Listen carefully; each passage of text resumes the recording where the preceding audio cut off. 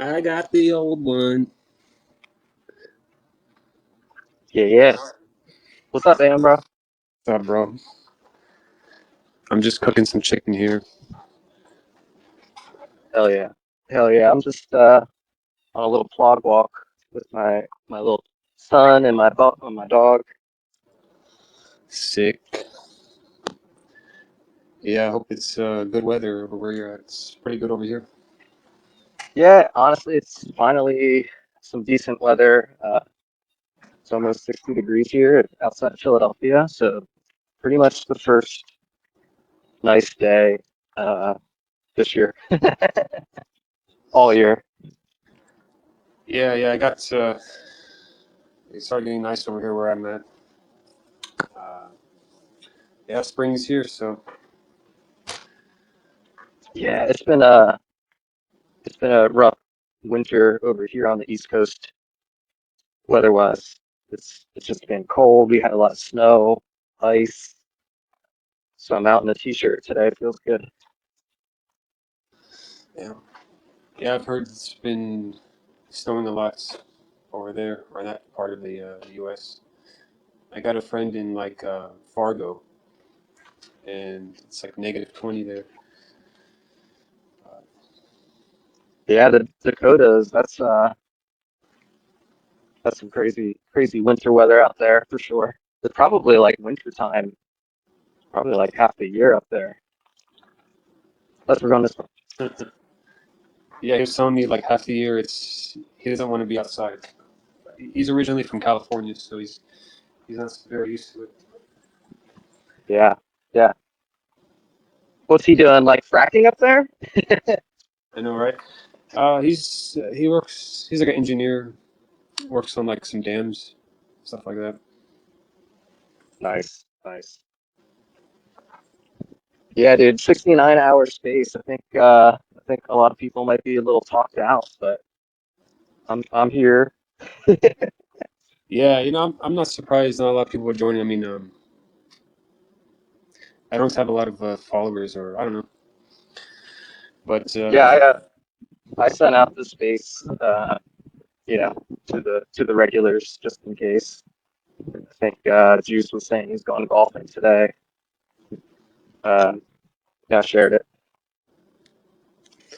let's see if I invite some people.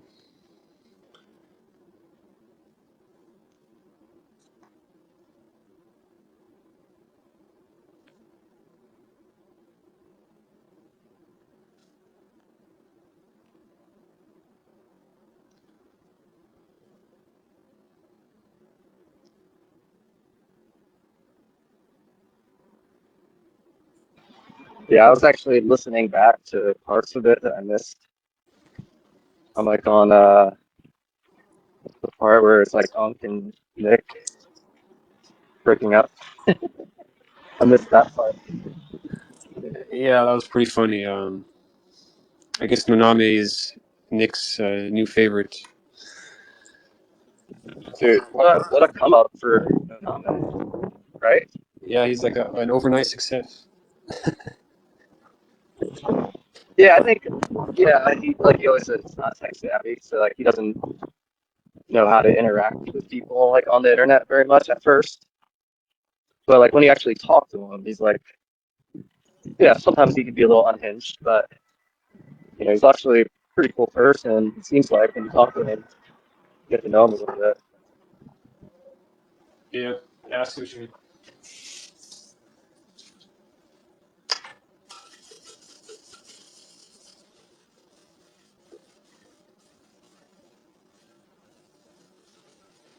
I was thinking, someone maybe should, or I was thinking creating some kind of X account and just running the spaces on like a laptop, like 24/7 or something.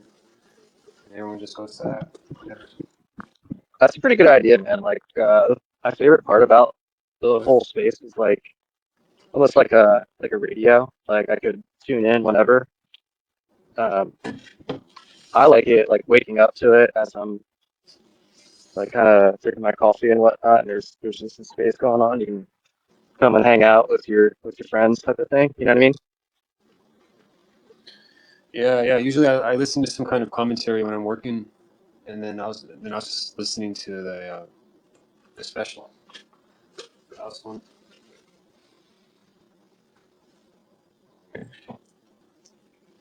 I guess the only problem though, like the space rugs a lot, so you have to figure out a way to.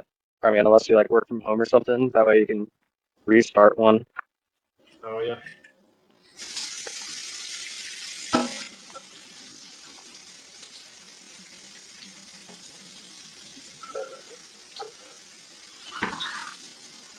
So you're out in LA, right? Yeah, I'm near like Los Angeles. Me and Juice are like maybe 30 or 45 minutes away from each other. Nice, Yeah. nice. Yeah, near me, like I'm in Philly, like right outside Philly. So there's like a few of us out here. Krishna actually lives like really close to me, and then Nick is somewhat close to me. There's probably a few others, but honestly, I'm like way too busy to meet up with people. Like, you know, I don't really go out much anymore. Uh, but yeah, I'm gonna go to the South Carolina conference, so I'm pretty pumped about that. That's pretty dope.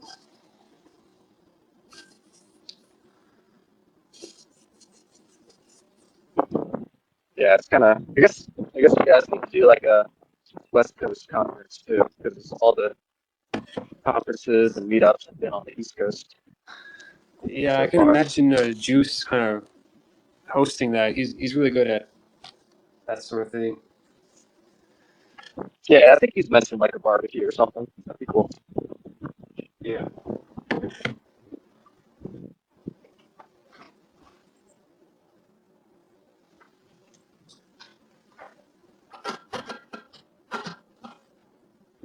Yeah, I think it's like for the Aussies right now. I think it's like pretty early in the morning, so they probably won't be joining. Yeah. Yeah, I'm not surprised. It's still, well, it's like 12 o'clock. It's like 11 here. Uh,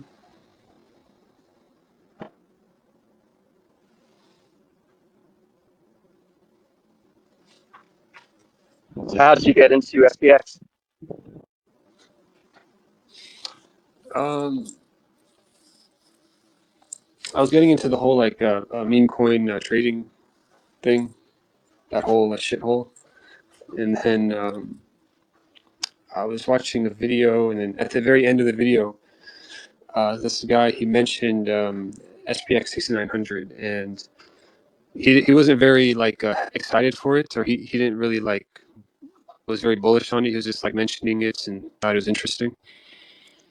But it really just it being like a parody of the S&P 500, it interested me very much. So from there, I just started looking into it, and then um I found the Murad Singapore video and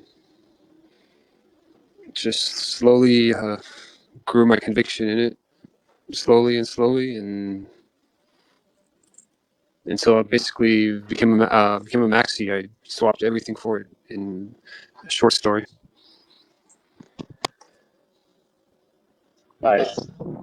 Yeah, it was kind of like a slow burn for me too. Like into like the utility type thing. You know, sticking with the majors, Bitcoin, Solana. I was not like Bitcoins were like strictly just for gambling, essentially. So Yeah, I like and the then yeah, I like the whole like a DCA culture, because I was already DCAing and trying to step away from the whole trading thing after uh, trying it and doing the courses and the videos and all this all that crap. So it was like the first community or culture or coin that's actually talked about DCAing. I was like, okay, well, that's something I resonate with. So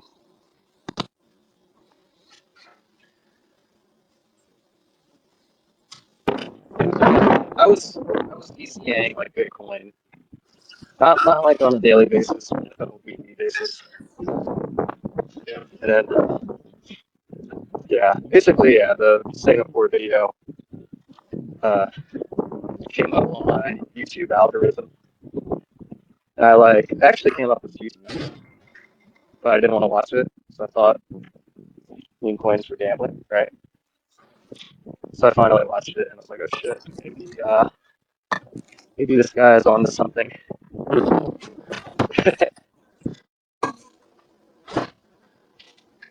And I bought my first SPX.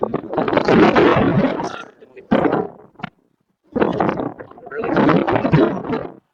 Yeah, it sounds like there's like a lot of wind or something. You said you bought your first SPX and then what? Yeah, I'm outside. Sorry, I'm walking. Um, yeah, I bought it back in November 24, and then a lot of breath. It was like a slow burn. It took me like 6 or 7 months to like really get into it. You know what I mean? The culture and you know the mind virus, I guess you could say. You know? Yeah, yeah, same here. I joined, the end of 2024, and yeah, it's slow burn. Yeah. Honestly, I needed the kind of like the podcast to come out to really get it.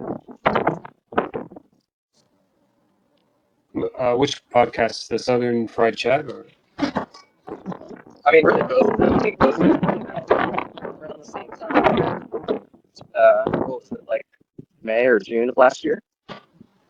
So I think they both came out like around the same time. And that's what really hooked me.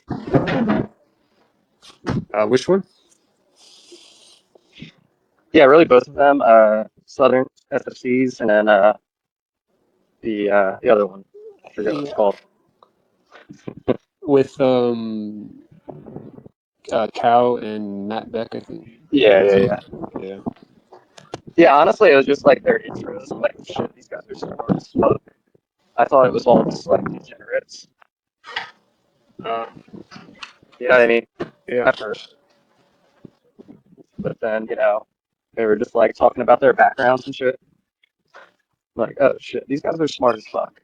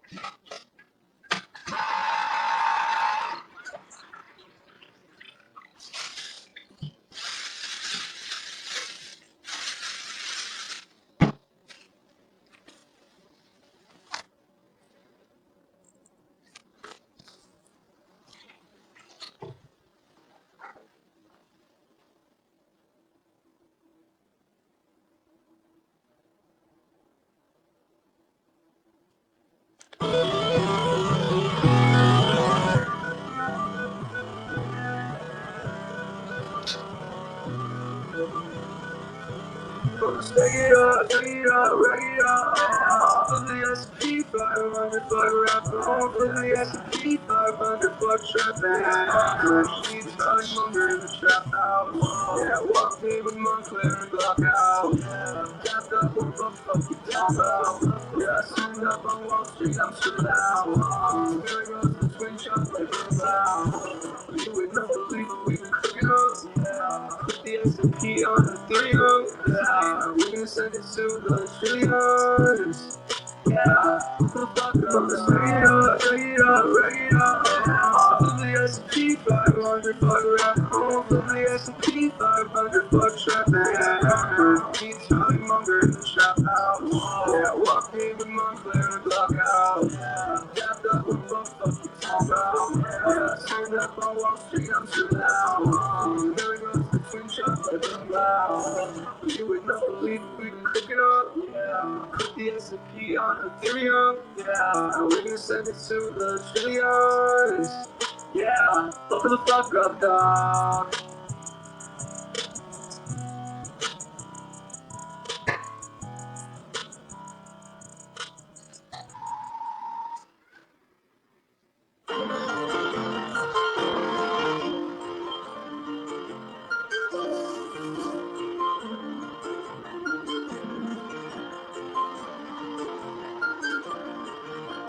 Wake up, I know I made it. I check my wallet, it's a new high, I'm elated. SPX6900, they don't wanna walk away, run. Are you overdosing? Are you lying? It is what it is, but can we just do something? Can we just do something? Marketing, marketing, marketing, marketing, marketing. Marketing, marketing, marketing, marketing, marketing, announcement. Talk about the contract and how you renounce it. The 10% of you, there is no flex of you. Cause we put the stuff on me, take cool and see your merry-go never die.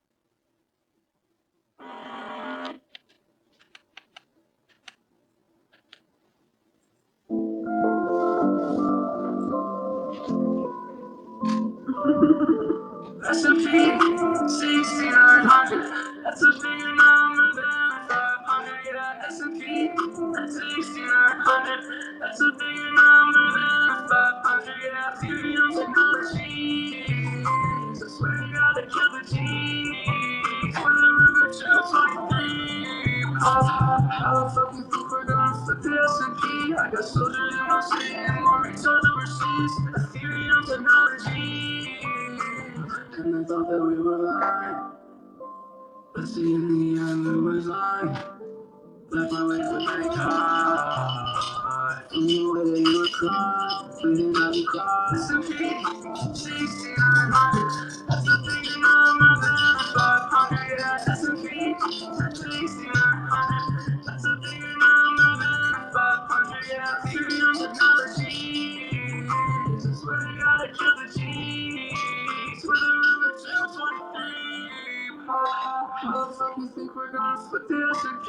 I got soldiers in my city and more retards overseas. Ethereum technology. And I thought that we were lying, but see in the end it was lying. Left my way to the bank high. From the way that you were crying, we didn't have you cry.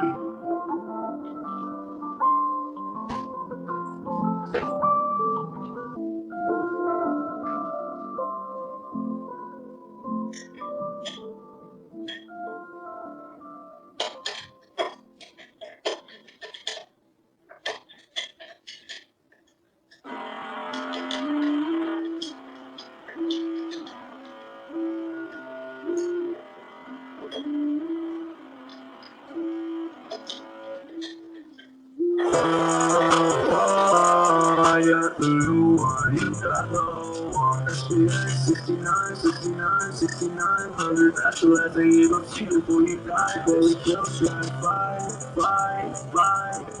things fly, lose lenses, oh, killer, time and plans. You got 3 days in your core, so they plan for it. Yeah, cause I got one SPX coin and I'm going to the moon. I don't give a fuck, boy. Sit your ass down, little broke boy. Little trap fight, bitch, floating online. Oh, I got the new one, you got the old one. SPX6900. That's the last thing you're gonna see before you die. Before we kill, try to fly. I got the new one, you got the old one. SPX6900. That's the last thing you're gonna see before you die. Before we kill, try to fly, bitch, fly, lenses, oh, killer, time and plans. You got 3 days in your core, so they plan for it. Yeah,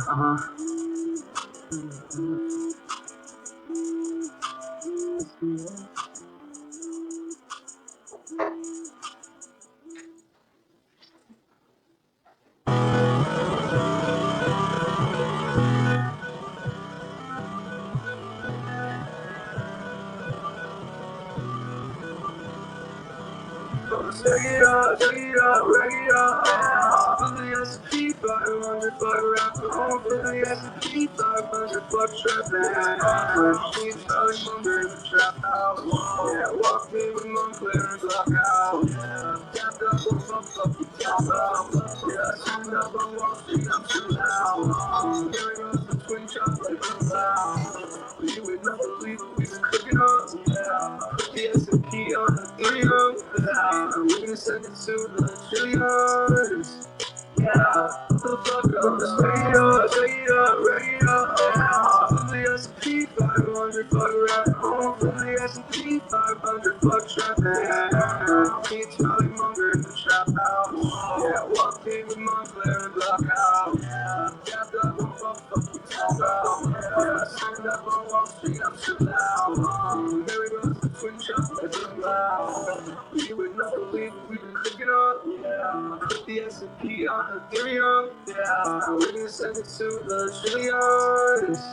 Yeah, fuck the fuck up, dog.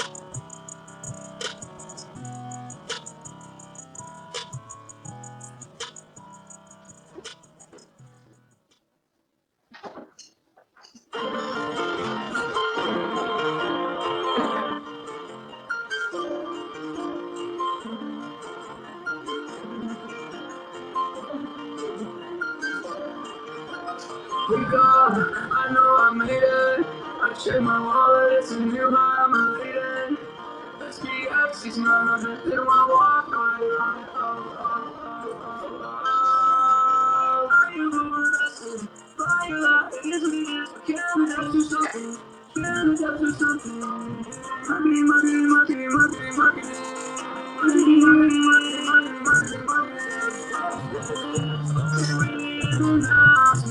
Talk about the contract and how you renounce it. The death is that I love you.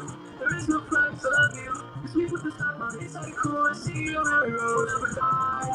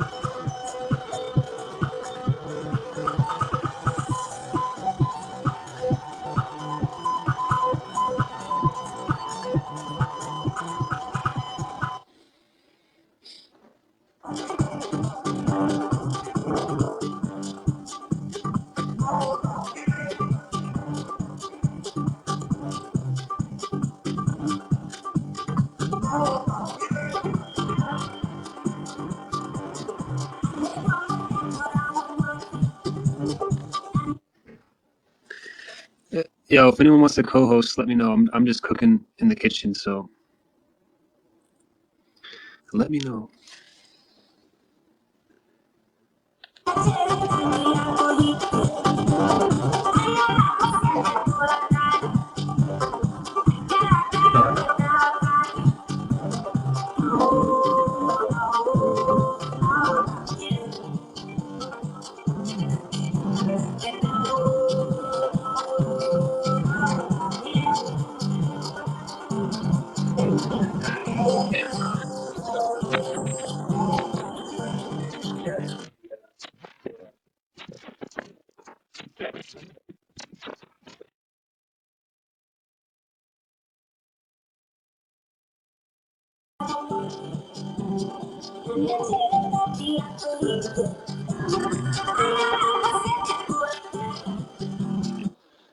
Does this music even sound good on the speaker, or does it sound like shit?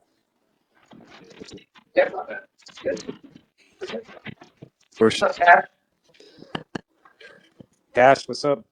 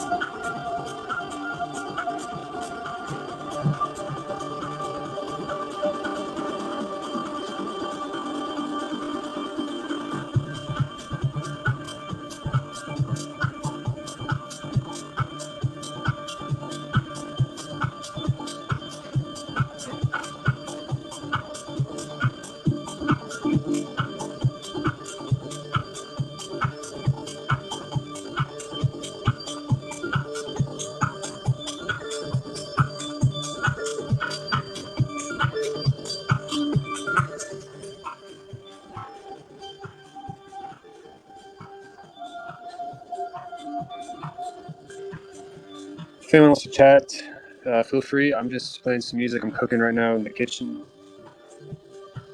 Uh, Saucy and Cash is co-hosting. You guys can mute me anytime, I hope.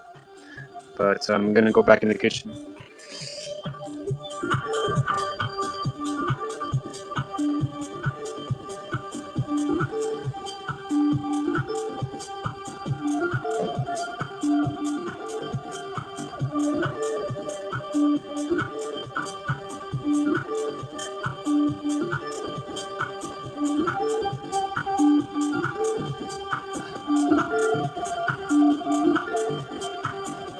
What's up, Brian? What's up, Cash?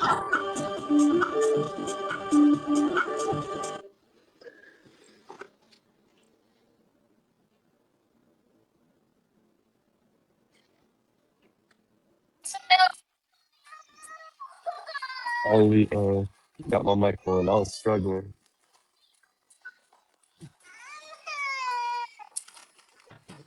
I hear the little ass Aeons in the background. It's funny. Like he ate some hot Cheetos and now he's crying because they hot.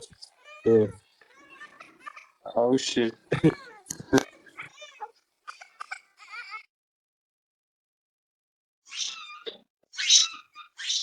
Yeah, I got my 2-year-old here. I took him to the park, tried to get his energy out, but he's still going strong.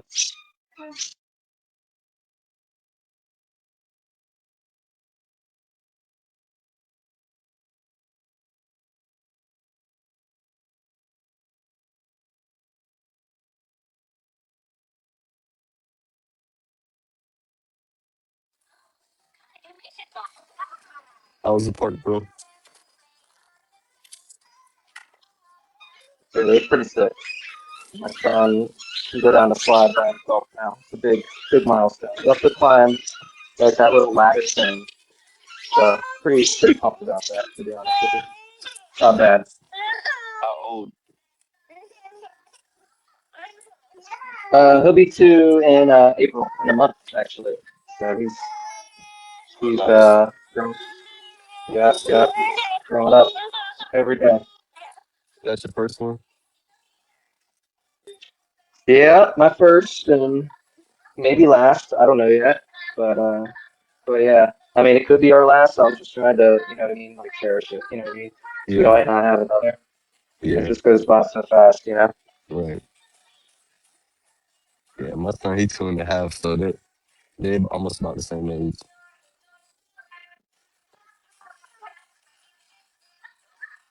But yeah, it takes a while for them to Nice.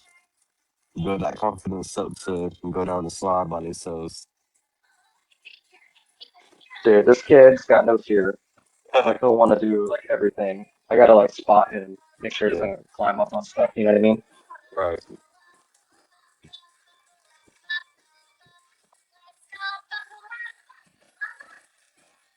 Cash, what part of North Carolina are you in? For approximately, I don't remember exactly. Close to Raleigh. Okay, yeah, yeah. I told you I used to live in Asheville, so a few Oh yeah. hours away, up in the mountains. Yeah, I think it was last year. They had like that hurricane and it was flooding out there. And Yeah, yeah. That was about like a year and a half ago. Yeah, that sucks. I wasn't there for that. I moved away like a year before that. But yeah, lots of my friends and coworkers and stuff, they were all in that. They didn't like have power for like, well, actually they had power like 2 weeks after the storm, but they didn't have running water wow, for like 3 or 4 months. that's fucking crazy. I know, it's like nuts. Like you don't really like that couldn't happen right nowadays, but it did. Um, and I'm just lucky. I had a kid down there, like a newborn at that time, without running water. Dude, that was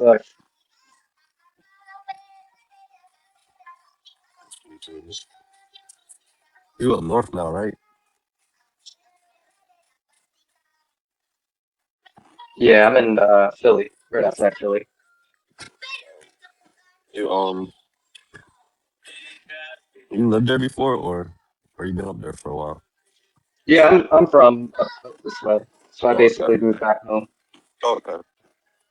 get closer to family, with the kid and all, get closer to family. My parents live down the street from me, so it's a pretty good setup. Yeah. That's good. Yeah, that's where my lady's family's from, but I'm from Florida. Boy moved up here like 3 years ago. Okay, nice. What part of Florida? Orlando, so central.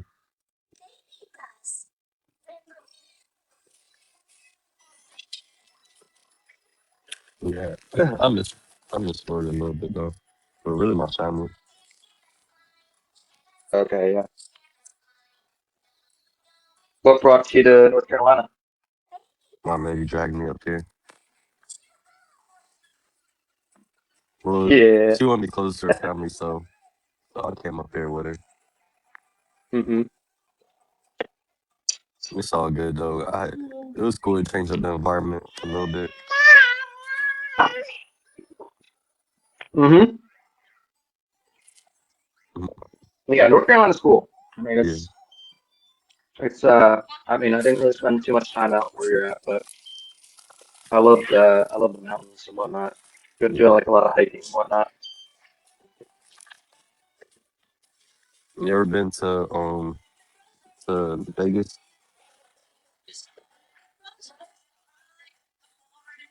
Vegas? No, never been to Vegas. I've Bro, been like, to well, you been I've in been to a lot of California? places. California, yeah, I've been to California. California, I've been to a lot of the states, like at least driven through. Yeah, I haven't really been like near the mountains in North Carolina, but I went to Vegas to visit my uncle. Man, when I tell you like the mountains out there like crazy, I'm like, dang, it's dope. Yeah, for sure, for sure. Yeah, I spent some time out in like Boulder, Colorado, Denver, Colorado. Uh, Yeah, that's that dope. place. The Rockies are sick for Yeah, sure, dude. I'm gonna go visit. I'm gonna go visit Colorado one of these days.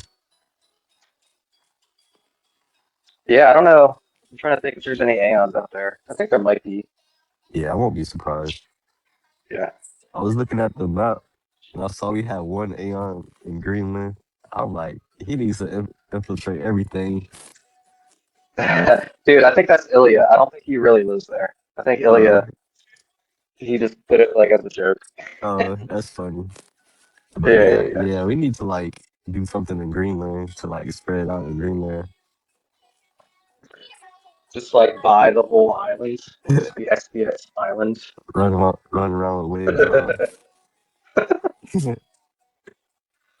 No, I think Trump is trying to like buy it or take it over or something. I don't know, man. It's man all over the place. But yeah.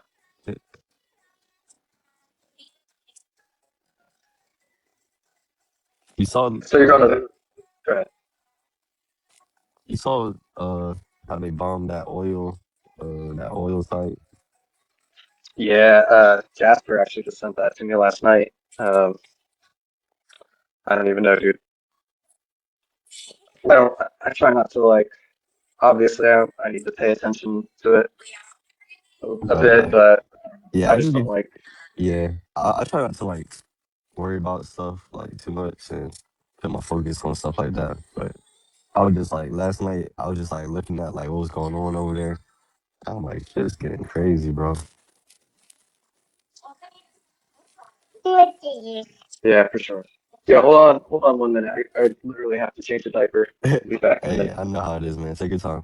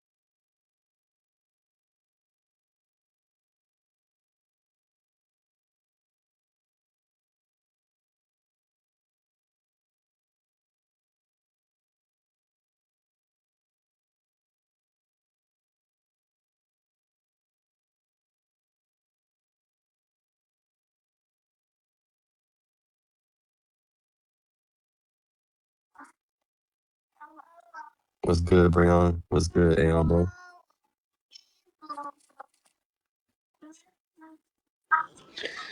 Just cooling, cooking some chicken and hummus.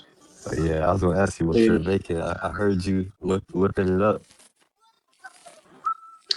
Yeah, just it's all done now. Just clean up. Yeah. It was good, Brody.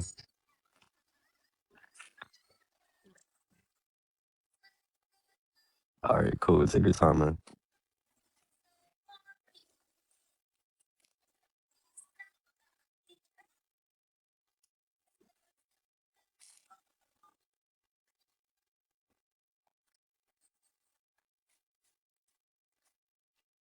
yo, Cash, got a question for you, brother. Yo, So was it really $69 the gas yo, station? Gas yeah, tank? yeah. I pulled up, Some man. I was in the 69-hour space, and I just pulled up just to get like some hot chocolate because it was like morning. And I just want some hot chocolate for some reason. But I just pulled up at that tank because like I remember I put a sticker right there a while ago. And when I saw that, bro, I was like, bro, these signs are they're just everywhere, man. Yeah, that's wild, dude. Exactly $69. Yeah, that's crazy, man. And then I had a customer like the address to their house was 6900 too. I'm like, bro, it's just gonna be everywhere now. Exactly. I saw some people in the comments were saying that you tried to, you manufactured that somehow. Oh yeah, Like you that was paid K. $69. Yeah, that was K. He made that He joke. didn't believe you. Yeah, I was like, that's crazy. That's how low the odds are. Like that's how low the odds are that they think that I made that up, but it's crazy, bro. I believed you, man. Just for the record. Yeah, I figure most people will because they know me. They know I won't lie about anything like that.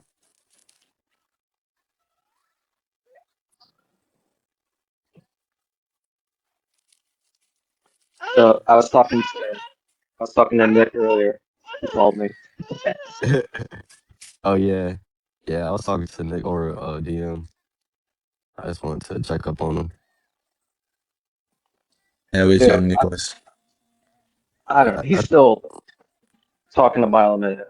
We talked for like a half hour and I got in like maybe 5 words. Oh man, that's a shame. He must be still sort of in that manic phase, yeah. Yeah, what do you guys think it is? I mean, he is in some sort of like manic phase or it's like some severe ADHD. Like, because I've It been just talking to him I've for a I've never seen while. it. I've never seen anything like it. Like someone that just sort of changed and then like not recognize that he's changed, sort of thing. yeah, Yeah, he was just kind of being a dick when like Evie was talking and we were like all muting him because we were actually trying to have like a real conversation with Evie and he was just kind of being a dick. I was like, bro, you gotta stop. yeah. When he like started calling people out their names and everything, I'm like, bro, not getting a little disrespectful now.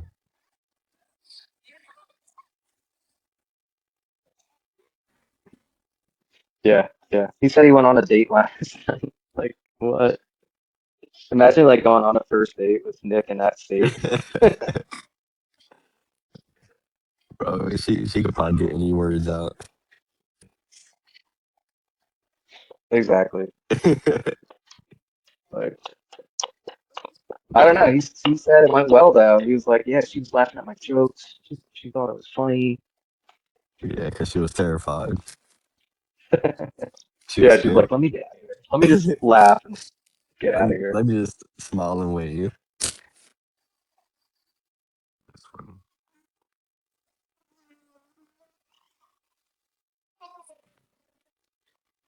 But yeah, hopefully this passes on. I mean passes by. Whatever he's going through. It's just I don't know, man. Like a lot of people just notice that change in behavior and I just hope he gets back to his normal state of mind.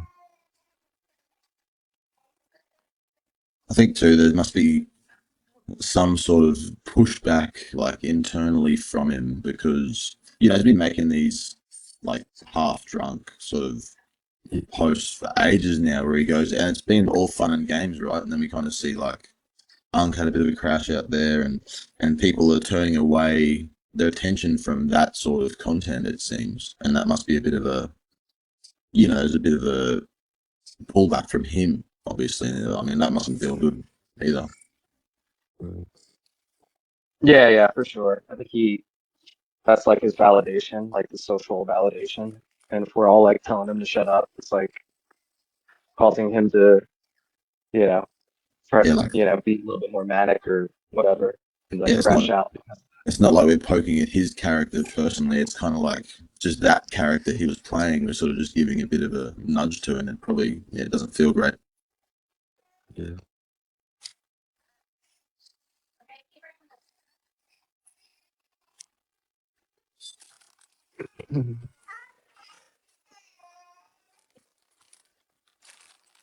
What happened here?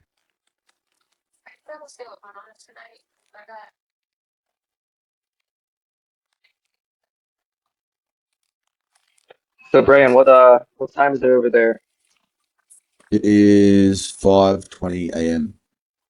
Okay, early Yeah, Monday morning. I've just sort of Monday morning. Oh shit, you working today? no, I haven't been working much in the last like 6 to 12 months. Just like I sort of sold my house and just funding my life like via that and just doing work here and there, but just sort of like over the system. I'm like, fuck, I'm having a break. I'm just gonna sort of focus my attention on myself, try and get a bit healthier and Right. Bro, like I need me like a break, something like that, man. Like I just want to take off like some months, yeah, few I, months, just to focus more on myself rather than just being at work all the time. yeah, yeah. Like I was fortunate enough to be in a position to do it. I don't have kids or a wife or a girlfriend or anything, so Mm-hmm. I mean, I just turned 40, so I kind of just feel like I'm at that stage of life where I have to, aim in a better direction. Like health is becoming more important to me than, some sort of financial gain. So I Right, just trying to align myself a bit better. right. I feel that too. I just turned 42. When's your birthday? It was on the 7th of February. Okay, yeah, mine was January 6th, so I'm a month older than you pretty much. Yeah, yeah. It's real, hey, like that. I mean, I think I spent my 30s.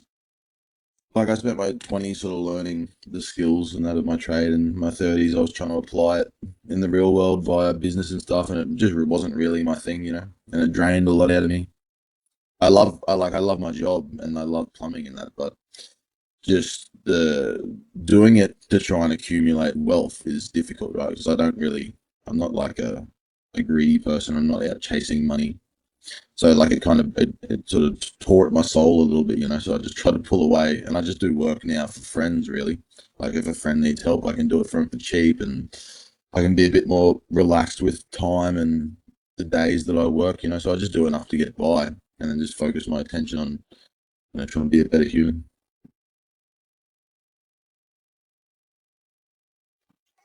Hell yeah, I feel that. I feel that. Yeah, when you turn 40, man, you want to focus a little bit more on your health and, you know, your future and whatnot. I mean, obviously you want to do that when you're younger too. It helps holding SPX, like it's just like that. I'm really not concerned for my future, like just the survival of my future. I mean, not necessarily thriving, but it's not like I'm thinking, oh, I'm gonna run out of money and die hungry. Like I feel like it's a solid investment enough to pump the brakes a little bit.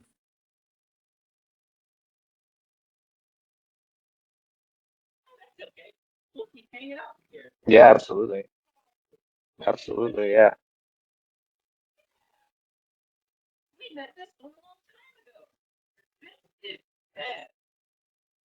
Autoheal is real.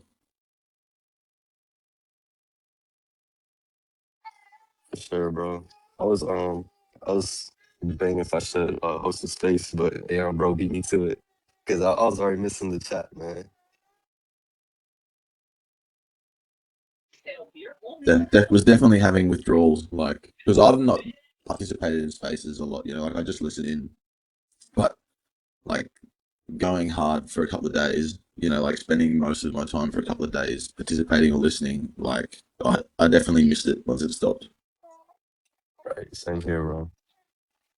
Same. Yeah, and bro was mentioning like he might even just like keep us like a continuous like space running just like on his laptop, just like continuously.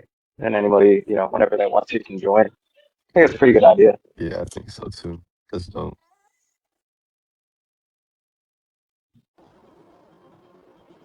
I can imagine a time where, there'll be a consistent flow of people wanting to listen in to live conversations.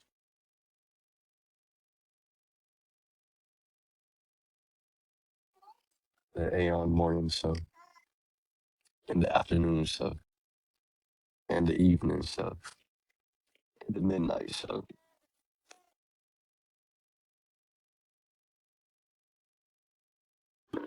Yeah, I like the Aussie spaces when you guys run that because it's usually like what time it is for you right now, Brian? Like 5 a.m. That's usually when I get up, so I can like wake up, sip my coffee, hang out with the Aeons. Bro, I swear on my life, like just before you started speaking, then I was literally about to say like what a vibe No Name was, and he just like summons to the screen. It's fucking wild. He is summoned.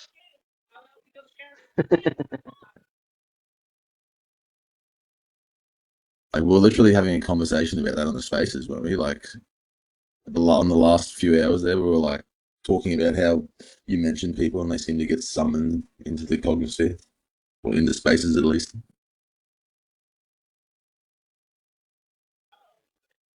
Here he is. No Name. What's up, man?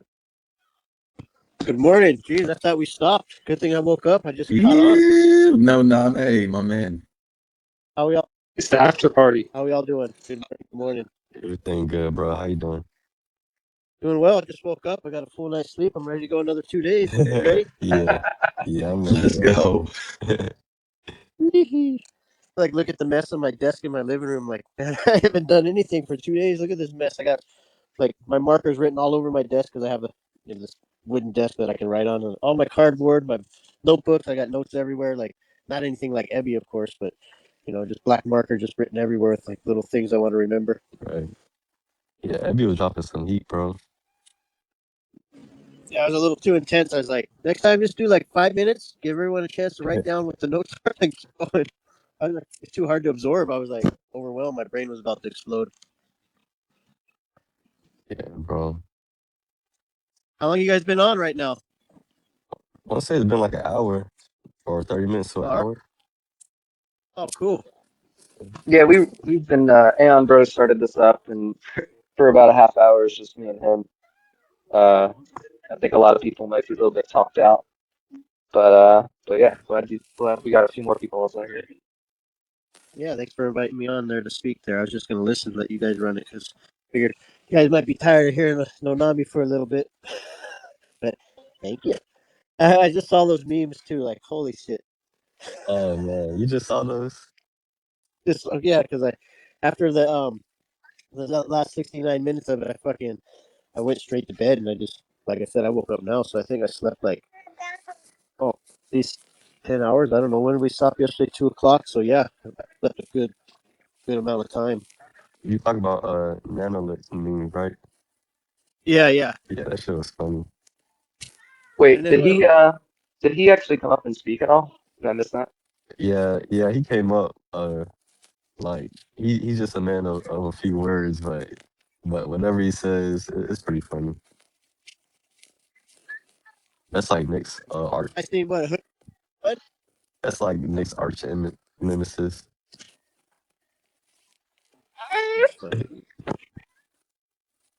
Everything. who made that other one? Did Nanolit made that other one with the two girls and the guy, like the girl and the guy walking by, and then it's me walking the opposite direction. Oh no, I didn't see that one.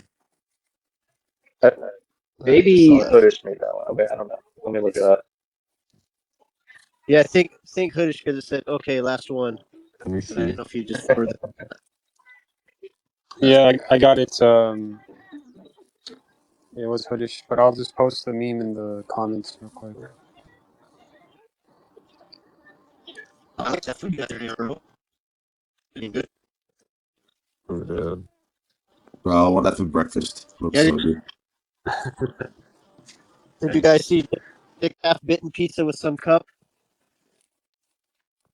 Oh no. Yeah, some cup of something. And Mike the Baptist was cooking up some like serious pasta, and I'm like, I'm flying over there. Nick's food don't look too.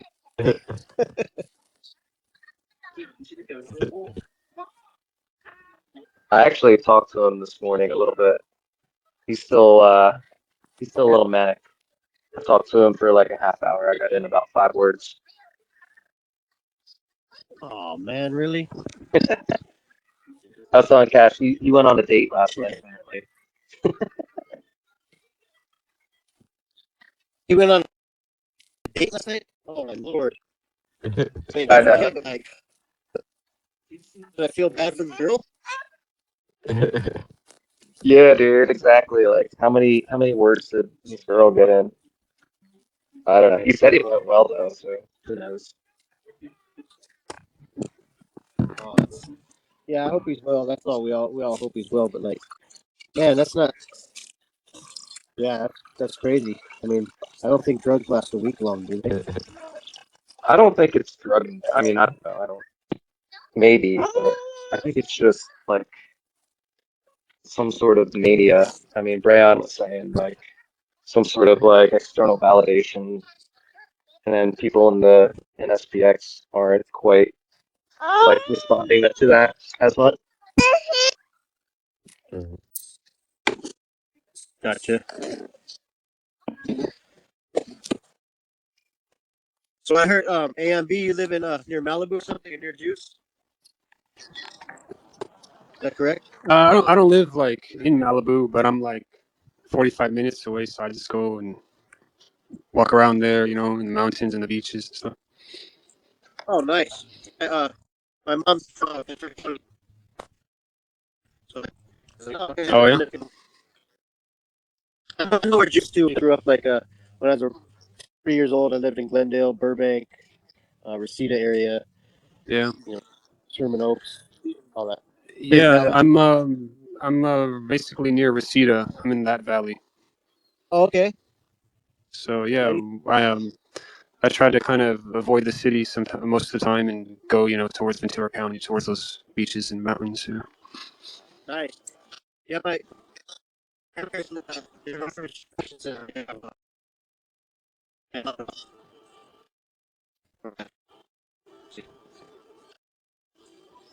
Yeah, yeah. Northridge Fashion Center. Yep, Yeah. that's it.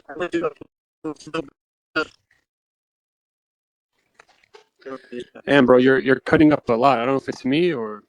No, no, not yeah, no, not me. I think you're in the jungle again. Is that any better? Yeah, a little bit. Yeah, sounds All right. I was saying, good.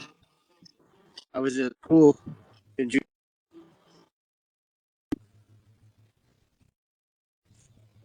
You're still breaking up. All right, let me. Yeah, I'll be right I think this happened to you like yesterday or 2 days ago, where it's like Yeah. like 50% of what you're saying is cutting out. Yeah, that was with me, Hoodish, and Hype. Okay. All right, I'll be right back then. Wait, hold on. I Leave think and it's come better back. now. I think it's better. All right, well, shoot. Yeah, when I was telling Shit, Am, I was All right. Is it better now? I think so. I don't want to be a yo-yo. Yeah, I went to Nobel Junior High. I'm sure you know where that is. I don't actually. Oh, that's over near Van Alden and what's between Reseda runs that way. Oh, Oh, Wilshire. I think that is. I forget. It's kind of near like Chatsworth and Granada Hills. oh yeah, I know what you're talking about. Yep. Yeah, literally like 2 blocks from Northridge Fashion Center. Yeah. Did you used to go surfing over here, or? Yeah, that's I used to go to Zuma Beach in Malibu like almost every day, and then when I got a vehicle, like my mom, we eventually moved to Ventura County at one time, and I mean it was game on after that. I surfed like in front of my house every day. It was Port Wainimi, Point Magoo, Silver. Yeah, I know Chalk. I know all the I know the spots. I was at Zuma yesterday. Yeah. Zuma's Um, westwards.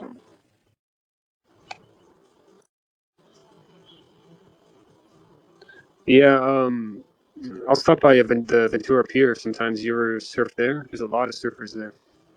Oh yeah, up near C Street, like when if you're on the pier and you keep walking kind of north on that big huge what is it, boardwalk? We got that boardwalk now. Yeah, all the Hmm. way up to the. If it's a really big day, like I mean, you can catch from the point all the way to the pier, or you can just say forget the crowd and surf right in front of the pier, which is pretty. They got a lot of rock. Uh, Yeah, I used to go to Point Doom too. You know where Point Doom is? That's on the other side of Zuma, right there. A little like private community. yeah, I usually go hike up that. I prefer that area than Santa Monica and stuff. It's just less tourists, less pollution. Yeah, we used to have contests when I was like 14, and they'd have like the state championship at Santa Monica, and like we would all boycott it because there's like that was when syringes were floating in the water, and there was a syringe on the beach. And it's like, who the hell wants to surf Santa Monica? Like that's just fucking horrible. Like who put on that show? Yeah, that sounds awful. I never heard about floating syringes, but there's some kind of sewage break or something, and all this like sewage went into the Santa Monica waters, and they had to like block some kind of like flood or drainage way with like some bulldozers. Had to like block it up with beach sand, and the water was like foamy and kind of greenish brown for a while. But they don't shut down the beach, and people were like swimming in it, Huh. making sandcastles and shit. And even after the fires, the Malibu, the Palisades fires, there were like government agencies saying that it was safe to go in the water. But when like independent people took samples and had them tested, it was definitely not safe. The water has all these like metals and chemicals from the runoff from the fires, and but yeah, they probably won't shut down Santa Monica Beach because of all the revenue from the taxis and shit. So Yeah, it is what it is. big tourist gathering, so people want to go to the beach, so they gotta say, "Oh, it's safe out there. Don't worry about it." Yeah.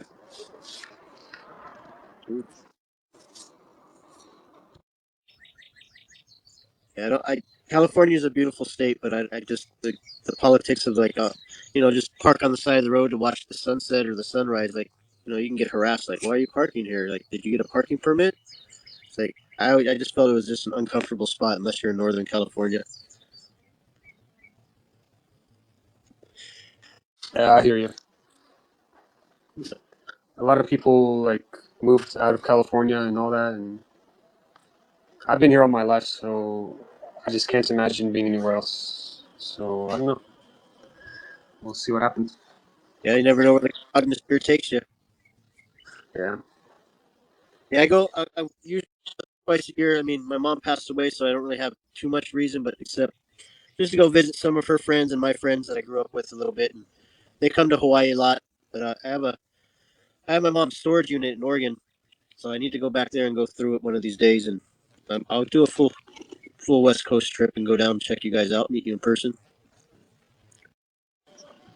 Yeah, that'll be dope. I know.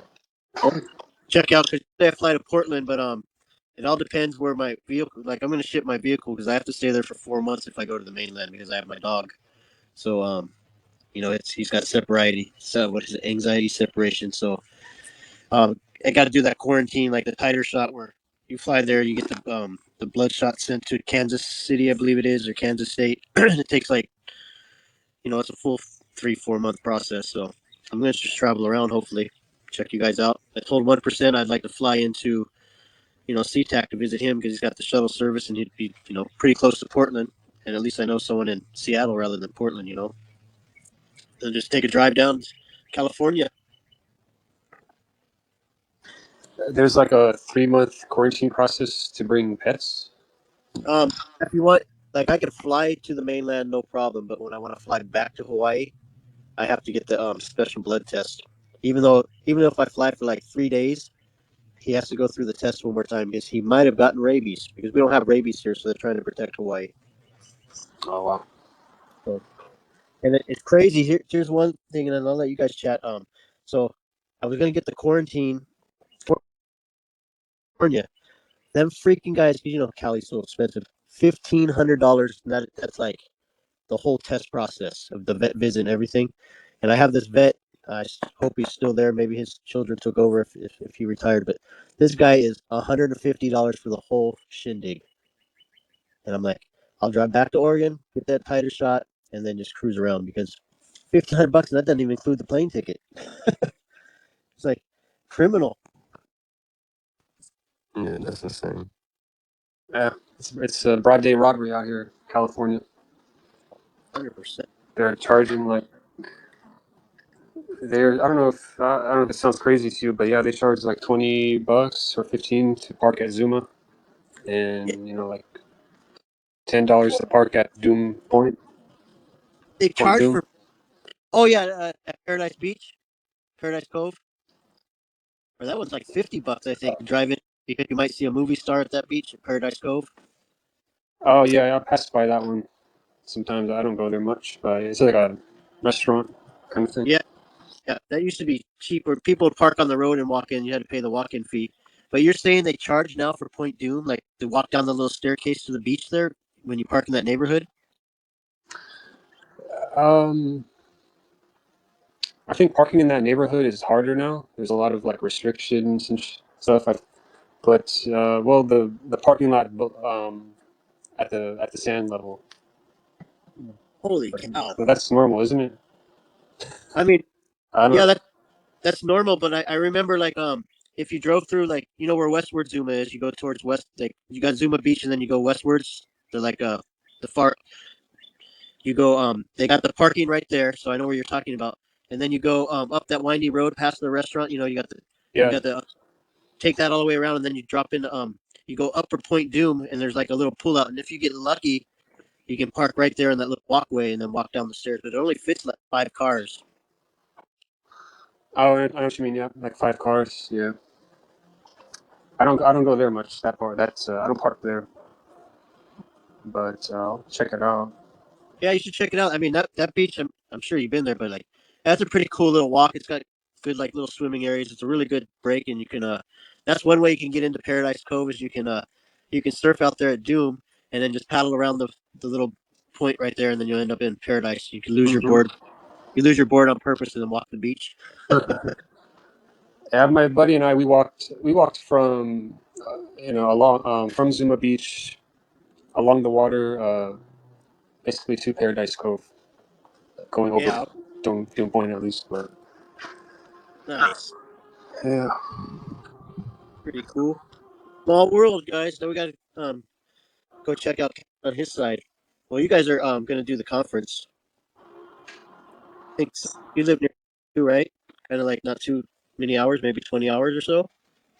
from the conference. Yeah. Uh, No, Aussie, how far are you from the Carolinas? Not far at all. Well, it's about probably like a 9, 10 hour drive. So I guess All right. depends on. But I used to do that drive all the time. I used to live like an hour away from where the conference is, so I'm used to that drive. So I don't know. I haven't decided if I'm gonna fly or drive to it. But yeah, Cash is probably pretty close. He's probably what, like an hour away. And Yeah. Ambra, are you gonna South Carolina conference? I don't think so. I'm pretty like tight on cash right now. I Oh, uh, I owe some of my taxes and some other shit. I know that one. Well, I thought in a perfect world, I could come in. I was like, I'd rather do a road trip because it's better to put my dog in the car and cruise. But it'd be fun if anyone wanted to go in a perfect world. Like I said, I'd land on the West Coast and then just drive, pick up whoever wants to go along. But might be a little late now because I don't have them. I didn't buy the tickets in advance or do it. I just There's no drop in and pay on tickets. the spot. Well, I'd Uh, be like, you just mean plane just to tickets? help. I'm sorry. Yeah, just like just help with the event. Like I'd have to be the guy that would go there in person and just help out, pay something. Because I wasn't 100%. I would be able to go. Yeah, I think we I mean, you raised. guys, The goal was like just $3,000, and I think we raised that already. oh, solid. I saw something like that. And Brayon, you still planning to go maybe Amsterdam?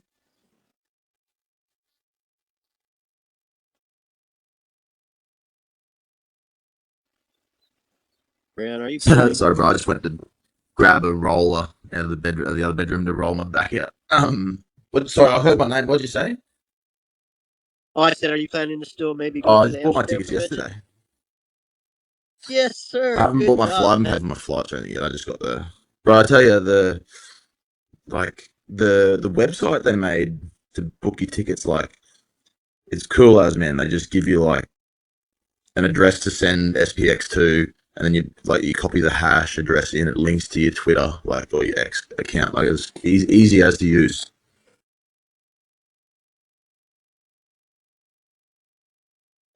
Well, that's pretty cool. That's it, dude. That conference was so awesome. Like I've never been to Europe either, so I don't know. Maybe next year. Yeah, well, I've not been to Amsterdam. I've done a bit of Europe, but I don't know. Like, what a place! I think it's like a pretty. It seems like a good place to hold it. Should be a lot of fun.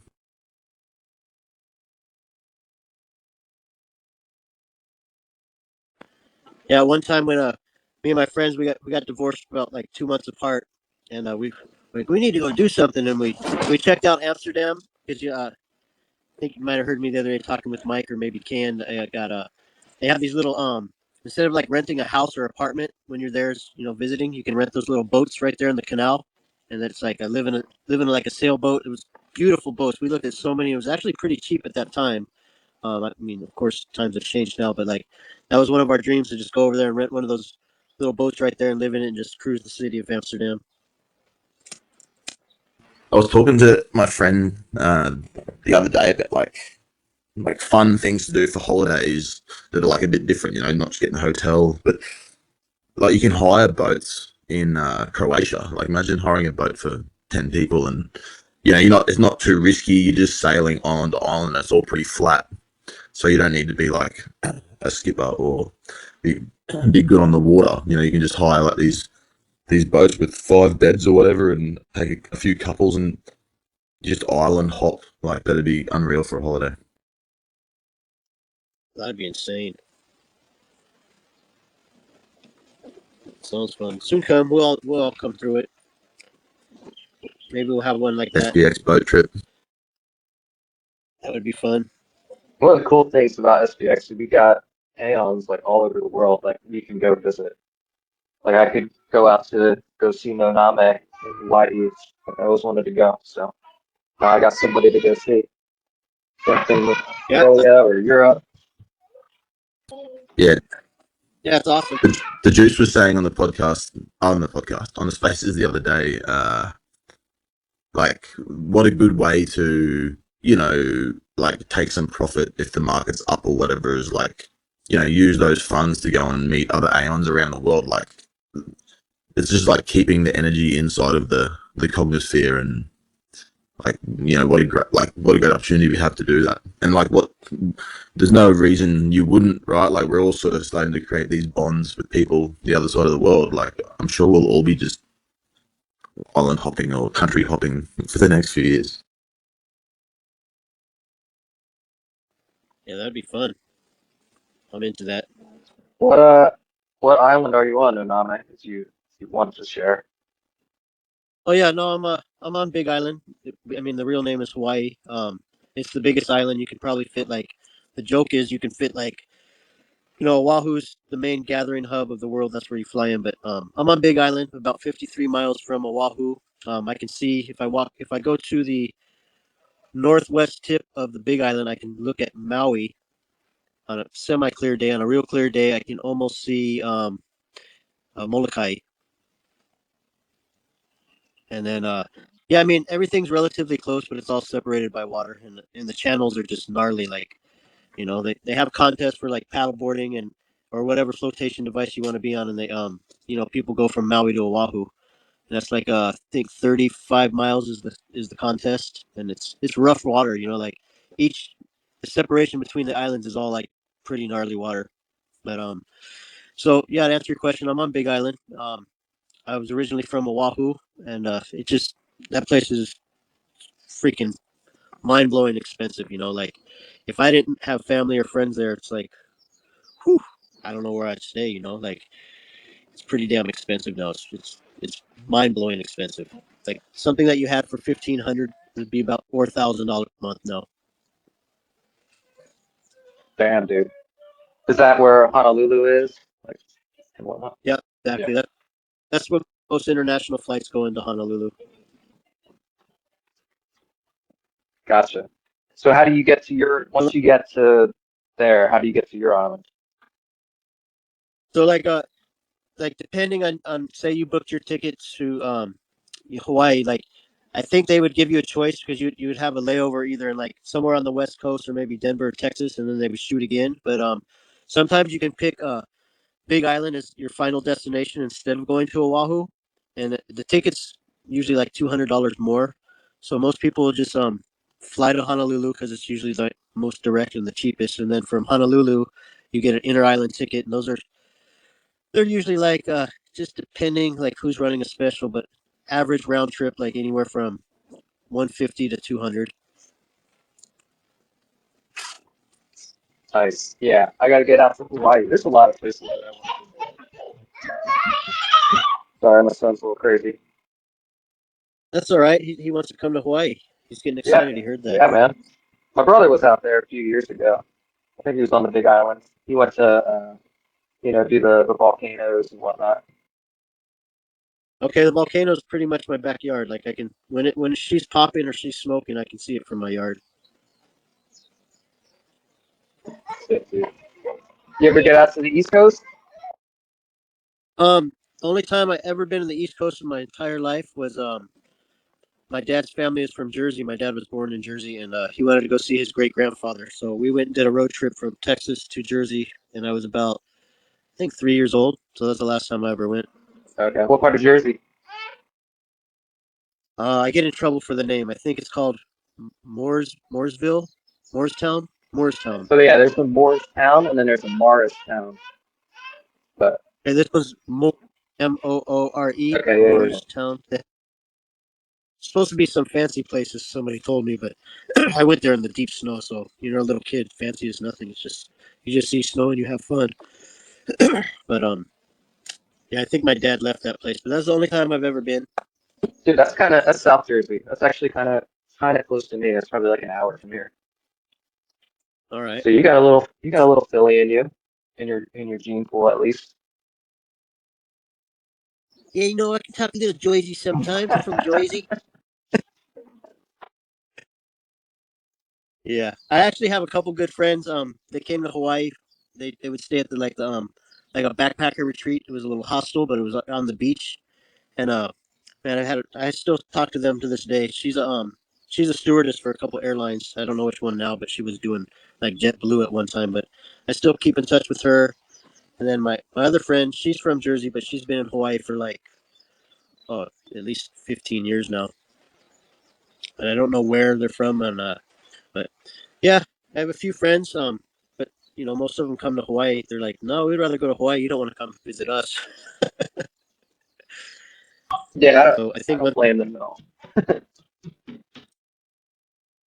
and yeah, I mean, I want to check out the East Coast as being an adult now. It'd be fun. I'd really like to check out autumn time over there. I'm sure everyone wants to see that, but like the colors of the trees are just freaking magnificent when you look at pictures and stuff.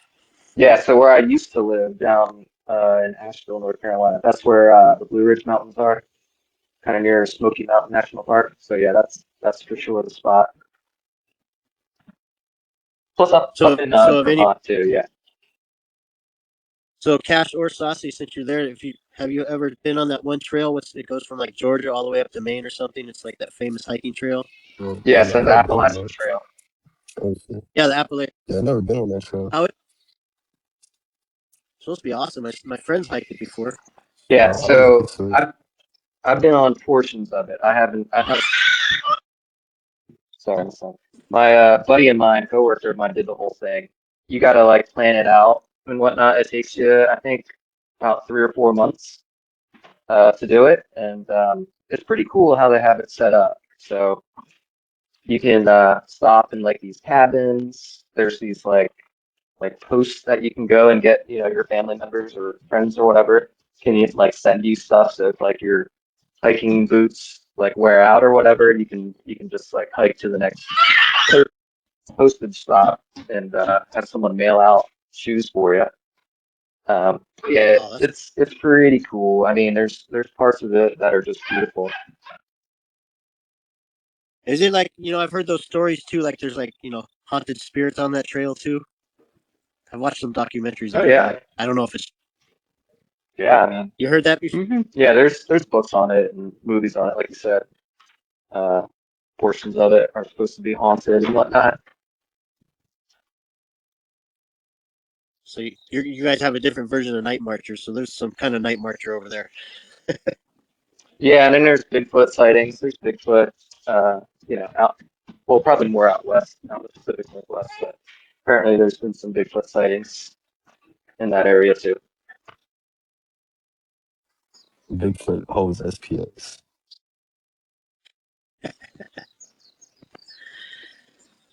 Yeah, I'm mostly just West Coast because I've just grown up like always going to California up to like Idaho, Montana, Washington, and stuff like that. I think everyone that goes to the West Coast, you need to go check out the redwoods. It's the most uplifting spiritual thing you do. I mean, if you like gigantic trees, Yeah. and not the sequoias like near Sierra Nevadas, but the redwoods along the coastline. Mm, Oh God, they're freaking. I'll send them a picture.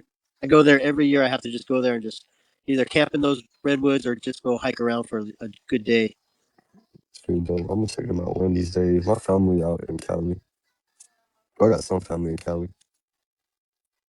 What part? Um, they're in like Tulare.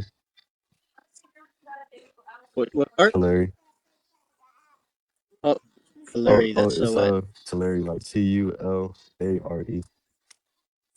I don't know if I. Oh, maybe I know. Like near it. What town?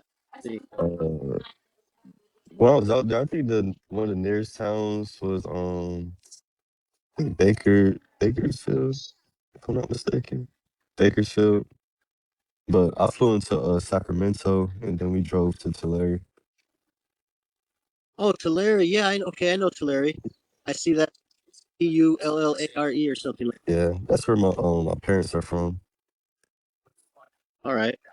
That's like that's like one of my worst drives ever. I don't like the five. I'll take the longest one. The five is just like a straight line. It's just fucking semis going 80 miles an hour and like coming from Hawaii. Mm, And then everyone's like 80 miles an hour and I'm doing like 40 like an old granny and shit. And I'm just like, yeah. fuck. And they're like shaking your car crazy and you get trapped in them. I'm like, bro, I don't like the five. It's scary drive.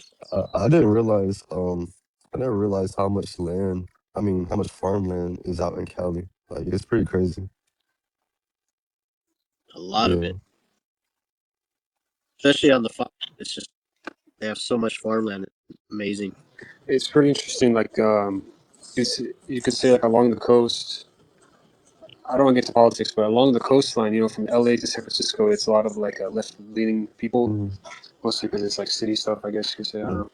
But when you get into like the mountainous areas of California and the farmland, it's a different type of people, mm, and I find it pretty interesting. Like I'll go like hunting in those areas, and like during COVID, those more rural areas. they just care about the mask so much. And then when you go to like the cities and stuff, it was COVID actually existed. Yeah. But Yeah, I went to go visit my friend up in Mosquito Mountain outside like Oroville and Top, and I did the 101. I crossed I think it's the 142, and then you have to take the 5 for a little bit. But that's when I learned about like how many farmers were anti. We won't go political, but anti Gavin Newsom. There was just huge billboards that they homemade billboards that were just like, "This guy's taking all our water from us farmers. You guys are gonna have to pay more money." And like that's when I drained the Mendo Lake. Like we went to the Mendo Lake and stuff. It was like pretty sad. Like completely different people. And then, like you said, when you cross the bridge, when you get off out of San Francisco and Oakland, like, and you go to like Santa Rosa and above, it's like a whole other entire kind of people. Yeah. There's really a place called Mosquito Mountain. Oh yeah, I mean, fuck, you want to go back in time? Like, if their bridge goes out, those guys are trapped on that mountain. But like, they have deer, they have wild animal, they got it's gold country basically. So like, a lot of people have gold in their backyard and along the rivers. But yeah, they're beautiful. They're self-contained. They have their own fire department. They have their own airport. Um, and they're like 5-acre lots. So like, you want to know your neighbor because everyone looks out for each other. But beautiful place, beautiful.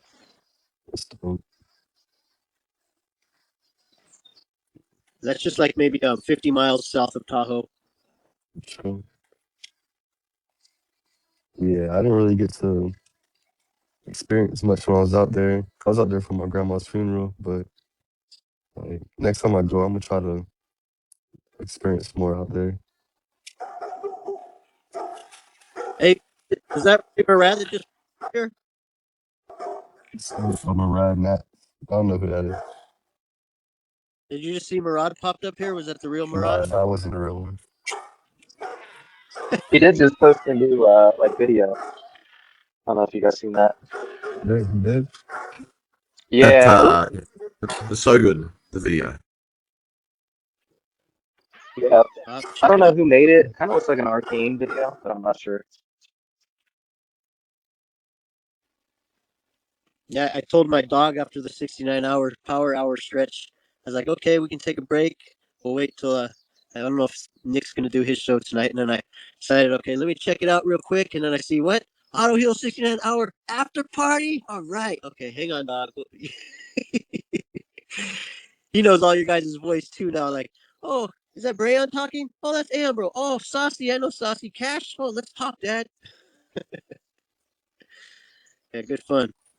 Are we gonna have hype doing some DJ? I mean, this is the after party. Aeon bro was DJing earlier, and Yeah. then Cash. I know Cash got some tunes. Nice. Cash, who's your favorite artist?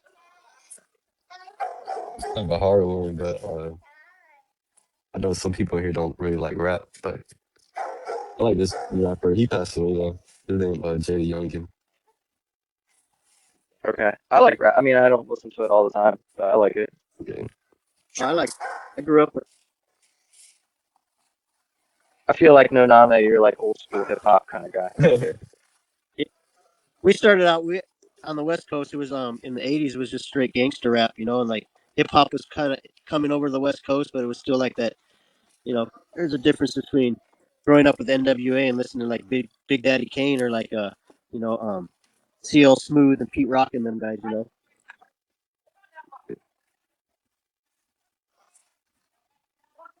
But I like all music. I think I mean yeah, I like all music. It's good. There's some things I'll be like, okay, I can dig it for like maybe an hour on the drive, but like, you know, I like more like island style reggae stuff because I've been a reggae head for like ever. You like white boy reggae, like Revolution and Soja and all them, or not really? Oh yeah, I seen them guys. We used to my brother sponsors all the reggae festivals and Revolution was there. Who else? We had well, I like Stick Figure a lot. He's pretty badass. Oh, dude, I love Stick Figure. And It's like like, I think, go ahead. yeah, it's like psychedelic reggae. Yeah, he's pretty good. Like in Florida, they got this band my friend turned me on to called Dub Syndicate, and they're pretty badass. If you guys know them. Yeah, I've heard of them. Never really listened to them. But I think the most jam I listen to is on my Pandora would be like it'd be like all the island style music, like stick figures in there in one of my mixes. But I do like a lot of Mono Chao. If you guys know who Mono Chao is, No, he's I don't. he's he's he's not islands. He's not Hawaiian or anything. But Mono Chao he was the singer for Mono Negra back in the day, and then he went solo. But he speaks like 5 languages. He's from Mexico. You guys would dig it because he's got so many different style. Like every song's different, but he's got a lot of Portuguese, a lot of Spanish. He'll do some English and French. But really good style of music. All positive, you know. Like I'm more into like just listening whatever's positive. The message. I don't like to get into too much old school. Like I don't listen to too much hardcore rap anymore Right. because it's like I'm not into like shooting fucking people and all Yeah, that yeah, stuff. I mean, same. don't get me wrong. If someone came to my family, you know, or my aunts, you know, I might have to like get a little cop. I might hit him. I Yeah, might hit him with a musket. right? That's funny. Yeah, no, I like because that's one thing I like about being part of this community is like you know, before I truly dove into SPX, like there wasn't any other communities. Like I was afraid of meme coins, and I really watched. I saw before I ever bought SPX. I mean, I came across Murad's token 2049. I was like really turned on by his intelligence and how he talked. I was like, Yeah.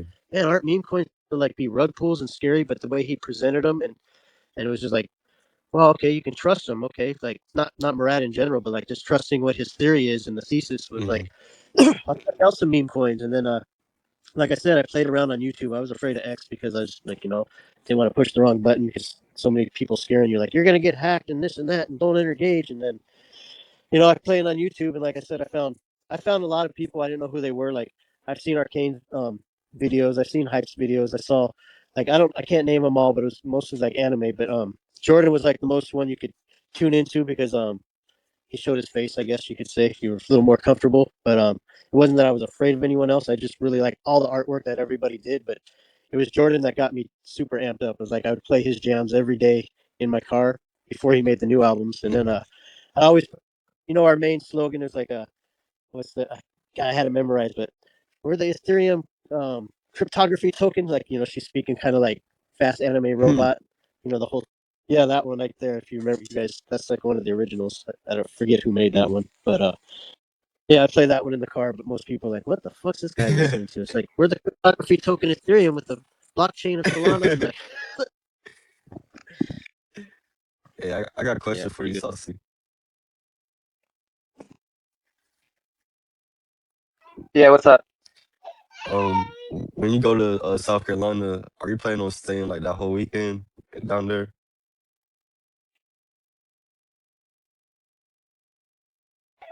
Sorry, my phone's. Oh, but yeah, I Oh think I'm no, it's gonna all head good. down. I think I'm gonna head down like Friday and leave Sunday because I think we're True. gonna do like a little pre meetup. Oh, true. I'm gonna look for some hotels. I'll let you know if I find any like any that I don't know. I'll just let you know if I find a hotel that looks Yeah, yeah, decent. yeah. Yeah, I think there's like a Marriott, and it's all pretty cheap. It's South Carolina, so it's not too expensive. Right. So I You feel like a bringing Marriott that's pretty close to the venue. So yeah. you bringing your little one? Haven't decided yet. I might just go solo True. Cause or I know my lady. She want to come and she come. I might have to bring my little ones, but I'm not gonna lie. If Nick come in, they gonna have to stay at the hotel because I don't want my kids to be around him and he starts tripping and I'm like, nah. yeah, I hear you, man. I kind of wanna. I don't know. I haven't done like a solo trip in a while, so Yeah. it'd Yeah. be Same. cool if I could do that. But we'll see. Yeah. But yeah, I'll let you know if I find anything, or just let me know if you find anything. Yeah, for sure, man. For sure. All right, bet.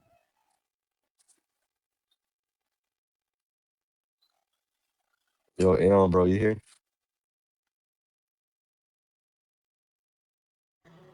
Yeah, yeah. What's up? You fly DJing a song for me real quick. What do you want to listen? Um, it's called "Hold You" by Egyptian. like GYPTIAN. All right, let me see. It's chill. He got like reggae vibes, but you'll like it.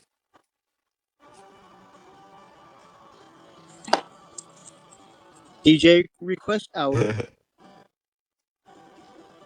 And then after that, I'm gonna take a shower real quick. Yeah, you guys, I just sent you. Check out mine when you have a chance. All right, bet. Basically, every song's great from him.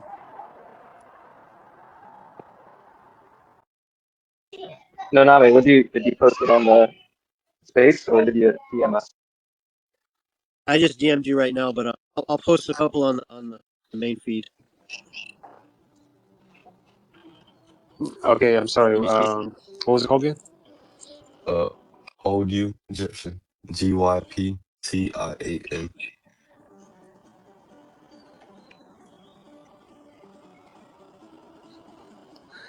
Do you want the one with the Nicki Minaj verse? Nah, do the other one. Okay. I mean, that one's not too bad either, but do the original one.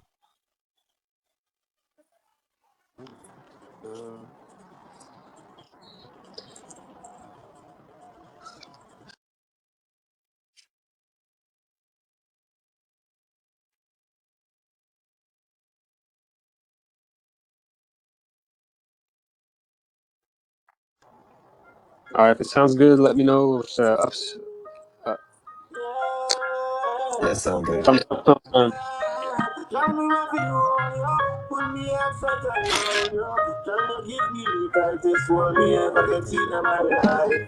You know what to just squeeze you when me things all around you. Can you give me the tightest one me ever get in my life? We lay them jam in a care. We take it to the time of year. In the square, so we fear. And as a woman, I be the deal. People are gonna do right now. People are gonna do to kill me. You feel it, you feel it. You want me up in this piece. You know what to go all out. When the outside side around you. Can you give me the tightest one me ever get in my life? Got me just happy squeeze, yo. When the things are around, yo. Can you give me the tightest one you ever get in my life? Well, yeah, like the first pipe on the road, boom, boom, boom, boom. Get money back and share, boom, boom, boom, boom. Then I got down the fucking boom, boom. The players went down the gun, the boom, boom. Me out of control. I'm not where she wants it, no soul. She said, more and more, and still she grow. And still me got the time, more than you want to just roll, yeah. Put me outside to love, yeah. Can you give me the tightest one me ever get in my life? Can you want to just squeeze, yeah. Put me outside to love, yeah. Can you give me the tightest one me ever get in my life? Please, yeah. Tightest one me ever get in my life. Feeling better, yeah. Tightest one me ever get in my life. Life is gonna be you. The future is gonna be you. Just fear, fear. What I want to do. You wanna go to the road. You want to go and come me with the feeling, show me that you got love. Tell me what you want, yo. Put me on shots of love, yo. Girl, you give me the tightest one you ever get in my life.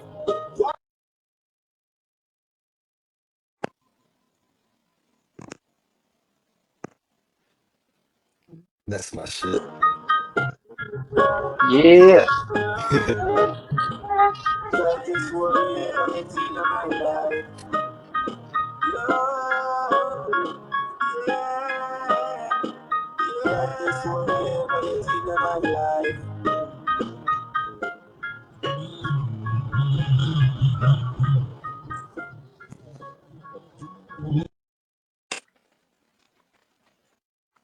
Yeah, Nice. yeah. That's my shit right there. I like it, bro. That's good. It gives me a good vibe, man. Makes me Heck feel yeah. good.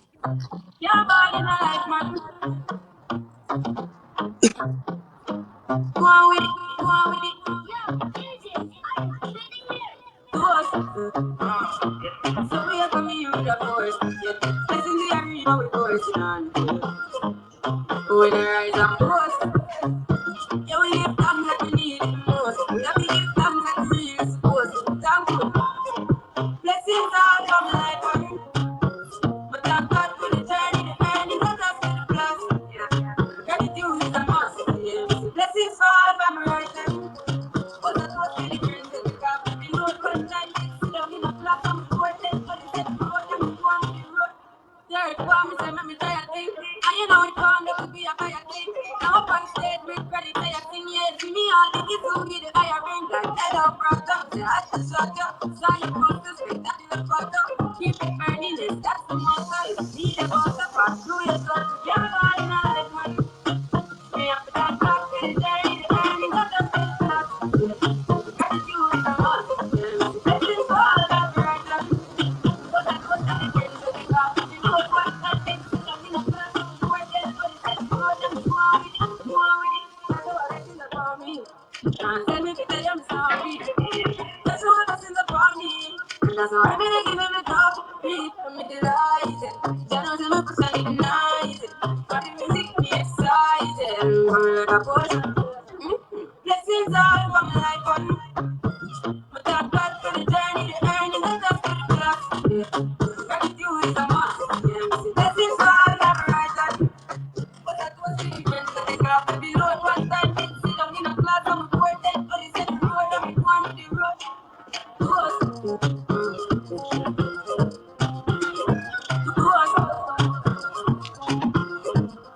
When I rise and post, yeah, we live thankful. Let me give thanks and we are supposed to. Thankful.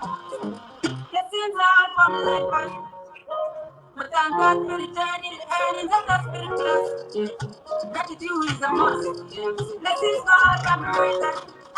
But that was the difference to take off the load one time. Then sit down in a class and board, then but it's the road, and we go on with the road. I got another song for you. Kind of like a reggaeton.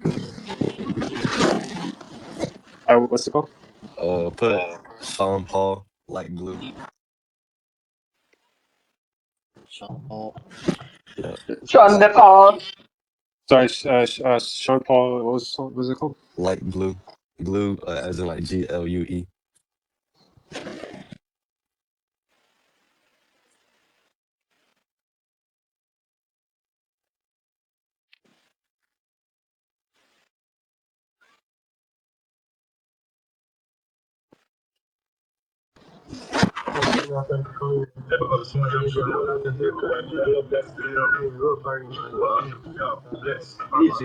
Vibes not going enough. I lock it enough. Real? Yeah, man. I'm going to it easy to me. Hello. Ready? Yeah, yeah, yeah, yeah, yeah. Feel that check now. Yeah, yeah. Shonda Paul, so me just so then. But I don't really care what people say. I don't really want what them want to do. Still I got to stick to my girls like glue. And I might not play number two. All I only tell me to get this shit. Need a lot of trees up in my head. And a lot of them in my bed to run that real. But I don't think a girl that want to run them got to go, they got it. I see me up to tell them nothing got to go, they got it. But way back way, but they came on up and show me. Birds in them one day. And me up to took it. Hot girls out the road, I feel it, silly. And I tell them I'm something to get it. You want a man and them all a team about it, tell it. Them a promise and I tell me, say, tell me. But the promises are compared to a fool, so fool. They don't know, say that man up the rule, the school. But I bet them just wake them up just like a fool. And they get the way I feel on my soul. But I don't really care what people say. I don't really watch what them want to do. Still I got to stick to my girls like glue. And man, now play number two. All I know is that to get this shit. Need a lot of things up in my head. And I know they're telling my bed to run that real. So how can they want big up them chest? But they don't know that to go when they rating as the best. I wouldn't nail up in the stand up on this. When I get up in the guy, I only girls lyrics, so give me the girl them. Knowing every minute I'm with it, we get the girl them. Mess with it and get them regular visit, just give me the girl them. Tell them all a fresh and me sell it last year. Me, I did up for them off, with them big papa, with the girl them. Off of the granny, we take a check, and I don't mean to brag. Every day I got to share, me the girl them. Every time I look in, I'm about to know the girls, I'm about to super love them desire. But I don't really care what people say. I don't really watch what them want to do. Still I got to stick to my girls like glue. And I'm not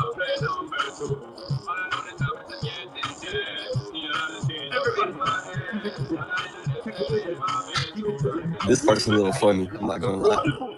Roll the boat. This part a Roll the little boat. funny. Roll the boat now. Signal the plane on the signal the plane. Go. Signal the plane on the signal the plane now. Pass through. Pass through. On the Pass fire. through. Oh, Pass oh, through. That man going ham. all right. I, I usually Rasta, I usually end it when it gets to that part. 'Cause that man going ham. that's like Keep them around. Yeah. Yeah. like Capleton. Capleton. That man was going ham, boy. That's what my heart like. I jam a lot of dance hall. I Yeah. can dig that. I grew up with a lot of reggae heads that are musicians, like a lot of Jamaicans as well as the rest of the United States. But yeah, those are my jams back in the day. I'm telling you. Sean B, he can kill it. Yeah, that's some millennial music, man. I think that song came like when I was in high school. Very good music.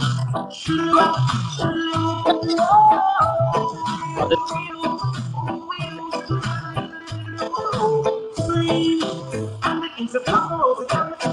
So she didn't have a daughter, she didn't have a son. She said, no, it doesn't run. One of the stairs down top. And if you don't come, we cannot follow on the time. So I grab a bunch of schools, and that's all it's run. We rock out. And so she said, come and get this up. I said, come on, you let me to come and tie me down because you are old. And I am young. Yes, while I'm young, yes, I wanna have some fun. Run me down. Shoot me what a little, sweet. I'm broad, I'm broader than Broadway. Yes, I'm broader than Broadway. When you go to Brooklyn, it's like a stage show. You have man that's in DJ and put it down the swing and it takes a town the junkie cat. So she didn't have a job, but she did have a son. She said the little doesn't work, but now the skills and Hello. if you don't Hello, dance, then audible. you're gonna see a son. So I grab a bunch of folks and I started to rock out. Yeah, we can hear you, bro. What's good, man?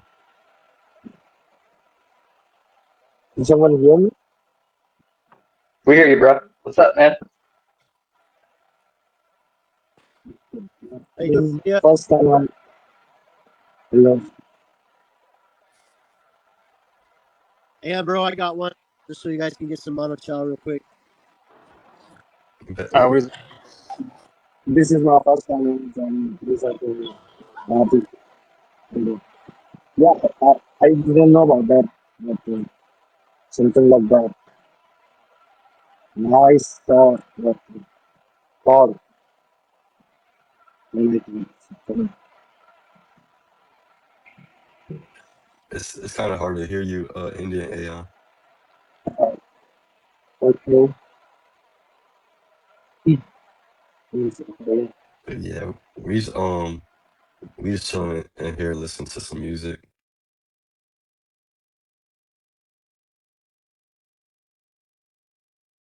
I just sent you that one, Aeon, bro. Mono chow, me gusta. Okay.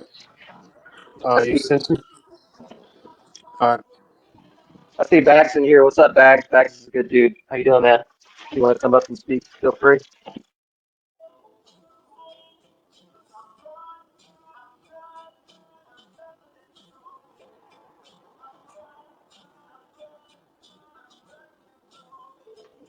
We're just chilling, listening to some music. We just did a 69-hour space the past few days. We're a little talked out, so we're all just chilling, listening to some music.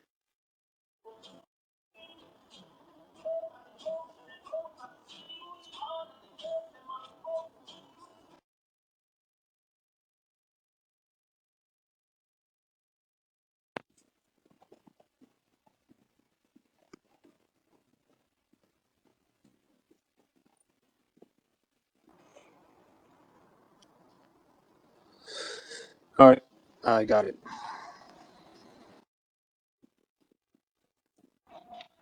Hello. Hello. Oh, voice is clear now. You bet.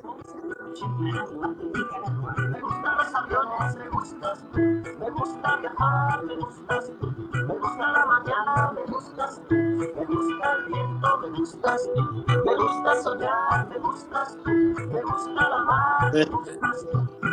¿Qué voy a hacer? Je ne sais pas. ¿Qué voy a hacer? Je ne sais plus. ¿Qué voy a hacer? Je suis perdu. ¿Qué razón? Mi corazón está la moto. Me gustas tú. Me gusta correr. Me gustas tú. Me gusta la lluvia. Me gustas tú. Me gusta volver. Me gustas tú. Me gusta marihuana. Me gustas tú. Me gusta colombiana. Me gustas tú. Me gusta la montaña. Me gustas tú. Me gusta la noche. ¿Qué voy a hacer? Je ne sais pas. ¿Qué voy a hacer? Je ne sais plus. ¿Qué voy a hacer? Je suis perdu. ¿Qué razón? Mi corazón.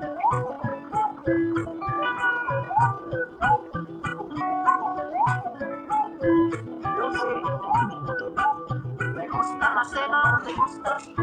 Me gusta la vecina, me gustas tú. Me gusta su cocina, me gustas tú. Me gusta camellar, me gustas tú. Me gusta la guitarra, me gustas tú. Me gusta el reggae, me gustas tú.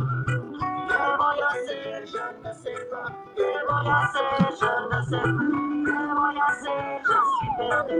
¿Qué corazón? Mi corazón. Me gusta la canela, me gustas tú. Me gusta el fuego, me gustas tú. Me gusta pelear, me gustas tú. Me gusta la Colombia, me gustas tú. Me gusta la lasaña, me gustas tú. Me gusta la castaña, me gustas tú. Me gusta Guatemala, me gustas tú.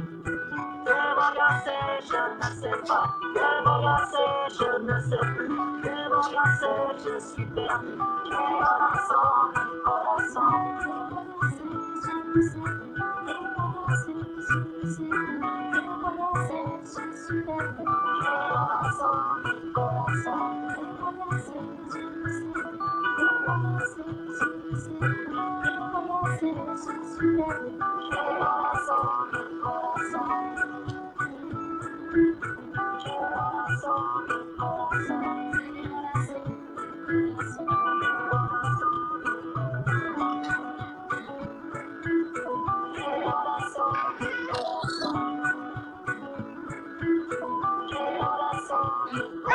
So yo, after this song, you wanna chat for a little bit? I know want to say what's up to Bags real quick in DNA, huh?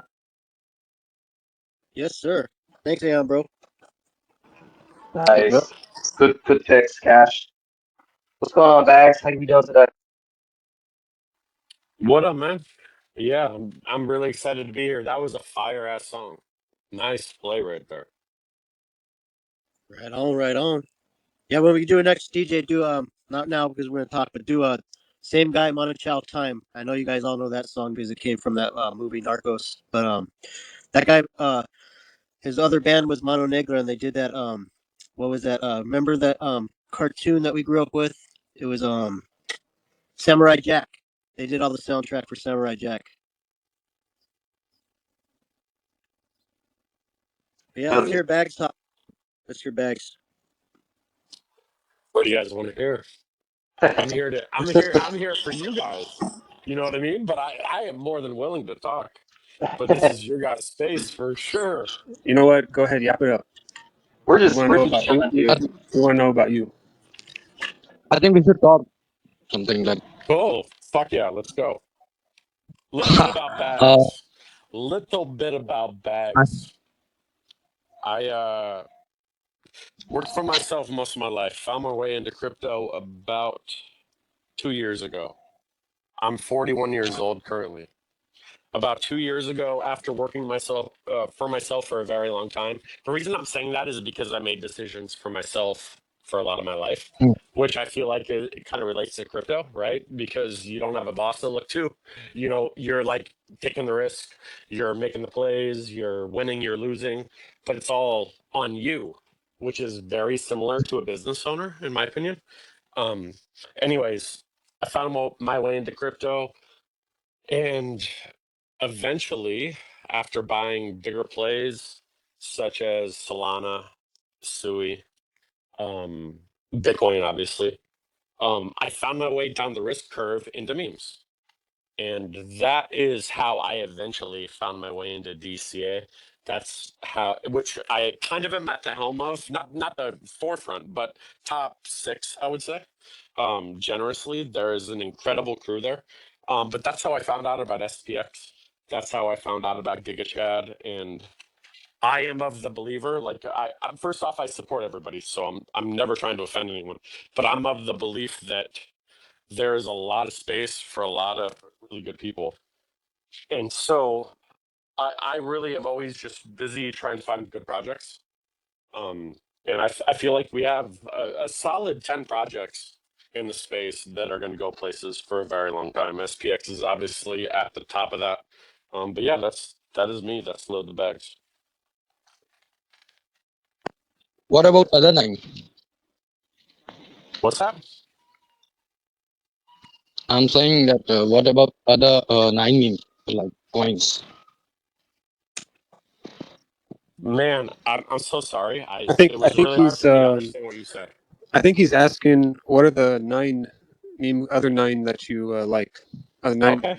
you said to That Okay. take. you So said first off, you said there's a 10 coin that will do well, I'll and listen. you So said I'm yeah. gonna preface this by saying I am not a KOL.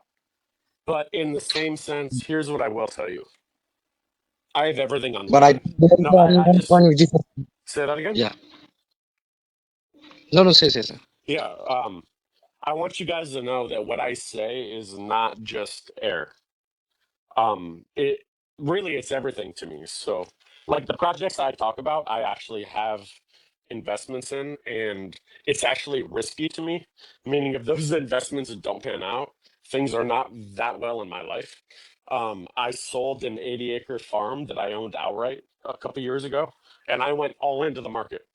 So, like literally, and I mean that very literally, I took everything I had and I went all in and I diversified across many assets. So, like when I talk about these, I'm not saying they're all going to win, but what I am saying is it's the risk that I am taking, and I really am taking it. So if it loses, I believed in it. But let me just go down the list You're of trying what to I tell us. You're trying to tell us you believe in these, I believe. and you Yeah, believe them enough to put something in them. without a doubt. And I just want to let you guys know that. So like I'm not a KOL. But what I'm trying to tell you is if I lose, then if these don't pan out, I'm actually losing personally. I believe in them. Hey, Um hey, that's part of the game. All right, that's so part of the game. I'll try to reel off a couple plays. I don't have these written down, so I don't even know what I'm going to be at number wise. But here we go. DCA, But SPX. personally, I don't see any of coin near SPX. Like the idea is really unique. Like you won't find anywhere. The idea is above crypto. The most perfect use of crypto, which SPX only brings. I think. he's we got a maxi here. You know, we got a maxi here. We respect that. And who Right. was that talking right there? Was that Indian? Yes. Yeah. Uh, sorry. My English is not that good because I'm from India and my background is not from English. Like my mother tongue is not English, but I'm trying my best with you. And this is my first time I'm joining this conversation. First time on this. Yeah. Indian, I think you're awesome. Thank you so much for joining in. I loved your opinion that you just shared. Hell yeah, thank you. What I'm going to say to that is SPX is amazing. To me, what I think SPX brings to the table is the feeling of love and community and Bro, camaraderie and brotherhood. there is, yeah, bro. There is so many things, but uh, one of uh, one of these things what I'm talking about. This is the main thing, I guess. But there's a lot of things which aspect brings. Okay. All right. Sure. So you're Yeah. saying you said DCA, SPX, All right, what else? let's get down the line. Um, I'll try to go as honorably as I can. DCA, SPX, Giga, Y2K. Yeah, Oh you guys man. good. I gotta really rack my brain right here. Okay. Juice, I thought. juice, Okay. Go on. juice. I would go Pumpcade. Man, I'm honestly washing up right there. I got to be honest with you. I don't want to just rifle off projects and have you guys ape into these. I mean, at all. That's not what I'm trying to do. These are the projects that I'm invested in. So when I say 10, I'm spreading it wide. I feel that, Bags. Yeah, I mean, all Yeah. these. I'm not aware of the last two you said. What were they? Pumpkade and what was the other one? Yeah. Pumpkade. It's a project I've been following for a while. They just actually won a $250,000 prize in the Pumpkin Hackathon. So the same hackathon that DCA is in right now. Okay, nice. Yeah. Nice. So Pumpkade just won one of the prizes, but they're a prediction market, but they put predictions out like for things instantaneously. Like really, really quick. I'm talking from traffic signals to sports events to dog walking events. I mean, it's crazy. I don't gamble on all that stuff, but it blows my mind how they have like the algorithms that pull numbers out of everything. I'm talking every single thing. If you just follow them for a second, you get what I'm saying. But weather patterns to, I mean, everything. It blows my mind. And there's live odds. Like the second something happens, there's odds on it. It trips me out. So that's it's kind of like the pump bag guys. I mean, Yeah, not the same business, but they're doing live stream like that. yeah, exactly. Or Bagworks. I'm sorry. Kind of like them guys. I mean, Right on. that's the first time you guys ever heard me bring up someone else, but I remember they were the Yeah, first. They were the first doing live stream like stupid shit. Spray paint the place. bag work. Yeah, I know what you're saying. Bag work. And they ran up pretty big, and then they fucking tanked. I think they got in trouble after they fucking took from what was his name, the one music artist they took his. Drake. I Yeah, know they something happened to Drake and them for sure. and that's when they started going down quite a bit. Yeah. So let's. Yeah. Let. Oh, sorry. Well, I don't know. I feel like this is a SPX space, so I kind of just wanted to Yeah, tie it back to SPX. You know what I mean? that's Um, exactly what I was about to go into, Saucy. Thank you. okay. Yeah. So yeah, go ahead, man. Cool. I wanted to let you guys know how I view SPX. I'm not all over SPX on the timeline, but I do DCA into SPX. I don't actively post about SPX, but I believe in it a lot. And what I can tell you about that is, I mean, I tell my friends and family about SPX. When I talk about a project, as far like you know what I mean, like family members will say I want a utility, or oh they'll say something like no I don't want a meme, I want something with substance, right? And so like SPX to me, obviously to me it has substance, but like it's right below that threshold of it's not a Sui or a Solana, right? It's you could call it a meme, you could call it above a meme, but it's like right there. And SPX is the project that I personally, when we're getting down that risk curve, to me it's number one. It's above every single other one, every single other meme, every single other project in that category. Why is it that to me? Because Bro, hold yeah, on. yep, But it is a SUI and a Solana, bro. okay. It has What utility. what are you saying from the DCA I'm type trying to tell website you. and the t-shirt or t-shirts, or what are you saying? I'm trying to tell you the utility is belief. That's exactly what I was about to talk about. Community. We are. Yeah. Look, we Yeah. team. So what I was just about to get into was you have to understand what I'm saying to you is I'm talking about talking to normies. So like I'm relaying conversations with normies, people that don't understand our lingo, right? So I understand what you're saying. The utility is belief. I fully get that. But explain that to your uncle. I'm sorry, in my personal experience, it doesn't work out very well. They're looking for like a physical product, right? And I understand there's a merch store with SPX and stuff, but they're looking for like they're used to investing in Apple and stuff.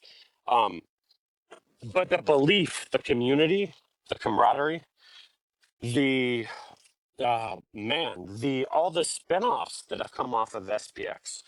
Um, from the get-togethers, the gatherings, to all the different websites, to I mean It, all the I think yeah, it's simple a PB, a pure belief asset. yep, Why can't absolutely.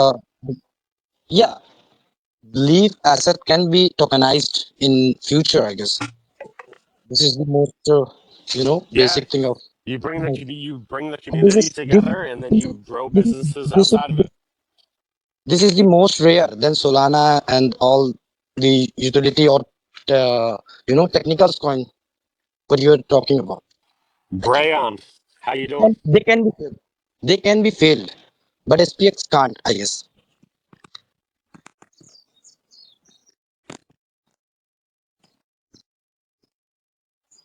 Brayon, let us know what's going on.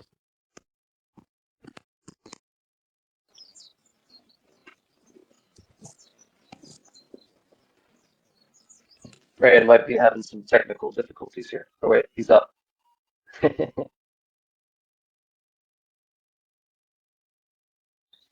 It happens sometime with Yeah. it.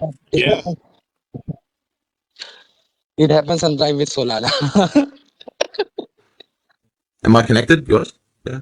Yeah, you're good there. Yeah. I hear No, I you. was just gonna say like authenticity will become like a scarce desirable asset, right? Like it can't be faked. I think like it to follow like a moral compass that sort of SPX has created takes real energy, takes real work, and that I think that will get stored in the community and become the most valuable sort of thing. It's hard to replicate that. Man, thank you so much for sharing that. I was at a loss for words and I was kind of scrambling. You just filled exactly what I was trying to say. So off, I'm scrambling. Authentic self. I'm sorry, I'm messing the word up. All That good, man. is the highest frequency No problem. No that you problem. could vibrate at. So it's higher than love. It's higher than every single frequency there is. It's your authentic self. Jesus Christ. Um, so think about that. The absolute truth to everybody. It it's something that even if you don't agree with it at the time, it's something that you can feel when somebody is speaking from their heart, their soul, and it's authentic to them. That is what I see in SPX all the time is authentic self, authentic truth. And through everybody, that's what I feel. That's what I feel like makes me feel magnetized to SPX is the authentic self and how that truth just grabs you and sucks you in. That is the perfect word, and I appreciate you sharing that. I Yeah, was like it's kind of the at a with loss. the with the index of authenticity, right? I think people will trend towards wanting to be a part of that or feel that because really, I think you can buy the coins, right? And you can add a dollar value to it, but I think like dipping your toes into the cognosphere lets you feel it, right? Like you can't replicate that. Yeah, that feeling. You actually feel it. You're so right. I totally agree. That is what you cannot replicate. AI cannot compete with that. Um, Communities can't compete with that. What are you going to do? You're going to go play a bocce league or play like adult softball? I mean, where else are you going to get that? You can get that from your cell phone. That is unbelievable. You can feel fulfilled. You can feel driven. You wake up with purpose. That's something that you cannot replicate at all. That's what SPX has. And I got to tell you, like, so I come, I push DCA. And whether you guys believe in it or not, it doesn't matter. But what I will tell you is SPX is the godfather of everything, right? So that feeling that I just described of SPX, I just want you guys to know that other movement or culture coins are trying to duplicate that same feeling. So SPX is like the forefather, the grandfather of all this. But that's exactly what everyone else is trying to replicate: community, purpose, um, uh, you know, sense of being driven. If You that's wake up in the something, morning. but if you realize that, then why don't you full full swap everything into it? Uh, do you want my answer? Of course. Thank you so much for asking. That was a beautiful, beautiful question. What I will tell you is, I I'm trying to build something. I've owned multiple businesses in my life, um, some less successful, some more successful, but I'm not trying to. This is me personally trying to buy into something that is fairly well established. Now, I'm not talking about the growth that something has in it. My belief personally, boys, is that there will be a handful of projects. Now, SPX might be the leader. I will not deny that. But I feel like there will be 5 to 10 projects that run to trillions. Now, I'm talking over 10 to 20 to 30 years. That's my personal belief. Did I hear someone get on the mic? No, I pushed And the wrong. okay, all right, cool. Um, that is my personal belief. So what I want to do for myself, like I already told you guys, I'm taking max risk. So I'm all in on this shit, right? So not that that doesn't matter if I'm right or I'm wrong, but what I'm saying is I I would rather build a project from nothing. And for me personally, I've been involved in DCA since it was valued market cap wise at $35,000. So that is my first purchase into DCA. And so for me, um, I I have children. I have daughters, I have a wife, and I have big goals in my life, right? So like I believe in SPX. And let's just say that SPX will go to shit, I'm just gonna say 1 trillion. And this is for a round number because it's gonna go way above that. But I do simple mathematics and I come to what I think the the profit is gonna be in there. Now, I think SPX is going to 10 trillion, let's just say, but I think DCA is going to 1 trillion, right? This is my personal belief. I personally feel like with DCA, I can be at the helm of the ship. I can be intimately involved with other founders of the project and other people building in the project, from merch to podcast to data, like DCAmarkets.com platform, which is sick. Um, and I have a much higher possible ROI. Do I believe in SPX? Absolutely. But what I also believe is I am not Nostradamus. I don't know everything. I don't see everything. But I do my best to spread my little poker hands out with people that I do believe in, that I think are doing really good things. And to me, that's how I increase my odds of winning. And I'm gonna shut the fuck up. That is why I'm in DCA and I don't full port. Yeah, Oh, I respect that, certainly. You know what I mean? You're allowed to do that. I don't know what I'm trying to say, but I think SPX certainly is the leader, and of course, one of our tenants is no PvP, and we got we respect other communities, and yeah, I mean this is what it's all about, is just pure belief, and we're trying to build something here with SPX, obviously, and there's other projects as well. So that's my thought. So certainly respect you, Bags, and I know you're a hard worker. I've known you for a little bit in the space. We've talked before, so respect you, brother. Saucy, I appreciate you, bro. Man, I support everything you're choosing to do, man. Like, so, yeah, man, I want everybody to win. And really, that's how it is. I think there's more than enough to go around for all of us. The people that I want to win are the people with a true love and belief and grit. That's it, man. I'm not trying to fucking worry about rugs and fucking any of that other shit. I just want to find the good people with the good communities and support them. That's it. That's all I'm trying to do. I fucks with the vision. I respect the man that believes in something. Yeah, I Yeah, appreciate man, you gotta believe in something. Respect that. you, Bags, man. Thanks for sharing. I appreciate you guys. Thank you so much for letting me bombard into your space. Anyone's welcome. As long as you DCA SPX too, brother. And no lose. Oh, I do, boys. I do, boys. And yeah, man, we have a couple of our guys DCing into SPX. We actually have one of our guys, one of our whales. He is a self-proclaimed mini Maddox. He DCAs $100 a day into SPX. Nice, nice. Yeah, is that Everett? I think I've seen Everett. Bam, Everett. Yes, sir. Hell yeah, brother.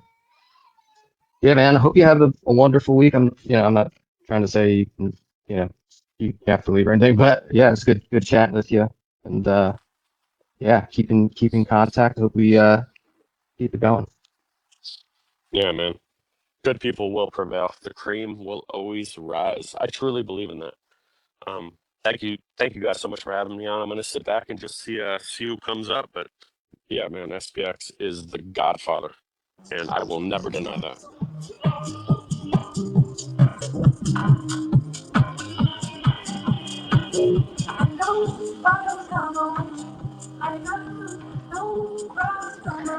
What's up, really? What's up, brother? How you doing?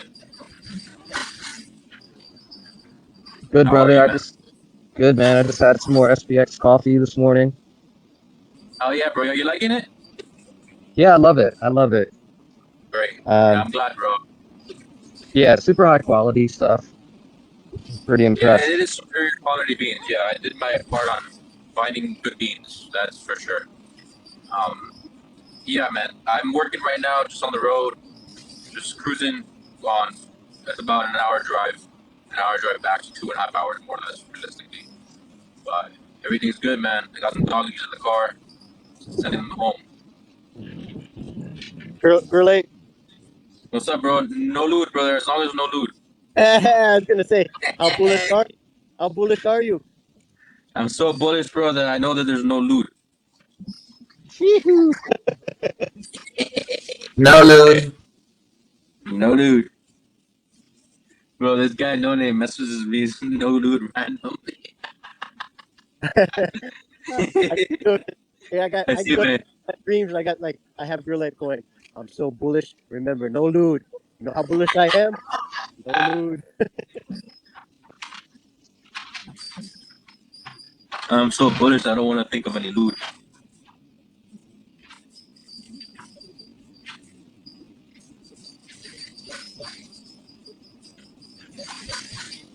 I'm just walking dog. I'm listening, but I'm in there. So good morning, Gurley. Yeah, man, GM, bro. How long has the space been going on for? I just logged in on Twitter.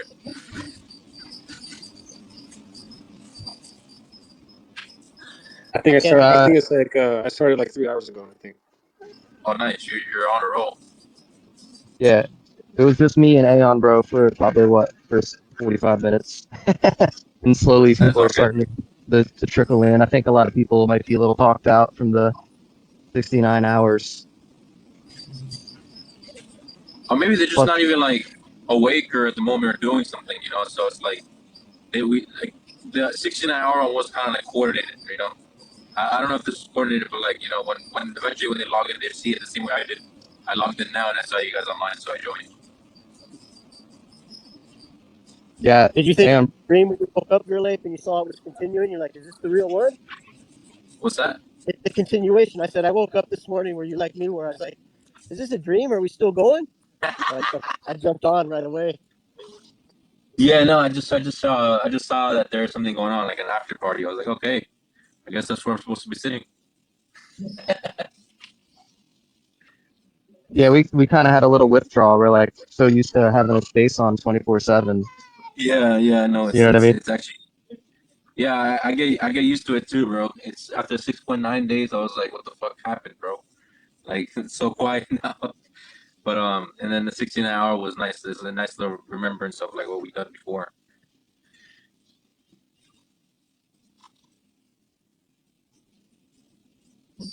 Who just joined? Someone just joined. Hey, DK.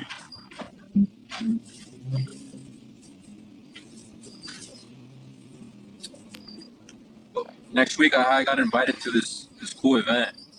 It's like it's for the Save the Chimp Foundation that I volunteer at. It's like it's completely covered for me, but it's like $1,000 to get in, just to get in. But they're allowing like the volunteers that have been with the facility to go in because the investors are paying for us. So I just have to figure out if I can get a trip over there to New York, then everything else is covered for me. What's up, Aeons? What's up, Popo? That's what's up. Really, that's awesome. What's up, DK? Just gaming right now. Listening to you guys. I'm like, you guys did another space. Crazy. Yeah. What games are you playing? Yo, DK, nice. Sorry. All good. I was gonna say, I think you just came out with a new video, right, DK? But yeah, what games you playing too? Playing Warzone, just like Nice. casually. Yeah, I made a video today, or I made it a couple days ago, but put it up today. Uh, working on. I like to pick a soundtrack and then edit to the soundtrack usually. Yeah, that's a smart way to do it because then you can actually get nice images or pictures, however you do it for the soundtrack specifically.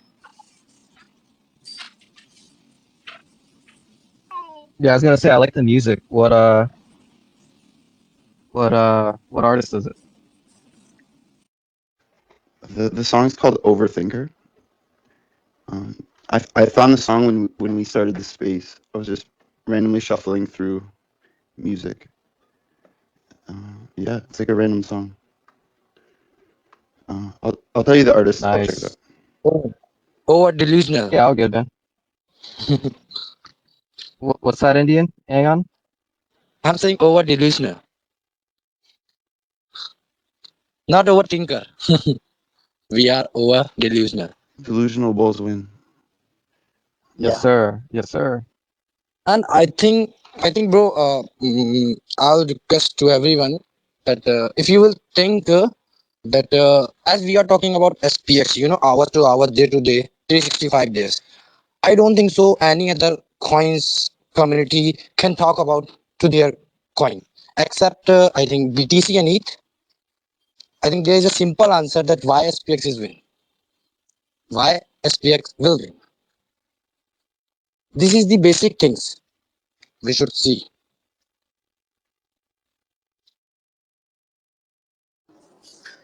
Fucks with the vision. Like yeah, if you will think, if you will see that Doge, what they talk about Doge all day,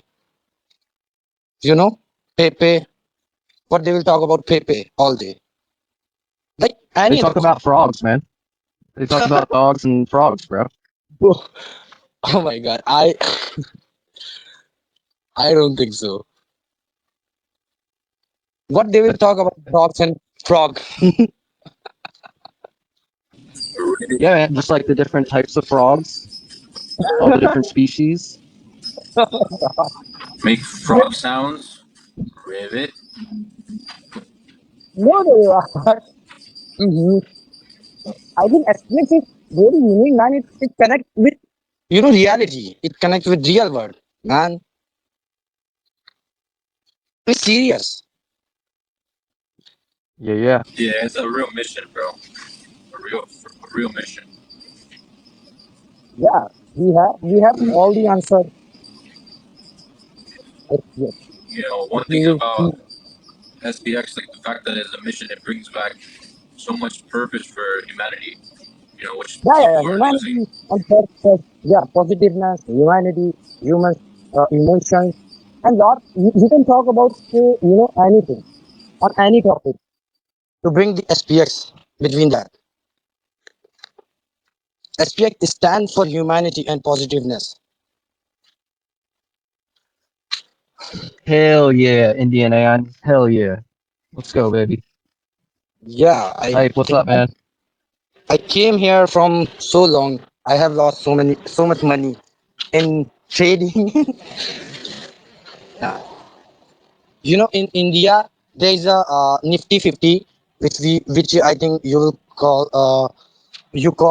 Nasdaq in USA, and I don't know what country you are. So in India, there we call Nifty 50. So I do trade, and I have lost so much money. So finally, I think it's a blessing of God on me that I am here in this mission. It's really a blessing which I feel from bottom of my heart. It's an honor to have you here, Mr. Indian Aeon. It's an honor, brother. Let's flip it. Thank you. Yeah, bro. Do you have other friends that buy crypto, and have you told them about SPX or anything? Yeah. I usually talk about SPX to everyone. Like in India, if you understand, then their society is so backward. Like they don't think about any of coins. They think that everything is a scam, or they are not gonna work. How can we do that? How can be this tokenized and this that? They have lots of I mean, they accepted that they made for 9 to 5 eventually. They don't even try to understand, they just neglect. If I am trying to talk to anyone, they just neglect to understand, Yeah. which is so problematic for me to explain them. But I try, and I have onboarded couple of people, which is my friend, and one of others are just relative. But it's so tough to explain them. Like they are so backward. They think so, normal. Like I think many of Aeons feel it when they go and talk to others to onboard and to explain about SPX. Yeah, yeah, I understand what you're talking about, bro. That was hype making that noise. That's why I laughed. Oh, what's good, hype?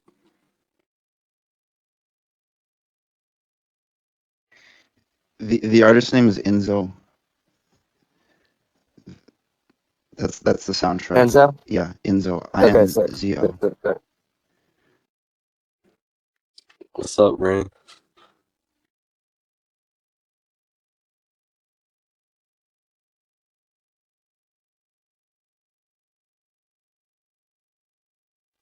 Hype, make some hype.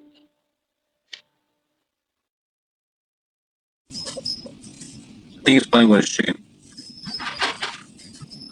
Yeah, I think so.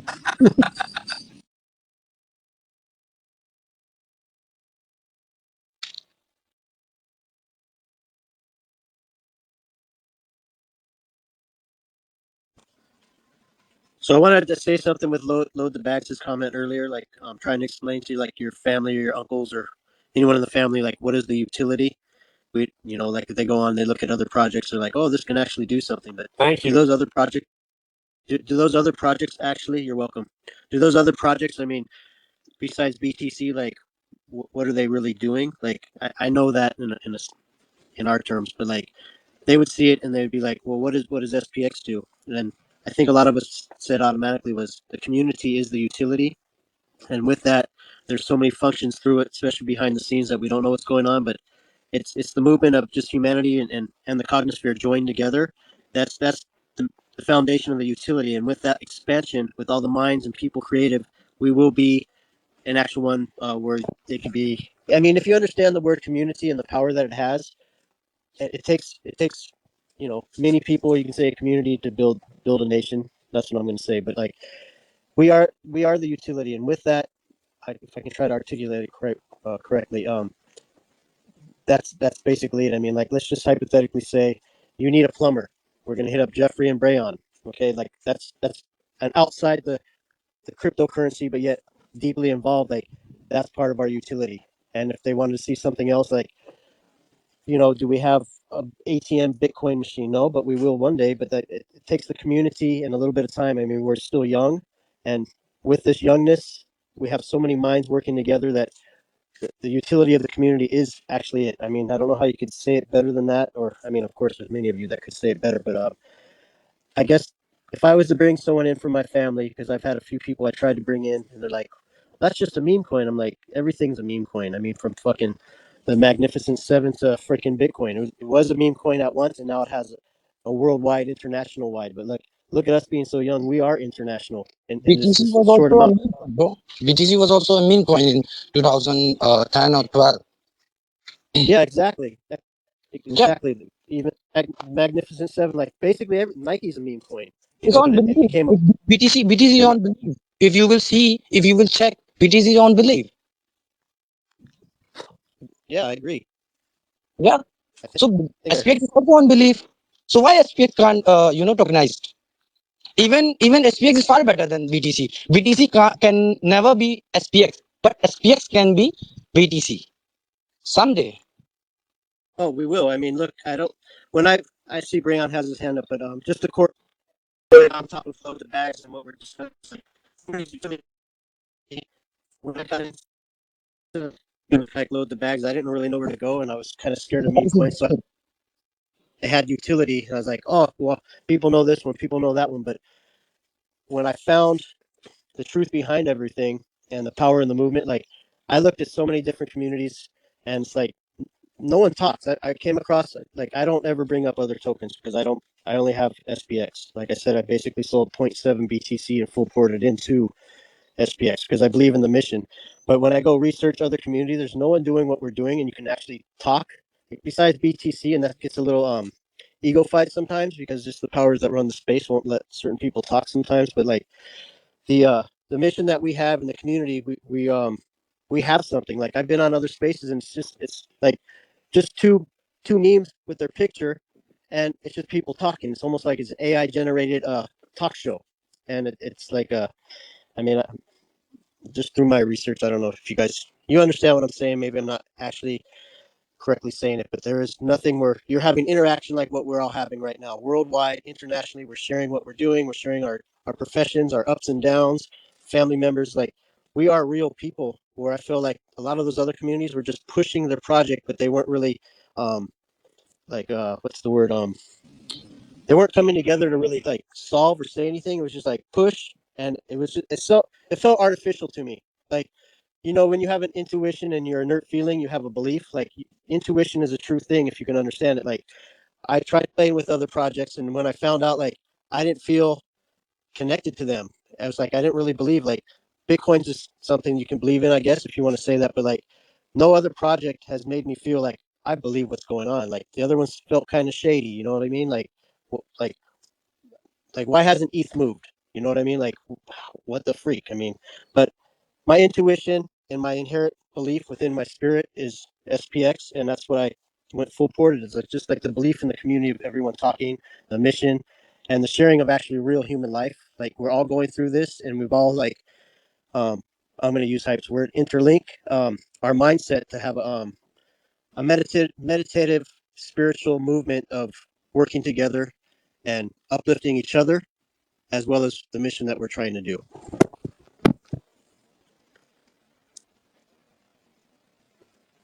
Brayon had his hand up. I'm back, Brayon. I can understand why, if you got into a project early and you were there from the start, like of course you want to see it win. Like you couldn't fault somebody for wanting that. And I think other communities have individuals in them that maybe SPX doesn't have. Right? There's probably inside jokes and stuff, and like numerically, like people might align differently. And I'm assuming they're going to allocate a percentage of their portfolio towards that alignment, But when I say SPX or when people say it's an index, right, I don't think it's an index to other coins. I think it's an index of like humanity itself, right? Like the full range of people, geographic locations, are becoming aligned for the one purpose. So I think that's like as a shelling point, like to family and stuff. Maybe that's something, like it's a wider. You've got a wider pool of ideas and opinions to pull from.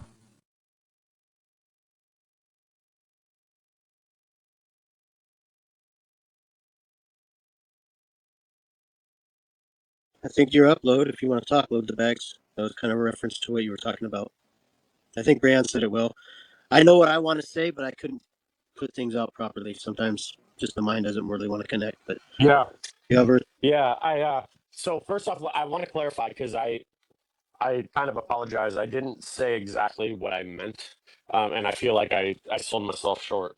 What I mean by that is one of the key points that I want to make, and I want to really emphasize this. The reason I'm in DCA and I push DCA, and it's not because I think DCA is better or worse than any other project. Of course, I believe in it, or I wouldn't put like my energy behind it. I mean, because I'm an honest guy. So, like, that's just obvious to me. Obviously, from the outside, no one else knows. But what I want to make very clear is I'm not in it for the ROI. And when I told you guys about it earlier, I literally said I'm in it because I make big gains, big ROI. The cold fact is I I own a large, I mean, I own a chunk. I'm a whale in this project for sure. And I don't plan on selling nearly what I have. And there are other whales in the project that don't as well. I can't speak for them, but what I can say is for me is I have my mom in this project. Literally, like I could show you text messages where I say to my mom, bye. Like my mom is not super well off financially. I just want to make that clear. So like this is how much I believe in it because I think it's going to make an impact in her life where she can make a difference in her own life. Right. So I have my brother in the project. I have coworkers and friends. And the reason I'm saying that is because for me, it's making a big impact on other people. So it's not about like my personal ROI. I will not make nearly what I could make off the project because I am a realistic like whale in the project and I'm honest and we're transparent about how we run the operations. So if I would sell my supply, I'm going to tank the project and it's just not an option because I want the project to succeed. Now going forward to what I just heard said by I believe Brayon and No Name as well. Um,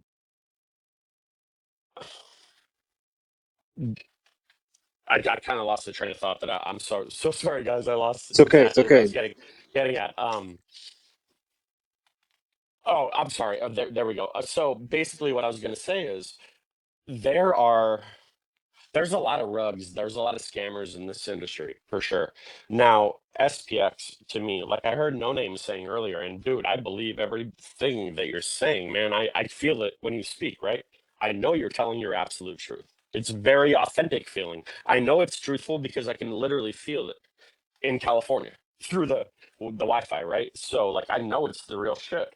But I also know that like so SPX is the big dog, man. I was just trying to look up the holder count, and forgive me, I don't know exactly the number because Dex Tools and Dex Screener didn't seem to be super accurate. But it's a big ass fucking number, right? And so, in my opinion, when you get that many holders or believers in the project, the larger the holder count, you start to ebb and flow like a living organism, right? So when you are small holder count, like some other projects, you could have just some fucking emotional dudes that hold your project. You could just have some builders that hold your project. I'm just saying, like, it's not spread wide enough to where you're really balanced out. You're not really ebbing and flowing like a living organism. SPX is an entity, right? And so people gravitate to that project, and God, they definitely should. They absolutely should because it's authentic as hell. I get it. But one thing I do know is, look, dude, I don't know what's going to win in this space. It's just what I personally believe. But I don't know what's going to win. But what I will tell you is, um, SPX is definitely the project to me that is going to be like, I definitely think has the highest odds, no doubt about it whatsoever. But I know that there are people involved in other projects, albeit just a few, but they're really good dudes and they're really hard workers and they're incredibly skilled. Dude, for instance, like, and I'm not boasting about DCA. This is just a random fact. DCA has somebody that works for a Fortune 10 company, and not only works for the Fortune 10 company, is very high up in the Fortune 10 company. So there are skilled people throughout this industry that it's just like, damn, you wouldn't believe it, man, right? So you look around and you're like, well, that's a low project that probably couldn't be worth much, or there's not much going on. But in reality, dude, they got some pretty hardcore shit going on in the background. They got some real solid people with solid things. And I think that SPX is going to be the leader, no doubt about it. But I also do believe there's going to be a handful of others. And about the utility, No Name, let me just emphasize. I just want to bring back to what you said. I, I don't believe the utility thing. That's not what I believe. It's just me talking to normies. It doesn't matter. Like I try to explain because to me the utility is the feeling, the community, the camaraderie, the purpose. That is the utility. I agree, but I can't explain that to a normie and have them understand what the hell I'm saying. Like once they start talking like that, they look at me like a deer in headlights. Um, so yeah. Anyway, that's my rant. Thanks, guys.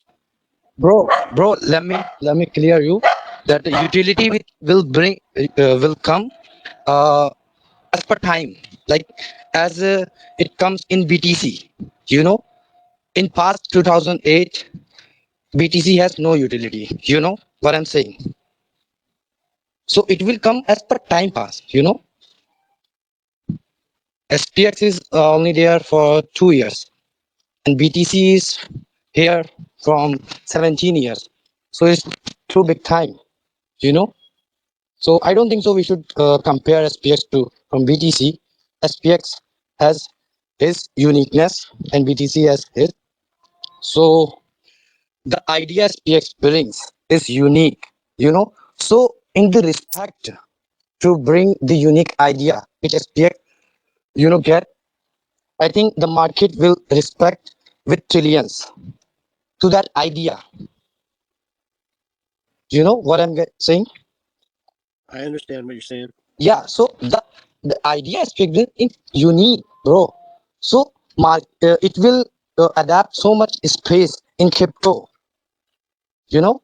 It will adapt so much space, and in the respect, people and I think market will uh, give as a gift to trillions in SPX. Yeah. Nice, well, yeah. To keep on this conversation with load the bags, like, yeah, it is hard to explain to family member normies or friends. Like, I think if we're speechless at some things, it's good to have that QR code and they can just scan it themselves. That way, the tree link actually kind of put them in the hole, or like I won't say hole, but like just give them information that we can articulate the words properly so they understand. But on top of that, I want to say, like, no matter what, I won't use the word lose, but like we've already won. No matter where we go in this world, this family and this cognosphere of Aeons and the people who have been listening, like, we've already won. Look at the unity we've already created. It's like we don't look at charts. We are just building each other's confidence, friendship, camaraderie, expression of wherever we live, what we believe in, and tons of us can disagree and agree on a lot of things, and that's how we learn. Like if we shut down someone's idea or opinion, and that happens a lot in other communities. It's like, oh, you're not valuable enough. Like, no, in this community, we won no matter what. We are winning regardless. Like, there's no one doing what we are doing. Yeah, yeah, yeah. Yeah, exactly, This, exactly, exactly, exactly. this physical, spiritual win as we speak right now. The win. There are many types of people, who believe, who don't believe on something. You believe on something, someone don't believe. So there are many people, bro. I think eventually, as per time will pass, everyone will get what SPX brings. Just wait. No, I would believe it. Look what we're creating. I mean, I woke up this morning all sad. I was like, I can't even walk out the front door and talk to my Aeons. Oh shoot, we got an Autoheal hour after party. Yes, But yeah, just sit back. This has been good conversation. I enjoyed. Load the bags brought up some really good things, and it's kind of hard. Like I'll have to work on that one. The way you can actually talk to people that don't see a utility, but because they're not recognizing or open the mind that it takes a people to build a nation, and this is the people that's going to build a nation and change the entire space of cryptocurrency, like showing the foundation where we started from to make the movement, whether it be 5 years, 10 years, 20 years. Like if you truly believe and you're part of the building block, and we are, um, we will make that change, and they will see the, I guess, the physical or the what would be like, oh, they do have utility, but that's what we're trying to tell you in the beginning. You don't have to see something to believe it, Yeah, like yeah, yeah, exactly, exactly, exactly, exactly. Yeah.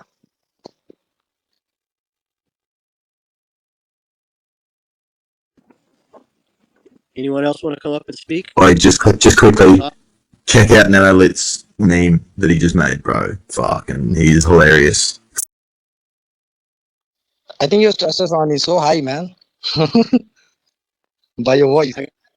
I got to learn how to do some of those. Like all you guys' work is just so freaking, like, you guys pushed me to learn so much. Like just sitting here learning, but now being a part of, like, a lot more than I was in the past. But I try to bull post every day everything that I know how to. But I think it's amazing that just a little bit of help of knowledge, like even the push from Jasper, um, like everybody, I'm not gonna leave anyone out because you've all encouraged me to do something, and I'm trying to put my own style together because I'm not like you guys in the tech world. Like I want to be. I know how to create. And if I had someone next to me that actually does it, I'd be like, let's do this. But I don't know how to put my this into that. And that's what I want to learn is like just little bits and pieces.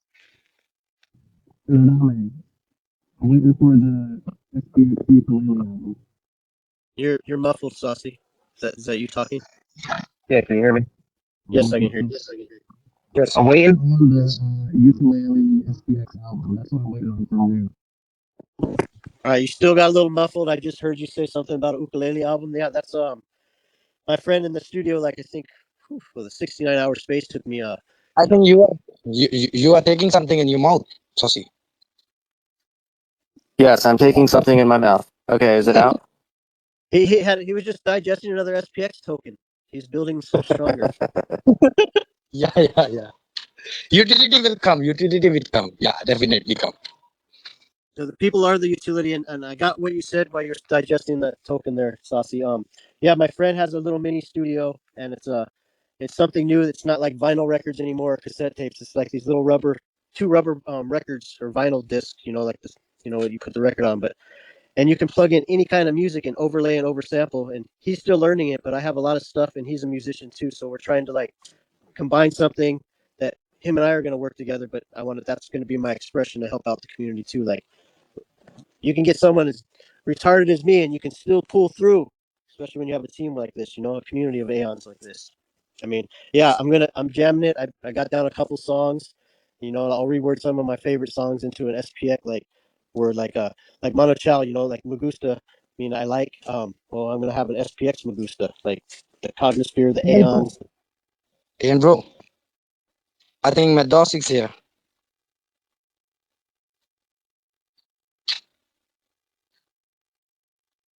Maddox is here.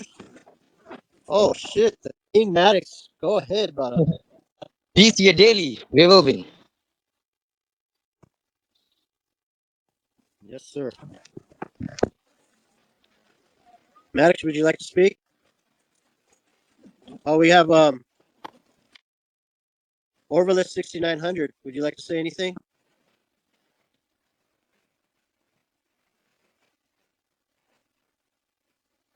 Maddox doesn't usually speak, but yeah. Anyway, Well, I'm glad he's here. I'm glad all of you are here. I'm stoked. I woke up this morning a little like sad, but now I'm up again.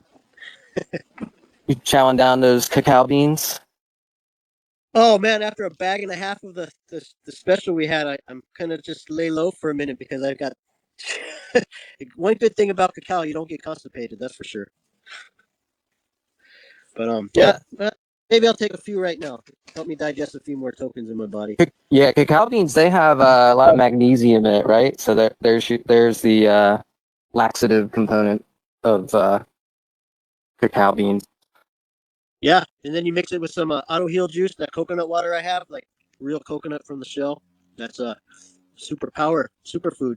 I really like superfood because it just has more energy. It's like when I was a vegetarian and vegan, and even still to this day, but I do eat meat.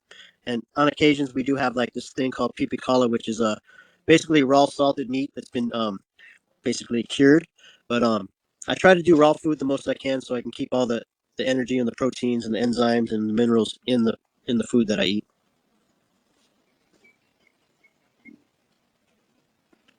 Love it.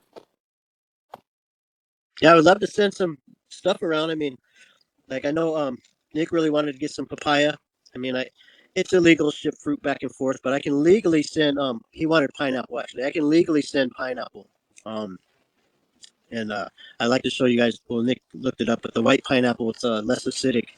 But yeah, I mean whatever I can, especially grill ape, I have a lot of access, and of course you do too as well with coffee beans, but Hawaii's like one of the huge capitals of coffee growing. What island are you on, No Name? I'm on Big Island right now. I took a trip a few years back to Molokai. It was unbelievable, Oh, Molokai. incredible.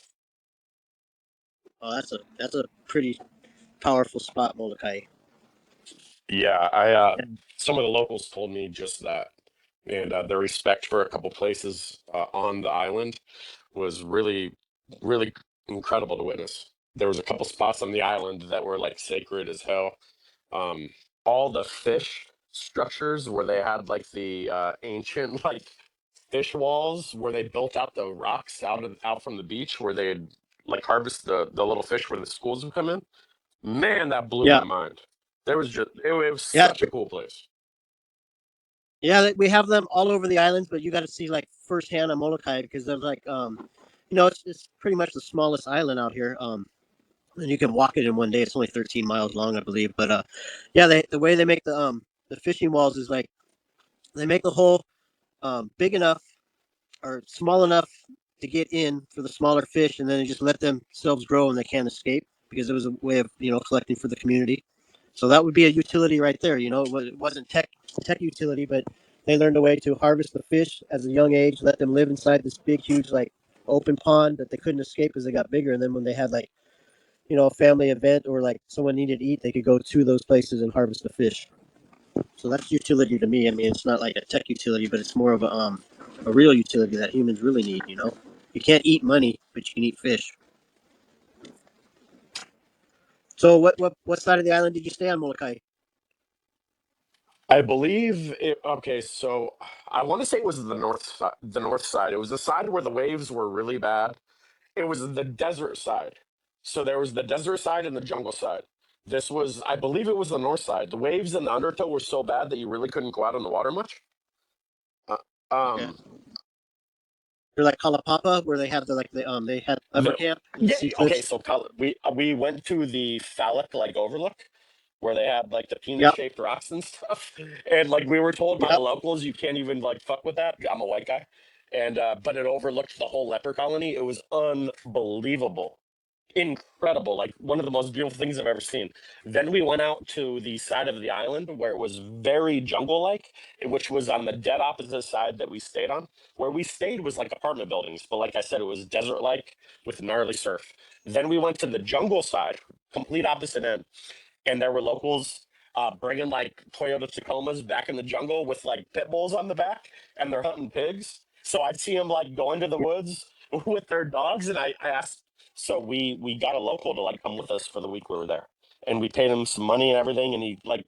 Dude, he hooked us up like so fat. He was such a like loving human. It was incredible. Anyway, like I saw these trucks driving out the road, and I was like, "What are they doing?" And he's like, they're going to go hunt pigs.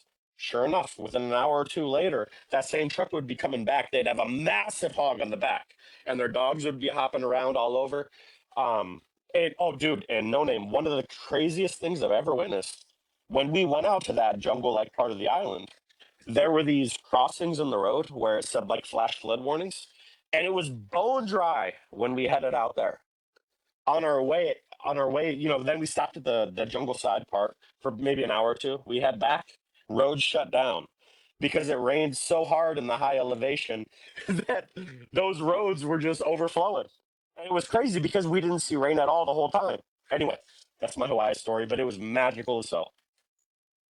That's awesome. You went there. I mean, that's a pretty heavy island, especially being you know an someone not from there and you got treated well with a lot of love. That's freaking awesome because like the east side of the island, I think that's where you went where it's more jungly. The east side was that's like almost 99.9% like local. And then when they see someone that's not from there, they give you stink eye, but then word gets across so quick it could be on any side of the island like who's this Howley? Who's this guy over here? And they're like, oh, that's my friend. And then they just like, okay, and they just let you be. You can go fish, you can go, harvest fruit and stuff. But yeah, that island is like that's the warrior island. It was incredible, actually. So we went to a couple of the little. So the reason I went there, no name, is because I wanted to go some.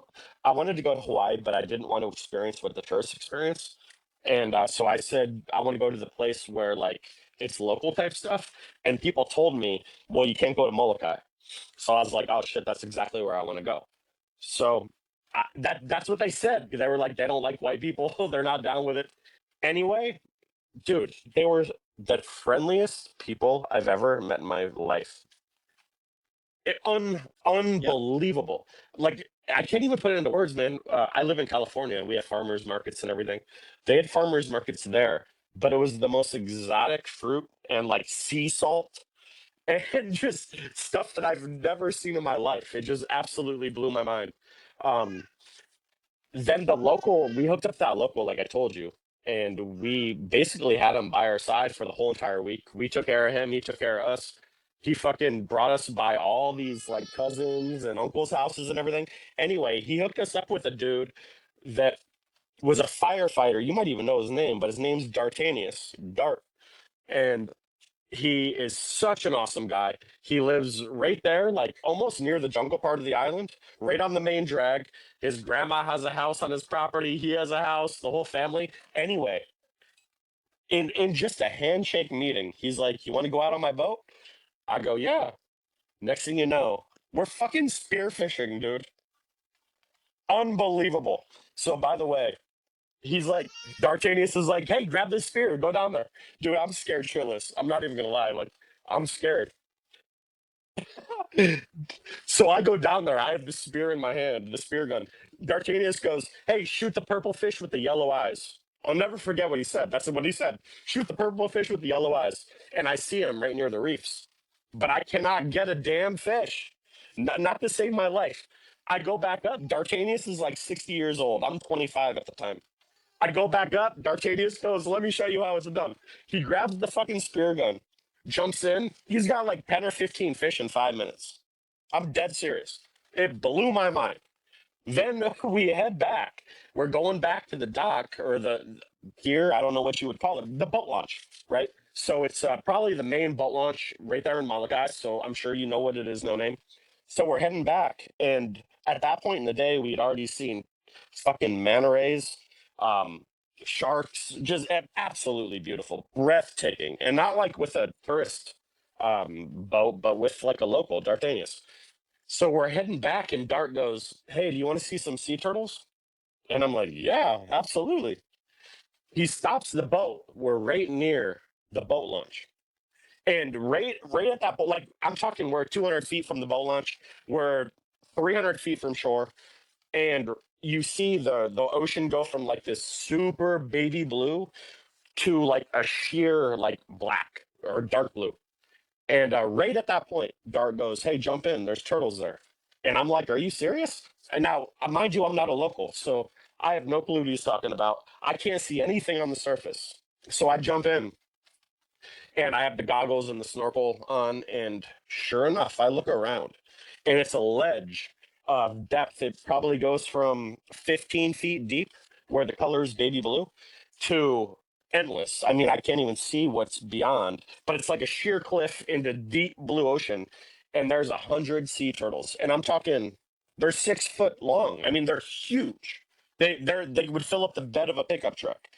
And a couple, I'm looking around and I'm like laughing. Like people can hear me through my snorkel, like chuckling. Like I'm just blown away at what I'm seeing. And I look around and I notice a few of them had like massive lumps of flesh hanging off of them. A couple of them had like their shell fucking like thrashed. And I go back up and I just noticed and I go back up and I'm like, "Dart, like, what's up with those turtles?" And he's like, "Oh, don't worry about that. This is where the tiger sharks hunt them. This is where the tiger sharks eat those turtles." And I'm like, "You motherfucker. I'm glad you didn't tell me that ahead of time because there's no way I would have jumped in here." Yeah, that's one thing we don't do if it's like a turtle ground or breeding ground where they hang out. I personally, I don't like to go out there. It's like that's tiger shark area. Like if there's a lot of turtles, just an abundance of turtles, like guaranteed there's a hunter out there and not a spearman, a freaking tiger. It's like, no Man, the thanks. ocean there, it was very, very humbling.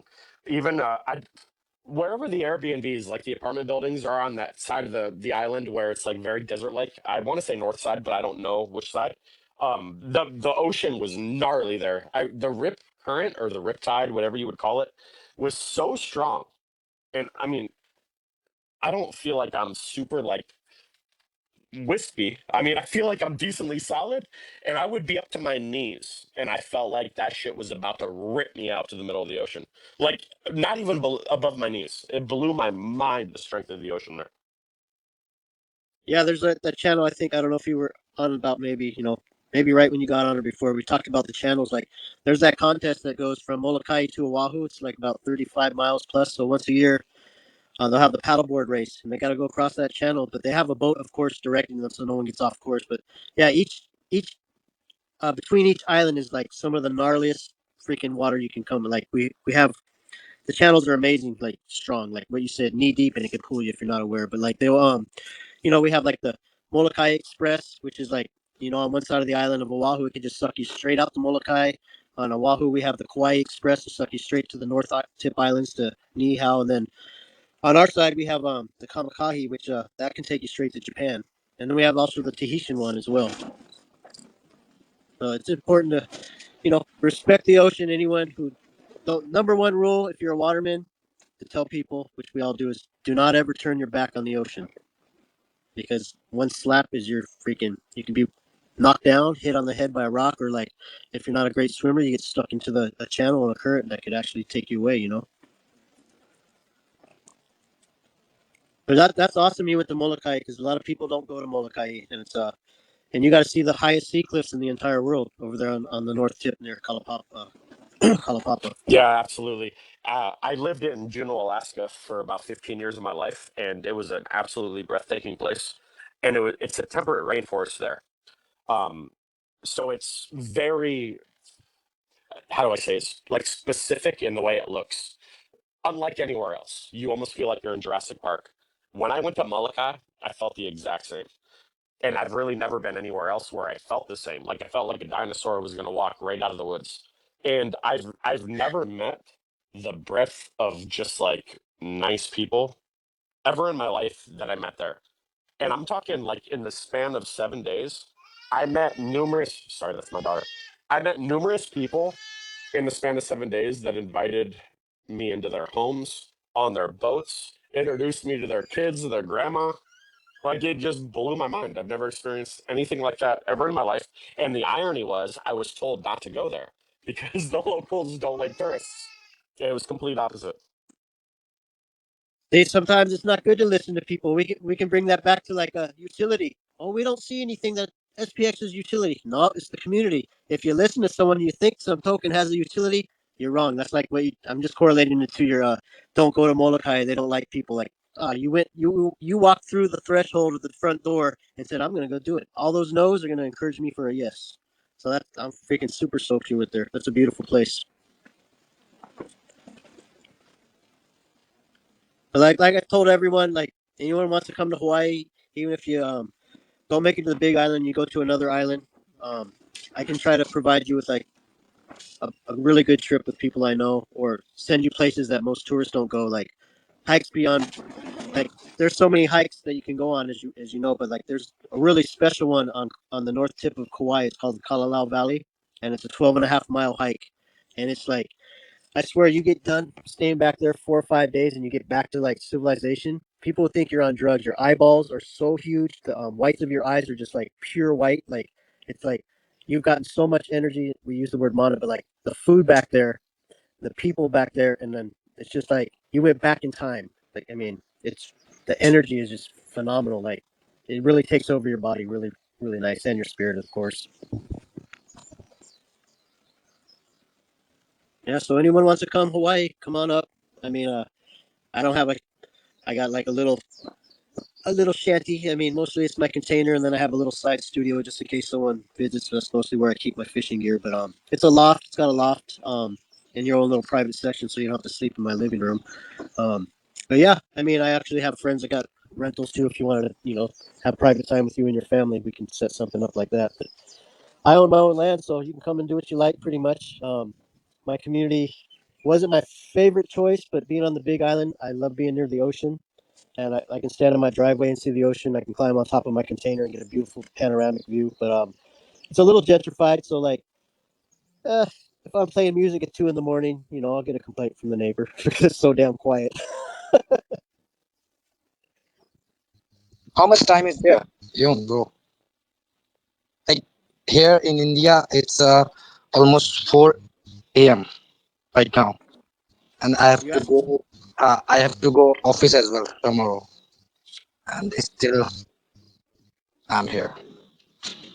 for You're knowledge. asking West Dedic- Coast of West Coast. Oh, go ahead, Saucy. You up? Go ahead. I was just gonna say that's dedication, Indian Aeon. Respect, brother.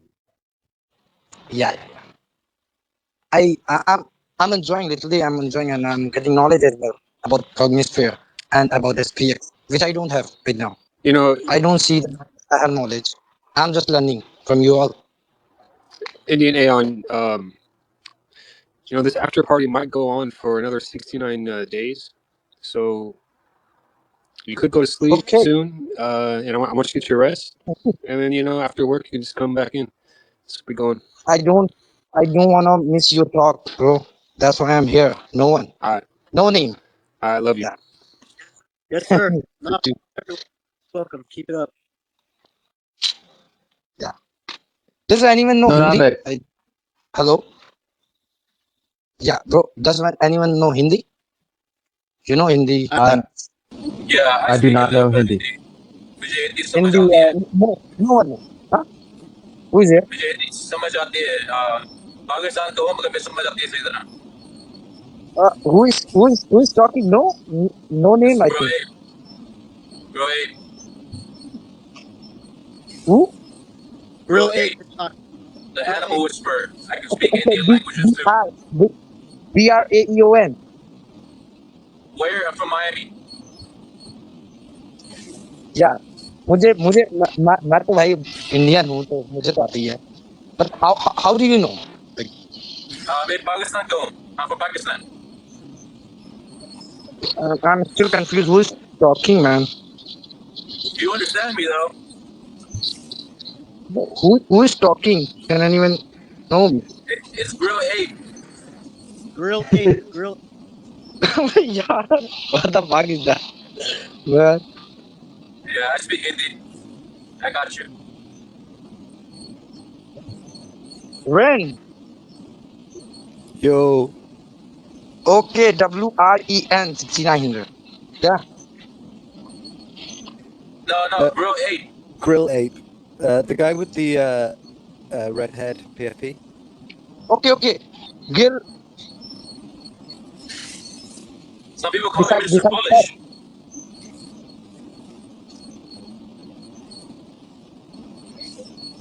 This is hilarious. Yeah, Oh I, man, I'm losing I my need, shit. This is I need gold. some time. I need some time to understand. You know. God bless you, bro. Yeah, Good on you for joining. no worries, India bro. Aeon. You don't have to I see who's understand talking. Hindi very fluently, so you ever need someone to translate, I'm Yeah, good. that's what I was gonna say. Grill 8. Like India Aeon, you don't have to worry about who's talking. Just understand the language. That was Grill No, 8. I, I, I, I was just asking. It doesn't matter for me. Yeah, we can continue.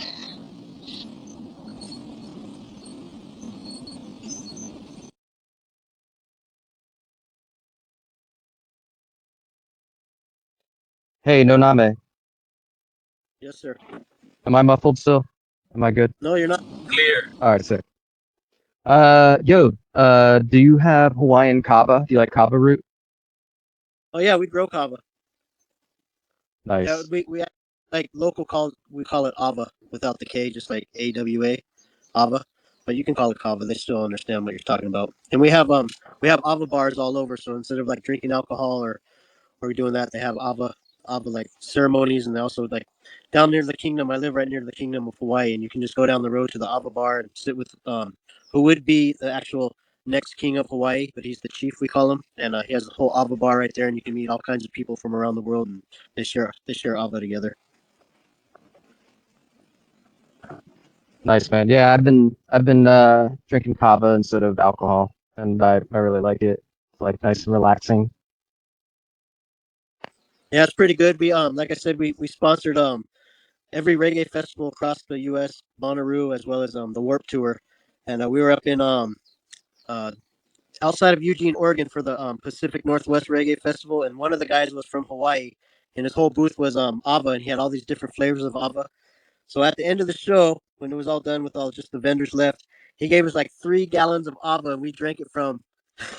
The joke is don't Ava and drive, but like we drank 3 gallons of Ava all the way back to Los Angeles. Diane, 3 gallons. Holy shit, dude. Yeah, we just kept passing it around. I mean, you know, it numbs your lips pretty good, but it's not. It's nothing like I've not ever done cocaine in my life, and I don't need it because I'm already hyper. But like the ava, you know, you put ava, you eat the powder of the ava, your lips will go numb. Yeah, it's like the opposite of cocaine, right? Like relaxes you. Oh, complete. It's a ceremonial thing. You know what I mean? It's like it's something you sit back like what we're doing in the Cognisphere, and we could all be sipping ava instead of mate or like coffee. We're just drinking ava, talking story. Nice. So you do it like the traditional way? Um, well, I'll get the powder and mix it up with some, you know, hot water and stuff. I don't really flavor. I don't like too many flavored things unless it's, you know, you're putting like real fruits or vegetable in there. But no, I just usually just drink it out of the little gourd, you know, or a cup if I have a glass, and then drink it like that.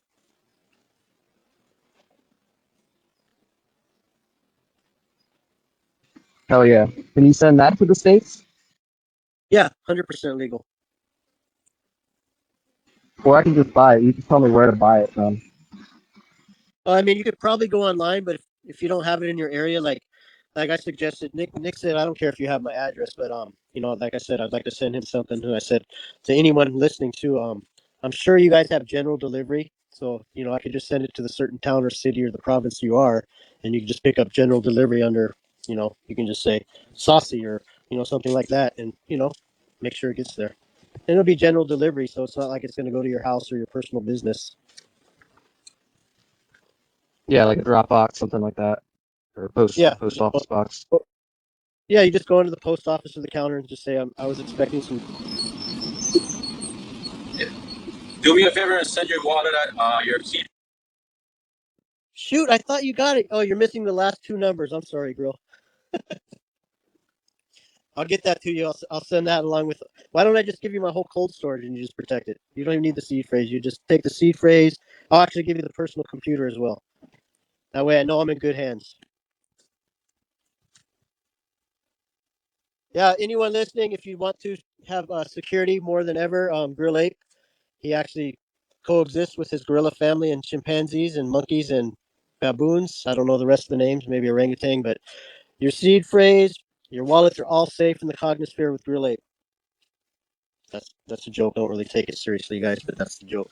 He protects it. He's got 3 gorillas protecting his seed phrase at all times.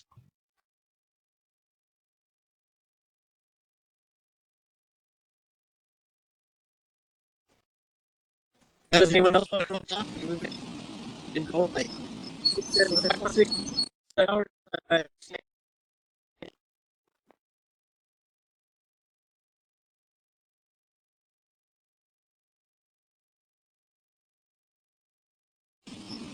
And my bad, guys. I'm just driving, so I can't really continuously talk, but I'm chiming in. Are you delivering animals today, or are you just doing personal business? No, it's animal deliveries. Yeah, What are you delivering today? Dogs again, or something else? yeah. Dogs. I'm picking up another dog that is not at the airport, so I'm bringing it to quarantine. Frogs? Dogs. Yeah, no, I'm just kidding. Dog. He's not talking about Pepe.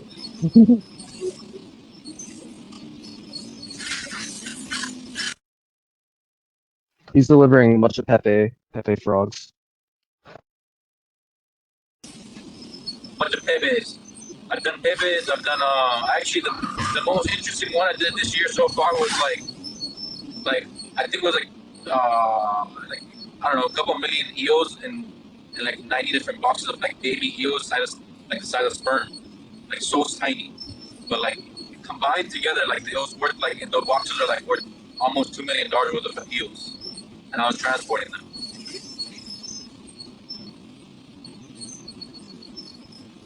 That's great. $2 million worth of eels? Yeah, it was a Holy lot. shit. There was a lot of eels, but each one was worth like 4 or 5 thousand each, and it was like at least 15,000 per box. Bro, eels taste like shit. It's not to eat, right? It's for transport. It came from a different country. I think it came from Asia. It was moving to a different location, so I quarantined.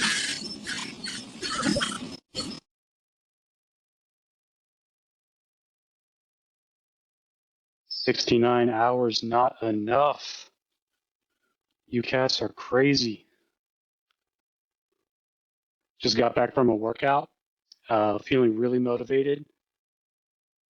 It's like maybe my first. I want to ask, Go ahead. I want to ask something. Shoot. Who's that, bro? I just want to ask that is showing alcohol and drugs is good for our community and for future growth? I just want to know everyone's opinion on it. Repeat the question for me. I'm saying is showing alcohol and drugs is good for our community growth, and just want to know everyone's opinion about it. Showing alcohol. We only like crack here. Only crack. Yeah. What? Yeah, that's a good Someone By shit. say crack? crack, you mean teeny tinies. DCAing. You don't have a crack pipe yet? I guess Indian and I think generally speaking, I guess, trying to get healthier, and that often pertains to refraining from drugs and alcohol, but it's not illegal. Well, I guess it is illegal, but you know what I mean. Yes, at first time we are showing, we are throwing positiveness and making someone's to be healthy and this and many people I see that share beer and all that stuff about. So I feel kind of weird at the same time both. Is it your living that you have to do right now to pay bills? Is that what you're talking about? Like we're supposed What? to like. Is it? I'm trying to understand what you said. Is it something that you're doing right now to make your bills paid, or you want to do it like bootleg? No. I just want to know. Man, what I said. You said like about like the beers being in like the community and stuff, like posting about it. Yeah, no. I'm just saying like lots of people share, drugs and many alcohol things, and at the same time we are approaching people to be fit and Right. sharing lots of Right. positiveness in this community sphere. So I found sometime it weird. Yeah. So I just want to know. I don't know like Yeah, I I'm don't not I don't I'm know not how I'm active not he been any like in allegation. the community, Yeah, but yeah. Uncle's I like the just main want one like to. posting like the beer chugging. But now he actually stopped drinking and he's doing like a challenge to stop drinking. And he's been on like a I want to say he's probably like 20 days in right now sober. But he just doesn't post about it all the time because he just don't want to be like that type of person that like posts like every day about his progress. But he's been doing good lately, and like I don't know, I'm proud of him. But yeah, like it's helping. It helps change people being inside the community to develop healthier habits. you know everyone enjoy as per vacation or situation, but I just want to know everyone's opinion on that. I think many people see it and observe it. I'm not only the one. Yeah, man. No, I think yeah, we all agree that yeah, it's best to not do those things. But yeah, I mean, like I don't post about it, but I drink a lot, so it's yeah, Yeah, I do need yeah. to stop. We do lots of stuff in when we're alone or we were with someone, you know so we do lots of stuff. We are human, and we should accept it. It's not that bad. But I think we shouldn't show to someone that we say that we are appreciating people to be fit, sharing positiveness, and at the other hand we are saying about this and that. So people might blame us about it. Yeah, I literally see the future in SPX. That's why I'm saying it. Otherwise I don't have you know Yeah, we agree with you. We try to refrain from posting stuff like that in the cognisphere. So do sometimes we as a Gen Z, sometimes we as a Gen Zs, we can share, like there's lots of stuff we can share. we can make something, relatable, which relates from reality in real life, and talking about problems which is happening in the world, all over the world, like war, AI, and everything.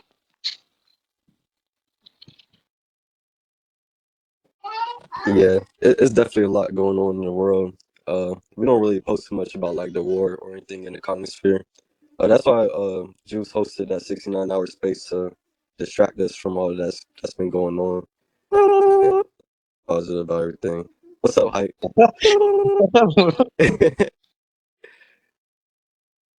uh, he's so funny, man.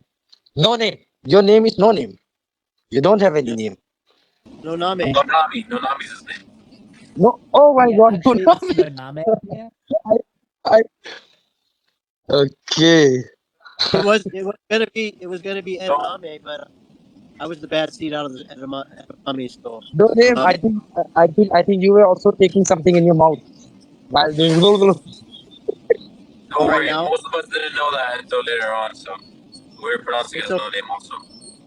What American joke is call me anything you want, just don't call me collect. I don't really understand, so much Americans. We're mostly crazy. Jokes and language. Like your all isn't is different from mine. You said So sometimes I don't get you all. So call me what you want, but if you're a bill collector, I might not pick up. Yes, there you go. Yeah, India Aeon. I got a lot of family from India and Nepal. Nepal. Yeah, my brother's from Nepal. Like my Hanai best friend is from Nepal. Yeah, who's talking? Like Ian bro or Nomi? No, that's no not Grill Ape can. Yo,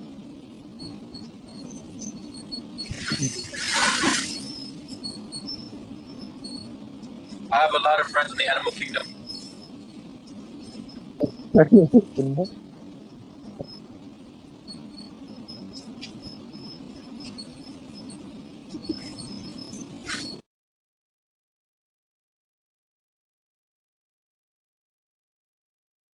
Hey Blaze, what's up, man? I think you were trying to speak earlier. What's going on, man?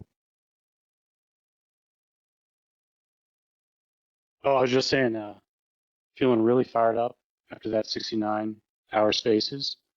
And I went to the gym and I had like the most extensive workout I've had in years. And like I just feel really good. Let's Oh go. yeah, man. Let's go. Like I used to be a gym boy, strong, stout, but kind of fell off. But I think I'm gonna get back on the horse here. I heard Hoodish was super fit, so I was like, damn, like if he asked me to play soccer or, football, like I'm gonna be wheezing out there. I can't have that. We can't have you wheezing. We're not having you wheezing out there. Yeah, exactly. It ain't easy I being mean, lazy. Hoodish. I'll just have to be the goalie. I'm not running. We need to be fit so we can protect Hype when he runs his mouth on the field. True.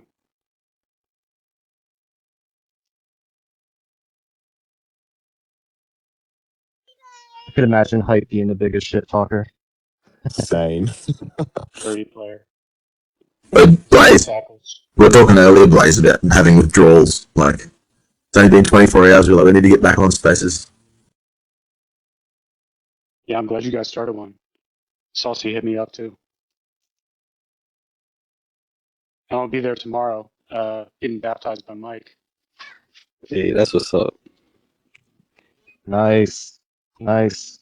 What type of workout did you do? I did like powerlifting, so I did bench press, Only, squats, only, only Kegel exercise. eagle exercises. Um, Ah, erg warm-up. I like to use the rowing erg. I was like a rower in college for a little bit. Yeah. nice. What Yeah, I also what range were you doing? I also do gym, but after knowing the fact, I only do Kegel exercises. That's it. Hoodish, I'm doing 5 to 8. Yeah, So nice, Wait. nice. yeah. Feels like a good range. What do you mean? No, no, After the fact, you I was, only do I was. Kegel exercises. No, no, no, no, no, no, no, no, don't get it wrong. I was just kidding, but I do gym. Yeah, I do gym, Oh, and I have, You do Kegels. yeah. I have to know the benefits of Kegels So for you it. got a fat ass. Yeah, 15 to 25 reps for the Kegels. Get a little It's hypertrophy. not. That's tight. That's time. that's right. Proof of Kegel. Kegels are actually really important exercises. Yeah. Exactly. People get it. People get it wrong always whenever we talk about, Kegel, but actually is very important for your pelvic area. Which covers your Indian lower. Aeon knows. Saucy, I'm going to need you to show me your form at the conference. Okay, I got you, bro. I got you. We'll set up a little station, a Kegel station. Hype is Yeah, doing the Kegel right station. now. He's trying to work on his glutes. Yeah, by working on my glutes, it's sitting on my gamer chair for 18 hours a day for the past 2 years straight.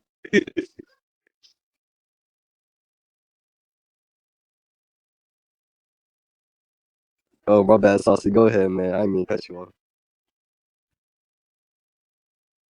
No, I didn't. I wasn't saying anything. You're good, Cash.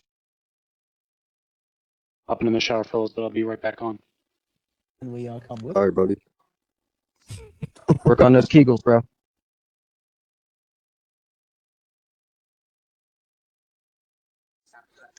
But yeah, this space might go on for 69 days. So yeah, we gonna be here, man. That's what Aeon bro said. 69 days. I love when the after party is longer than the party. That's right.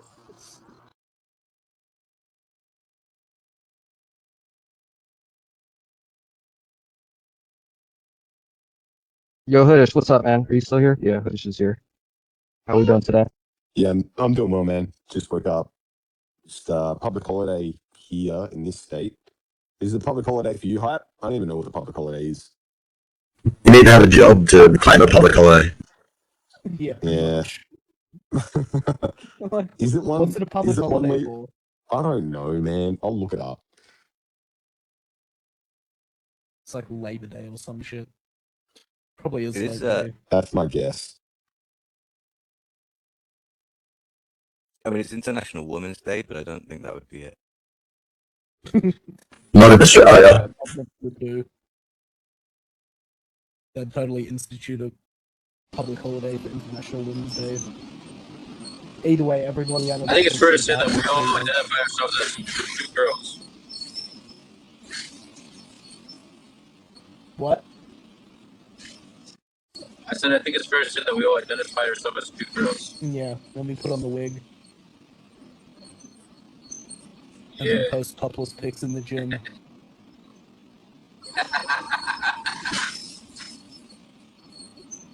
Happy International Women's Day, baby. I It's- pledge to remain heterosexual. I love women. The I Never love get lost women. in the, The I love in women the eyes image of I a saw was a funky pizza. man. With Chad Mufasa. Do hands count as women? No, Lou. No lewd, no lewd, no lewd, no lewd. No. Did you paint your nails? No, they no makeup. Yeah, that's rough. Yeah, wow, you're really misogynist for that, Noname. I can't believe you didn't put on a wig and makeup in solidarity. Hey, Aeon, what do you have put it in your mic? Sorry, bro. What do you have put it in your mic, bro? What do I have in my mouth? Oh no. I'm saying that what you have put it in your mic. Your mic is just really loud. Okay. Like it's like No, it's like this. It's just my voice. I'll wind it down. Your thought is high. I'm not able to understand. You know. Yeah, just He does. Okay. with all the You are so high happy. tea, bro. High tea. He does a lot of Kegels. His shit is overflow. I think he do lots of Kegel.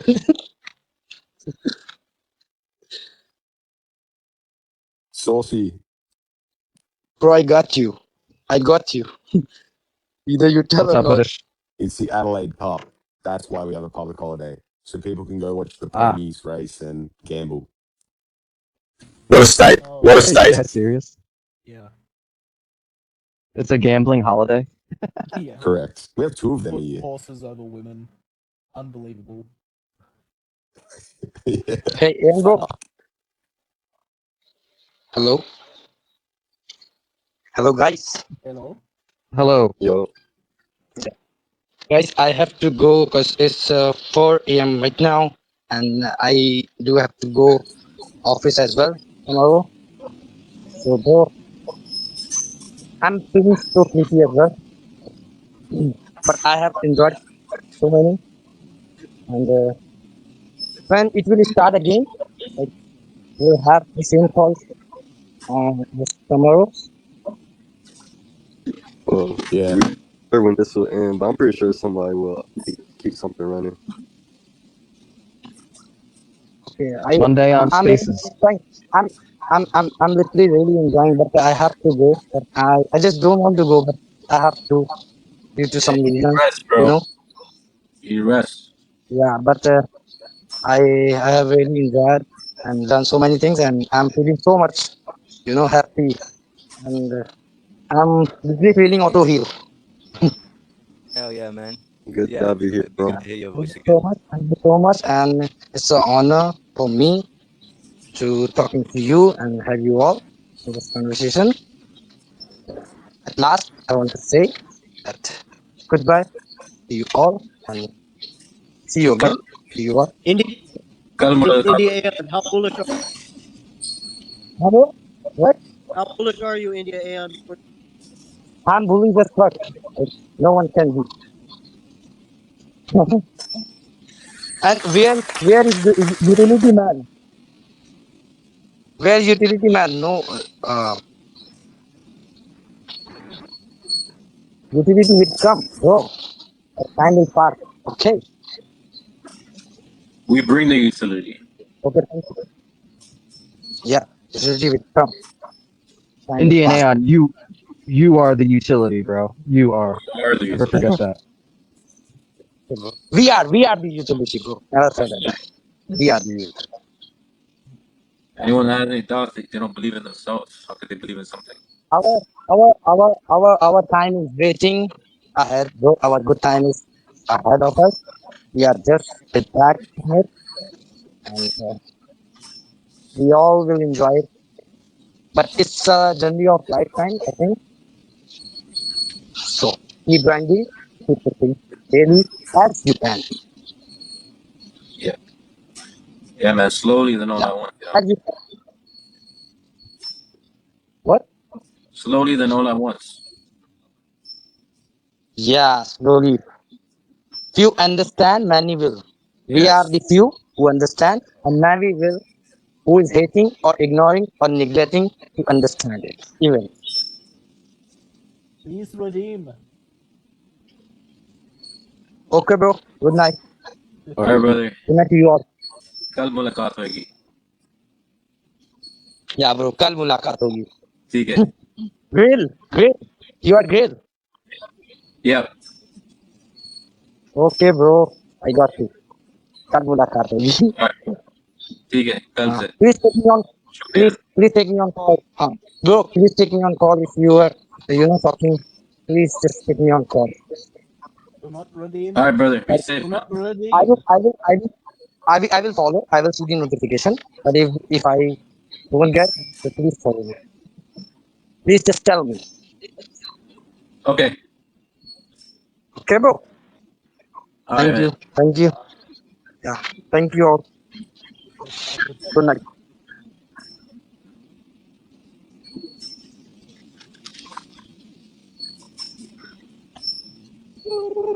That's pretty bullish. That's some quality content right there. Somebody clip it. Somebody clip it. The dude was like, wait, who's speaking my language? It's pretty funny. Like the Kegel jokes. That's pretty funny. Yeah, he made some good jokes. It was quality. Yeah, considering the language barrier, he did well.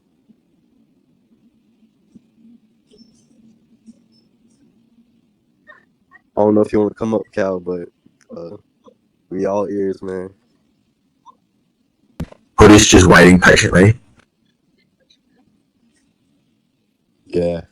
I was just gonna ask my girlfriend because like Hype made a really funny point that really just sunk into my brain. And she's right here, so I was just gonna ask her, like, how do you feel that there is a public holiday for ponies, the Adelaide Cup, but it's International Women's Day and you don't have a public holiday? How does that make you feel?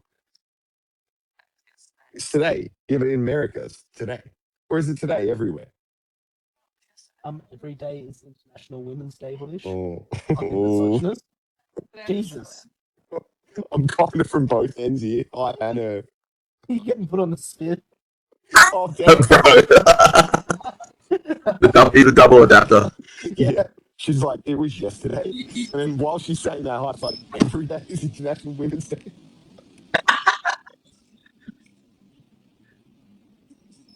You know, they celebrate Gay Pride Month in America, and the same month is also Men's Ramadan, Mental right? Health Awareness Month. We're gonna talk about it.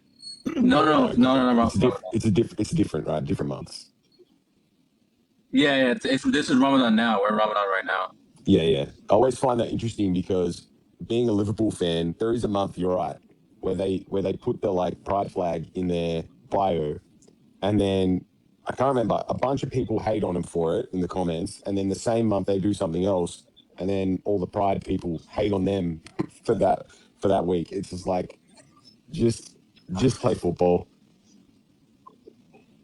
Yeah, I do know that the Men's Mental Health Awareness Month is not being discussed, and but they put the gay flag all around over it. So that's kind of contradictory. Yeah, No one cares about. sports trying to win it every like way they can. They try to front run every political agenda possible, but then it makes them look stupid. Yeah, it's part of the agenda. Yeah, it does. I mean, the thing is, most people don't even see it. They don't pay attention to that until it's too late. Yeah, We don't really we don't really need men's mental health though, considering we live in a patriarchy and men like run everything and they're responsible for the destruction of the entire human race, and it's really misogynist to try and give the Yeah, gender who kills themselves the most like even a single day to try and get men to open yeah. up. No, that's why gays deserve a day. Yeah, That's why Gay Pride Month is more important because they open up in the outside the closet and they've been holding it in or so. they're really good at opening up. Yeah. Everybody be quiet. A gay black retard is talking. wait, you're black? Hell yeah. And I have an word pass friend. For sure. I've given them all out. Oh, sick. Is it one-time use? No, 24/7. 365 or something. I forget. Damn. Well, considering you're not black, I'm gonna get cash to beat you up.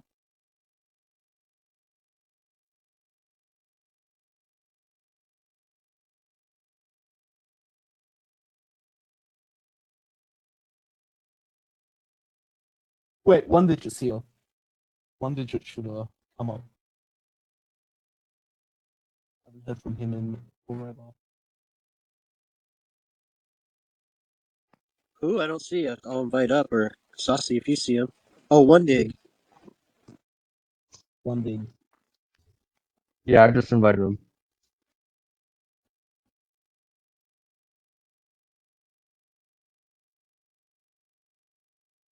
Yeah, it's really funny though. Like International Men's Day, they like put another day on top of International Men's Day, and then act like fucking International Toilet Day is more important. Yeah, I know. Like, fuck this fucking Yeah, because it is. You didn't wipe your ass with toilet paper. yeah. And like Triple J is like so fucking bad for it, dude. Where they're Yeah, their like, hack segment makes me sick these days.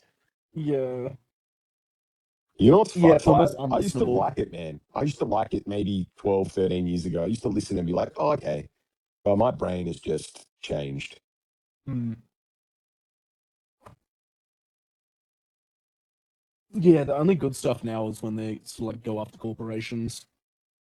Otherwise, they just fucking like they come up with dumb shit, and they're like, "What is the orgasm gap, and how do we close the orgasm gap in relationships?" And you're like, "What? So Why? true. Like wasting like tax money on like this shit?" And to Studies have found discuss, women come 70% less than men do in a relationship. And this is why we live in the patriarchy. You're like, shut up. Like, and holy to discuss this, we've got Dr. Carl. a science expert, and someone will be like, Dr. Carl, why do we laugh when someone tickles us? And he's like, well, you see, you have nerve endings. Like, You know he's just reading off some fucking AI bullshit these days as well. He's yeah, changed. he's just chat GPTing it, like live on air.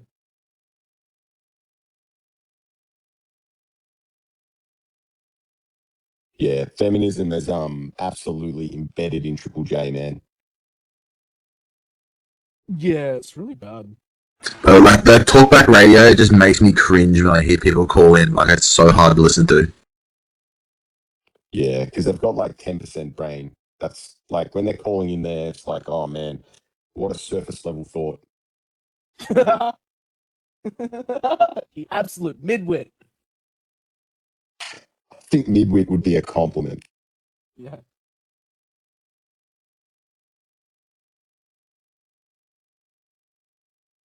Yeah, it really is the most generic thing anybody could think of.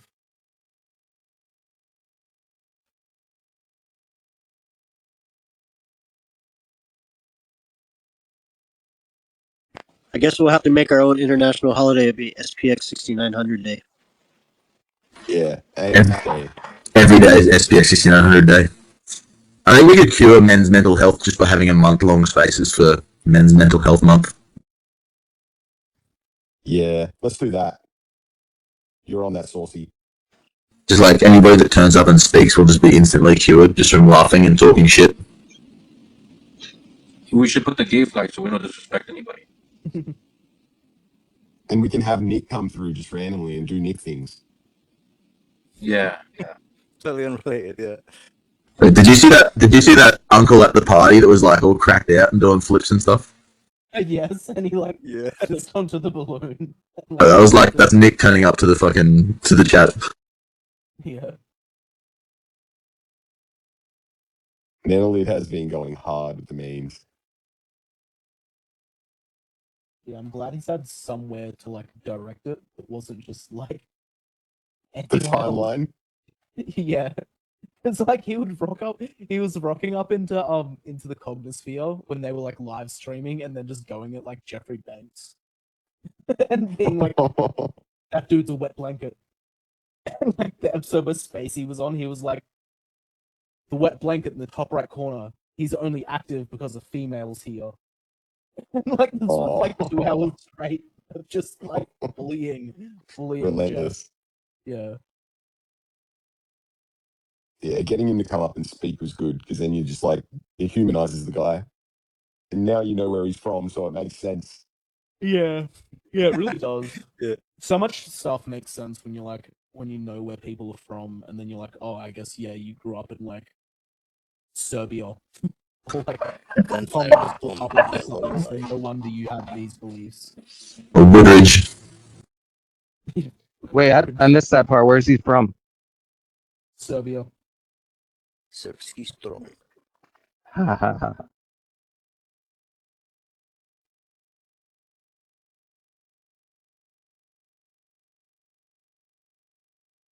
I mean, at least Indian Aeon has the fact he's Indian in his name. Yeah, he tags about 100 accounts probably every post. I remember when he got pulled up on it, and someone was like, "Dude, no one responds to you because you tag everybody."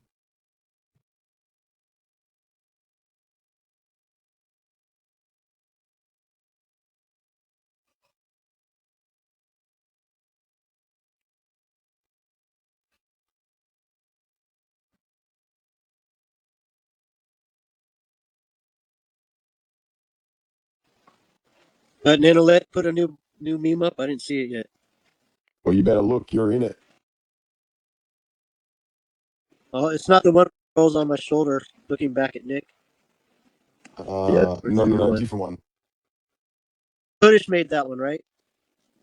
Yeah, I made that one. No, this is a different one. Fucking hilarious. This one's I'll have to savage. check it. Let me go check it out. With the belly to back suplex. That's so good, man. Yeah, that one.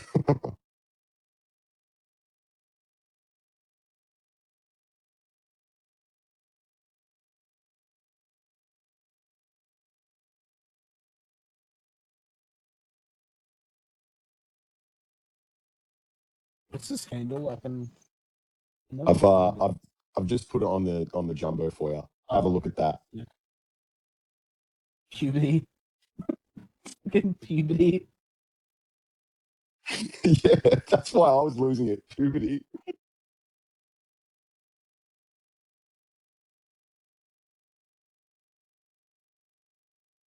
I've noticed.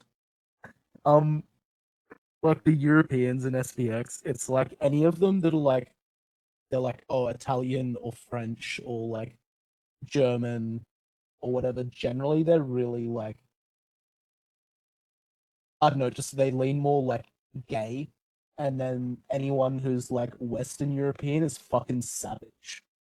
Yeah, And like yeah. there's no like middle ground because you have like S&P 500 hater, and he's like Western European, where they're like, yeah, I'm from Yugoslavia, and they're like just brutal, and like Nenelit's from like Serbia, and then you'll have someone from France, and they're like, actually, I think we should all love each other and get along.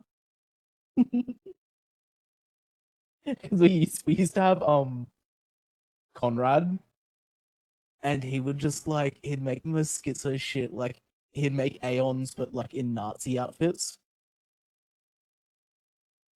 And it was just the fucking funniest thing. Like the divide between like East and West Europe is like crazy. The Slavs and the non-Slavs. It's genuinely like the left and the right. That's what it Yeah. is. They just don't care when they're from like yeah, your countries like Serbia, Yugoslavia, Russia, they just don't give a shit. And then you got people, everyone's different, but like, yeah, people in like England tend to be a little bit more sensitive on the timeline, I think. Definitely like the French and the Germans, especially here in Australia. They're woke guys here in Australia, the ones I know.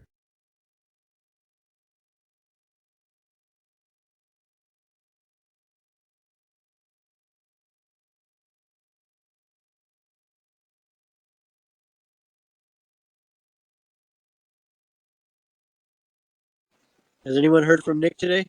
I texted him this morning, but I didn't hear from him yet. I called Nick 3 times yesterday and finally got him, and he was still going, man. He's on a long bender. He was out drinking with his friends, so hopefully he's doing all right. The come down is going to be epic. Yeah, I talked to him earlier. I pray the best for him, man. Yeah, he called Yeah. me, and we talked for about a half hour, and I got in about 4 or 5 words. So between us, we might have got like 7 words in. Yeah. Yeah, He told me that my fruit of choice is bananas and he loves kiwi. That's what I last heard from him. He also told me he loves kiwi. So at least he's, Yeah, he's consistent on the Kiwi front. yeah, he's gonna make those. I woke up in the middle of the night the other night and just like quickly flicked it on, and I just heard like him talking, and everyone's just slamming him with like sound effects, and I was just losing my shit. Like, it was, and then like in the background, it's like the girl screaming sound effect. It was good quality.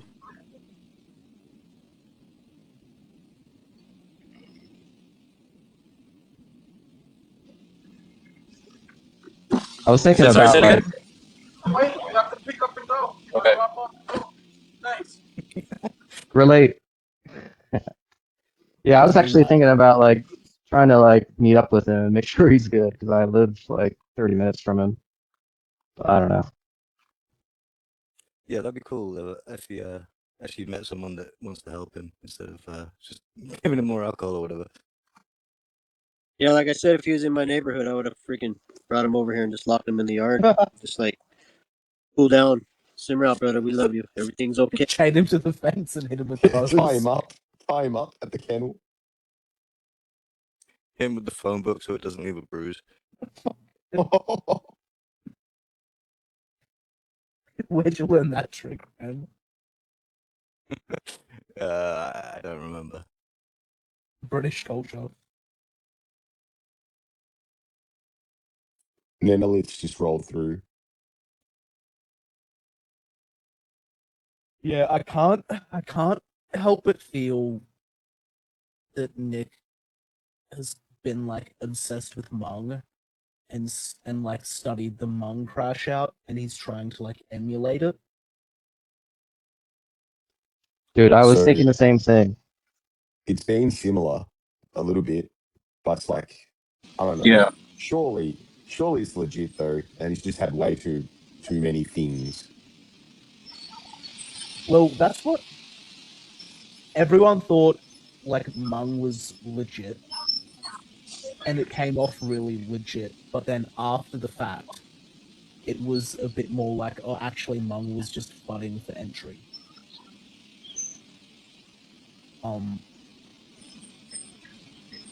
Yeah, because I don't know. That's sort of the way I felt the other night when like Nick was like screaming over like nothing, and you're like, nah, that's gotta be like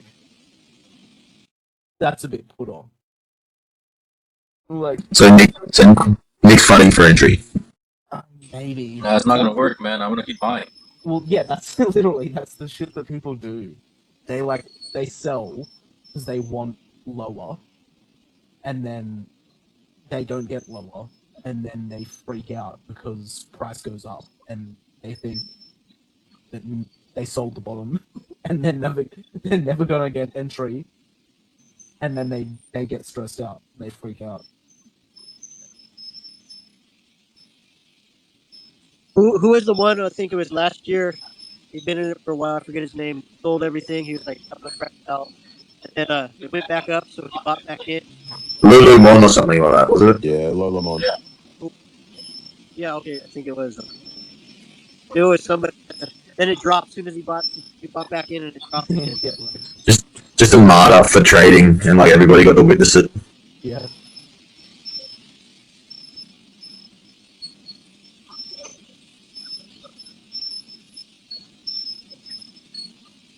Delicious. Who's swinging on a swing right now? Is that Hype or Grill Ace? That's my fucking cages, bro.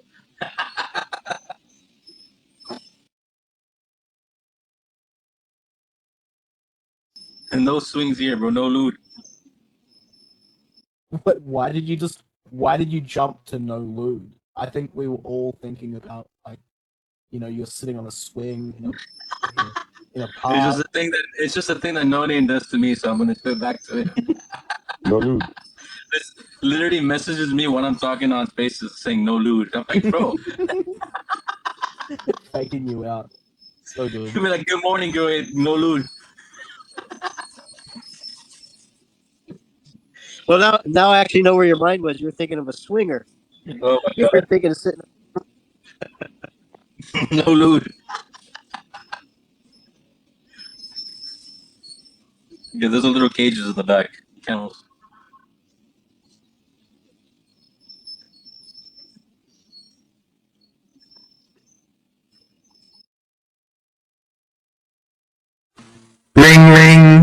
morning, good afternoon, and good night.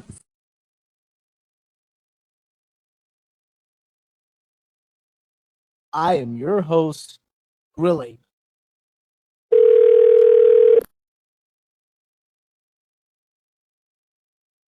Go, it has to ring twice. No, nah, mate. Do the bit. I want to hear it. Do it. Like, oh, you want me to do the whole spiel? Do some of the bit. Okay. Hang on a second.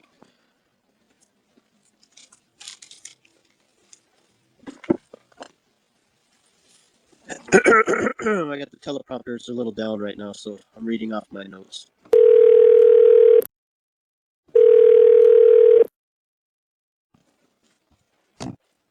Hey, welcome. Good morning to the new Autoheal After Party Hour. It's still going. We're going to go 69 days. Good day, good morning, good night, and welcome wherever you are joining. Love is you, love is me. This is the Autoheal 69-hour power 69-day stretch now. To keep persisting with love, care, courage, strength, belief, and education. With all of us Aeons, yourself, always, as well as anyone who just joined SPX6900 or wants to listen, we love you and thank you. All and everyone in the Cognosphere is one building, a strong foundation of love, stones, pebbles, sand. Let's fucking go. I appreciate all the beautiful, great work you guys do. Dude, that is so professional. Yeah, bro, I love it, man. I love it. It's coded. What is this one? Oh yeah, here's one I didn't say the other day, but it was written down. But also please believe in yourself and walk through the threshold. Believe in what your dreams are and manifest your awareness of life. Nah, you dropped that banger already. Because in my brain, I remembered walk through the threshold. Oh, okay. Well, remember laughter. Laughter is the medicine. Don't forget, it's the cure. I and we love you. Embrace your loved ones.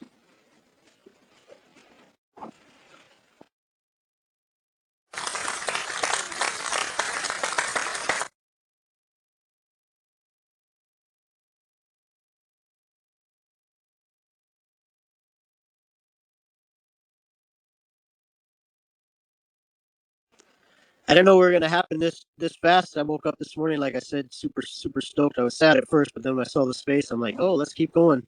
Because I was thinking, Saucy and Hoodish, you said Wednesday, so I was preparing for Wednesday's new intro. But I guess I'll just keep this one and maybe add a few different words. I got the sand and the stone pebbles from me and Hype speaking the other night, so I thought I'd throw that in there. Yeah, what was the sick pebble analogy that we came up with? We were talking about is it a building block or something? Oh, I said each one of us is a building block, and then we went to sand, and you said sand and pebbles or something like that. So I had to It add was that. really profound. We can't remember. Oh, so Hype, did you check out CoinTelPro? Shut up, Shane. Come on, kick Shane off stage. Oh, Shane's not even in here. He's fucking in Discord. He's a voice in my head. Shit. Shit. If anyone wants to look what's going on, CoinTelPro. I'm just been Or the looking at the price of oil. What is that? Machiavelli? Machiavelli's not a The coin thing you said. What was that coin? Oh, the corn one? The corn token, because the Aussies didn't like corn on that subject. So I said I break for corn. Never mind. I forgot what you said. Honestly. All right, it's all good. I think because Unc mentioned something about corn, and then it was like if corn was your only thing and you couldn't add anything to it, what would you eat? How would you eat it? And then everyone, we don't eat corn. Oh yeah, you asked Hype if he checked out something. What were you asking him? Oh, CoinTel Pro. It was formed by J. Edgar Hoover. Yeah, COINTELPRO. Yeah, I posted the Wikipedia in the Discord. If you wanted to check it out, Hype. Then you also have the Machiavelli approach. That's another good game they play. Not a video game, real life shit that they do to us and other countries.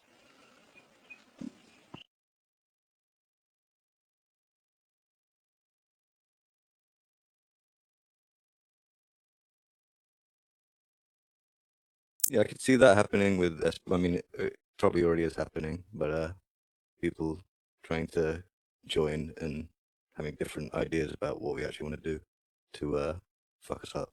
So yeah, be on the lookout for that. No, It's Name, can about you flipping elaborate stuff. on It's nicely? pretty simple. Can you? Flip the stuff on. Okay. Or go ahead, Foster. No, I was gonna ask. I know a little bit about it, but Noname or Blaze, can you elaborate on COINTELPRO? Go for it, Go ahead, Nami. Blaze. You might. No, I don't know anything about it. You go. No, I mean, I used to study it quite a bit. I mean, like I said, it's been hard for me to like talk with people because a lot of people think you're a conspiracist, which I don't believe in that word. But the other night we talked about with Monge. Monge is pretty good with that, crypto Monge. But yeah, basically, COINTELPRO was formed by the FBI, Edgar J. Hoover, and it's just an infiltration of like what we got. Let's just say hypothetically, we'll use SPX, and we'll get someone really close to the some of the main characters or the main people or just anyone, and then get the information, take it back to their side, and then try to flip it to expose someone that was like, oh, Nonami, he did this, he did that, he worked with Epstein, because they had the inside scoop. But then they go and flip the whole script to make us look bad. I mean, that's kind of a simple term to put it, but like I said, you might be able to elaborate it better. That's for people to understand it. You posted it, but basically, it's just another way of manipulating a powerful source that has a movement, and someone infiltrates the movement and gets close to one of the main people, and they will take that information back to their headquarters, and then set up a stage to let those people fail. Either set up a fake person next to them to actually expose, like in this world we have a fake picture of somebody doing something, but like back then, before all this internet stuff is they would take the information back to their headquarters to actually expose the movement is actually full of shit, and this person knows because he worked so many years with this person, but he was actually the spy within the group. You know what I mean? If that's understandable or overstandable for anybody. Blaze, you can help out on that, but or Rand.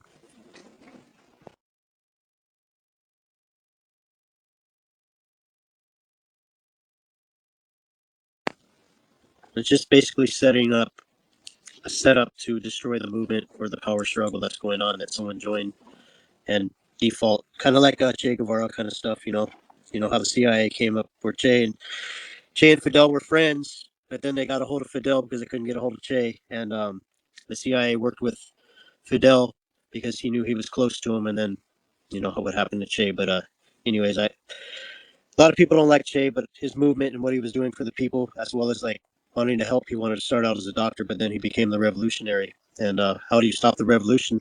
Is you have someone that's close to him or someone that's sold out to expose or like set him up in a certain situation, and then you get your hands chopped off.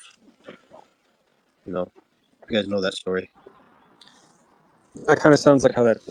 There's a story I heard that the CIA kind of created the whole counterculture hippie movement because before all the protesters to the Vietnam War were protesting and wearing like suits and ties, and they looked credible. But so they created this whole kind of counterculture movement to make the anti-war protesters look like a bunch of just drug addicts and shit.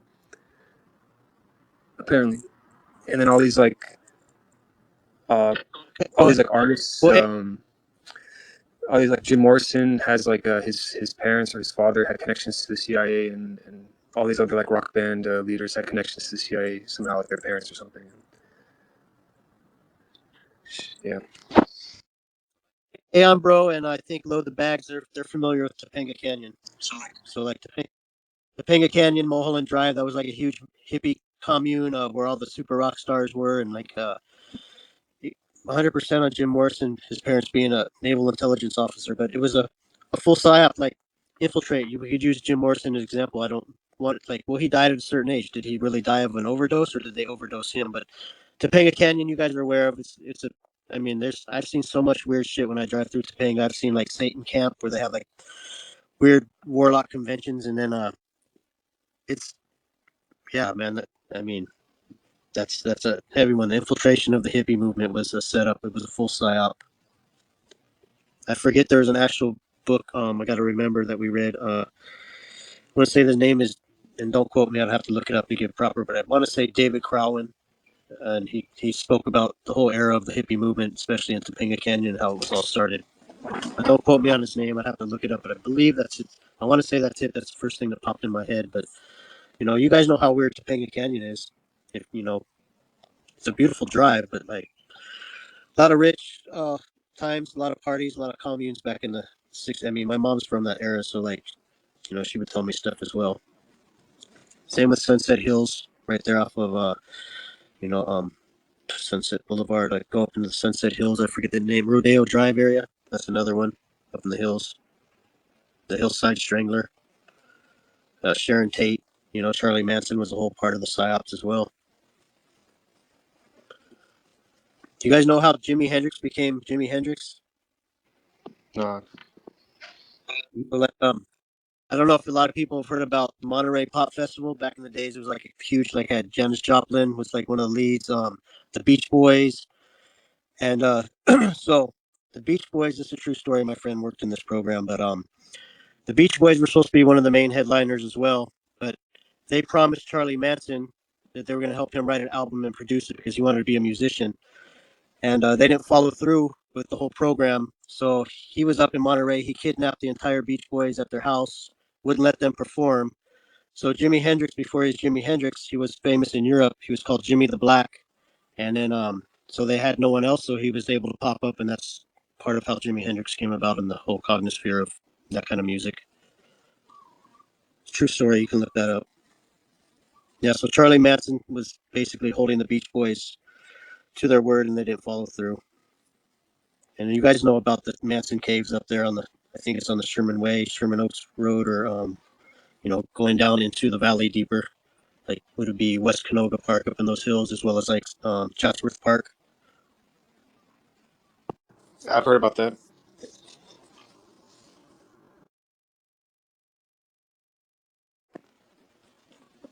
Yeah. So who's the one that said it was the Saucy? Was that you that said the hippie movement was a full program?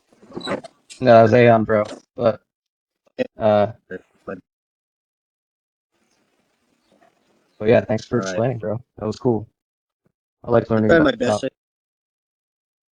Just do your own research. I mean, I'm just going off of something. Like when you study something, you're so involved in it, you can actually speak about it. But I mean, it's been logged in my head because I've always been playing in the rabbit hole. And then basically when my mom passed away, I just decided to like I'm already comfortable and know the truth, and it's really hard to explain to someone behind the scenes or like someone that you're talking to say, hey, this is what they're doing to our food, or even chemtrails. When I first discovered chemtrails back in the day when they used to spray like heavily, that was on the mainland. I worked with a couple people, Carnicom, if you guys know about them, but they were heavy pushers against the chemtrail, and they're the one that's exposed like the barium, the atrazine, the all the drugs that were falling, the aluminum, what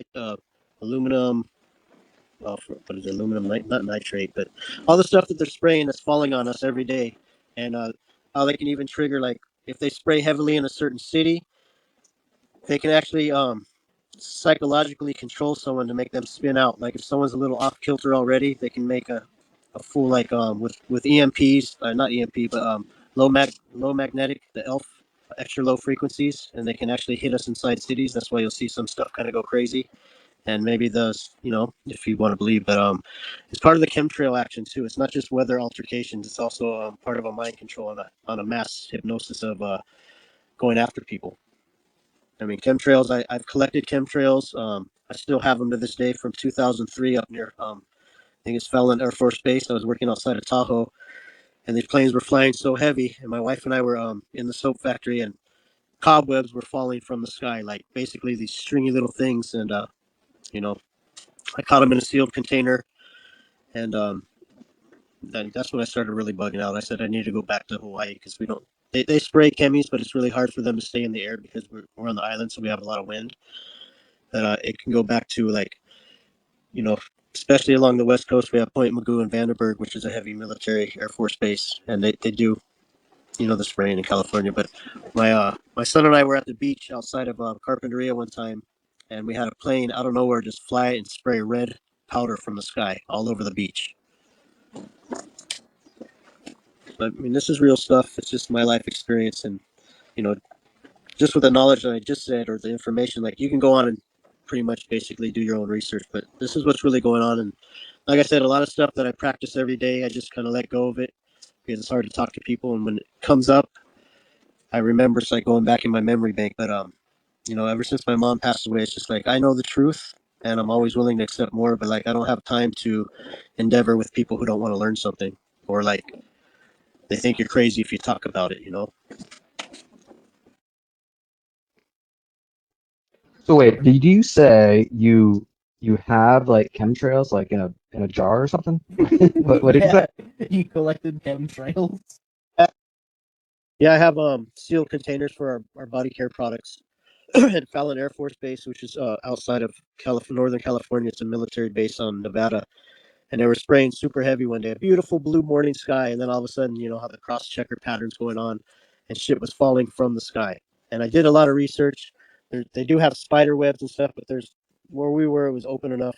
These weren't spider webs falling from the sky. So when I caught this thing, like I said, I was working with Carnicom, and I started talking to them for a little bit, and and they said, yeah, that's what you have. I mean, that's what you have contained. And I'll tell you to this day, that's been like since 2003. The thing will not dissipate. It hasn't disintegrated. It's still in the same form. And my friend, said beware of like who you share that with. Like, because I was going to go to, I think UC Davis because they're an agricultural place because that's where we're closer to on the way back down. But he said if you actually show them, you can get in trouble if they're like not on the side of the awareness program. But yeah, I do have them sealed up in the container. I dated it was from October 11th, if I believe, um, and they're still there.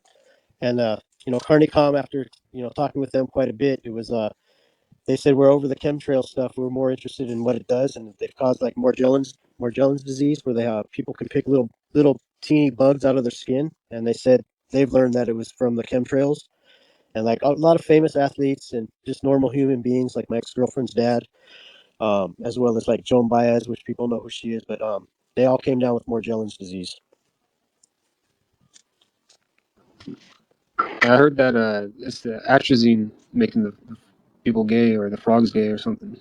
You mentioned atrazine in the chemtrails.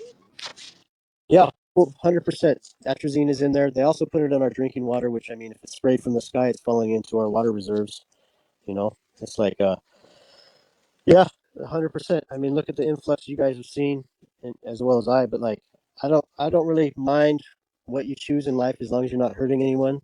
Like, like if you want to be gay, be gay. If you want to be tranny, be tranny. But like, don't push the agenda. But we've had such a huge like explosion of that movement, and people just like you thought were 100% of something, and all of a sudden they just went completely like, what water have you been drinking? I mean, like, I've noticed a lot of that stuff going on through the times. Like, I don't want to say coming out of the closet, but they didn't come out of the closet. They exploded out of the closet.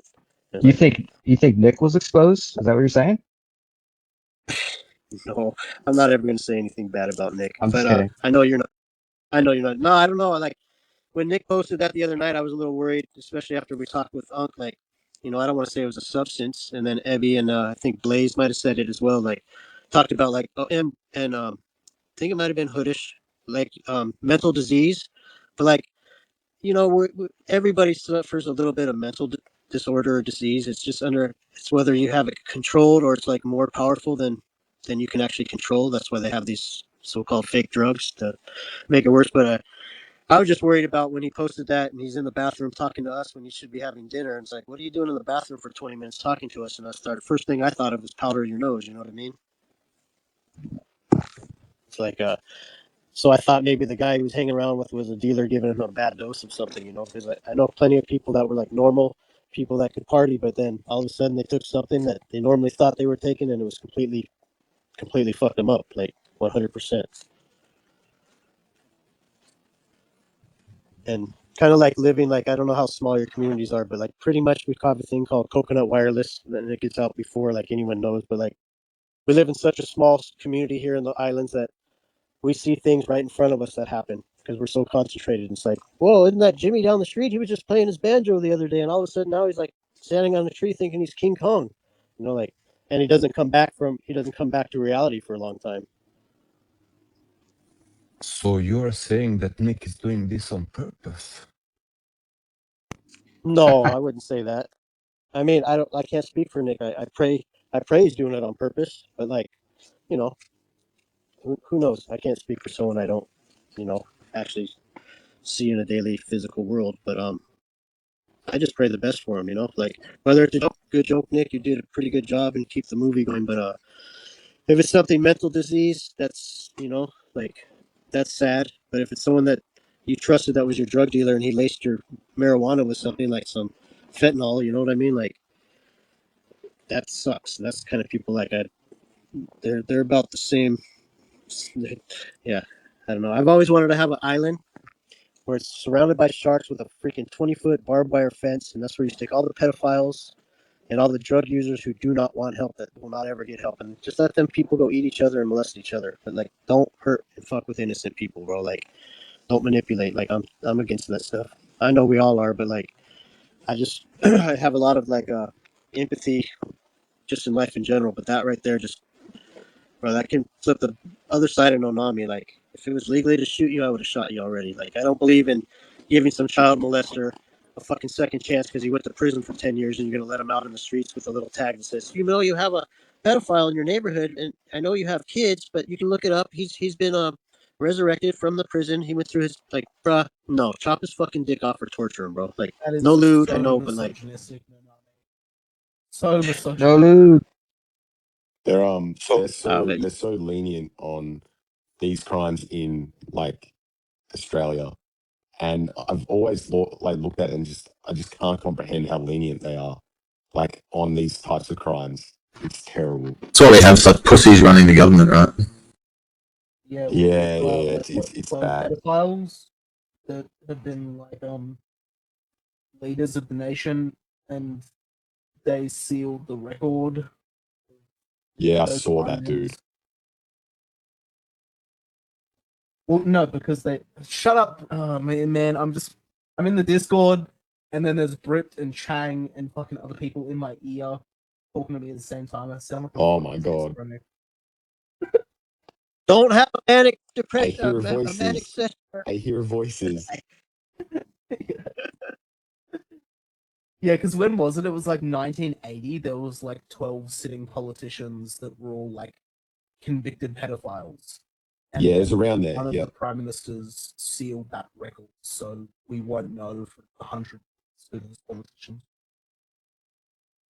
Which is crazy. That's such protection, and like, just makes no sense. But yeah, I don't know what everyone's opinion is on these crimes or whatever. But like, I think more often than not, the West is pretty lenient on these things, and that's why people do them, because they know they can get away with it. And like, if you're faced with only a couple of years jail in Australia for something, um, like, and you're already a cooked human being who's capable of doing these like terrible things, like 2 years might not be enough to, be a deterrent to that behavior. There's something Andrew Tate said like a year ago, whether you agree with him or don't agree with him, it's irrelevant. He said he would fix this issue by putting these people in essentially a hole in the desert with 24-hour surveillance, and stream it live. And again, whatever you think about the guy is whatever, but um, there is a bit of merit in what he's saying there. Is that's not the worst idea. Like, if there was a 24-hour television like station that was running with putrids in, chained, and they get gruel and water, I mean, I think that's a better deterrent than the current system we got. This Bro, is if this you, is the most unhinged thing I've ever heard you say. bro, I was thinking, I'm sorry. I was thinking like publicly hang them like in Queen Street Mall or something. Like, All right. There is a bit of context. Firstly, Brown, I have no issues with any of what you just said as well, but I have a bit more. I have a bit more like context. So my sister, like, full transparency, she has a partner who belts her, and as a family, we've done everything to try and fix this, and she won't help herself, which is super common, and anyone who's gone through this knows this, right? So my sister is my only sibling, and I love her very much, but I don't love any of the things she does, right?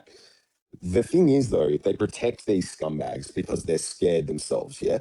And it's just a cycle. And no matter what I've tried to do or how I've tried to step in, you know, I can't fix this problem outside going to their house and literally belting this guy almost to death, because he's a midget basically, and that is all I can do. But then I start thinking, like, why do I have to go to jail so something gets done about this?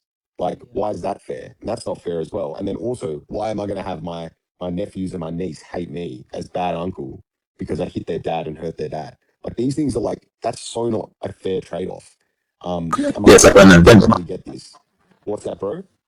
I was just saying, like when the crime for like defending like these atrocities is worse than the fucking atrocities themselves, right? Like your civilization's like collapsing. Yeah. And that's like everywhere in Australia. I'm sure this happens in the US as well, and in the UK and like pretty much every country, right? But like, yeah. So what I have to go to jail to get something done because I call the cops on this guy. They go around and then they might lock him up for a night, and then suddenly he's back there, and then she drops a restraining order, and then it's all Gucci again. It's like, what the fuck are they doing to protect these people? Like they can't protect themselves clearly, and they're not in like a clear headspace to like make really good decisions because they keep going back to this person. And then I've had like incredible harsh words with the guy, and he's cried in front of me, and he's like, "Oh, I'm so embarrassed. I'll never do it again." Blah blah. But then they go and do it again. So outside of like giving him an absolute belting, like what can you do? Like you can't do anything because the Hit him in police, your the car. government. What's that, bro? Hit him with your car. Yeah, maybe I've had I that. feel your pain. I feel your pain, bro. Because like, man, what? Yeah, like you have like this prosperous life yourself. Like how do you weigh up whether you risk, your future for something that you really kind of can't control. Dude, I'll tell you a real story. I went down to where my sister and parents live, where I grew up about a year ago, and it was for a work thing.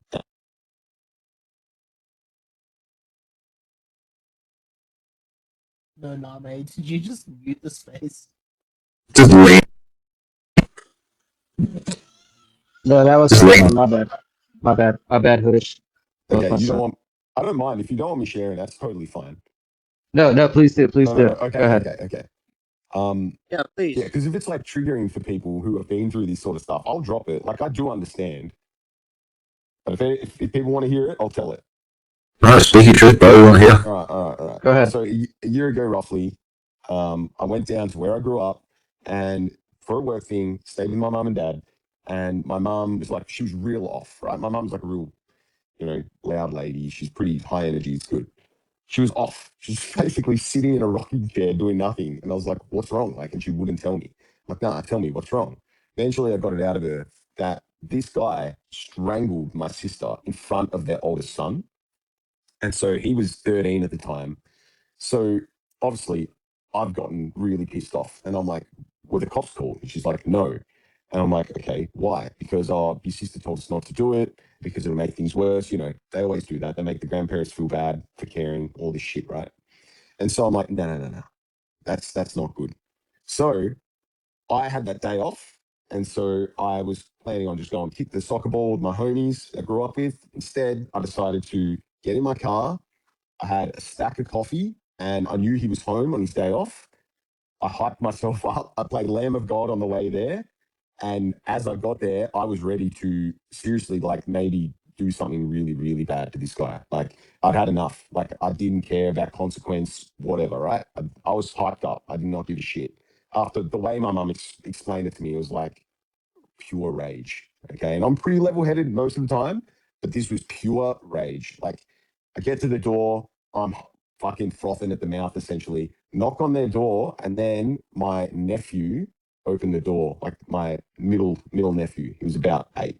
And he's like, hey, like talking to me. I'm like, hey, buddy. And I had to immediately change because I cannot have my nephew see me in a state like that because his dad's a loser and his mum is weak. So it's like immediately flipped. And then this guy starts cracking out at me because another thing, he's on ice, he's on meth. And my sister isn't, which is weird, but this guy is. And he starts teeing off at me. What are you doing here? No. I'm like, oh, you just calm down. He's like, no. No, what are you doing here? I'm like, I'm just coming to see you, have a chat. Well, what do you want to talk about? And I said, you know what I want to talk about? And he's like, starts yelling. And I'm like, dude, calm down. He's like, no, you're in my house. No. I'm like, just calm down. Don't yell in front of the kids. And it's just like, no, they're my kids. I'll fucking yell in front of them if I want. I'm like, "Oi, that's my nephew, my niece. Chill out."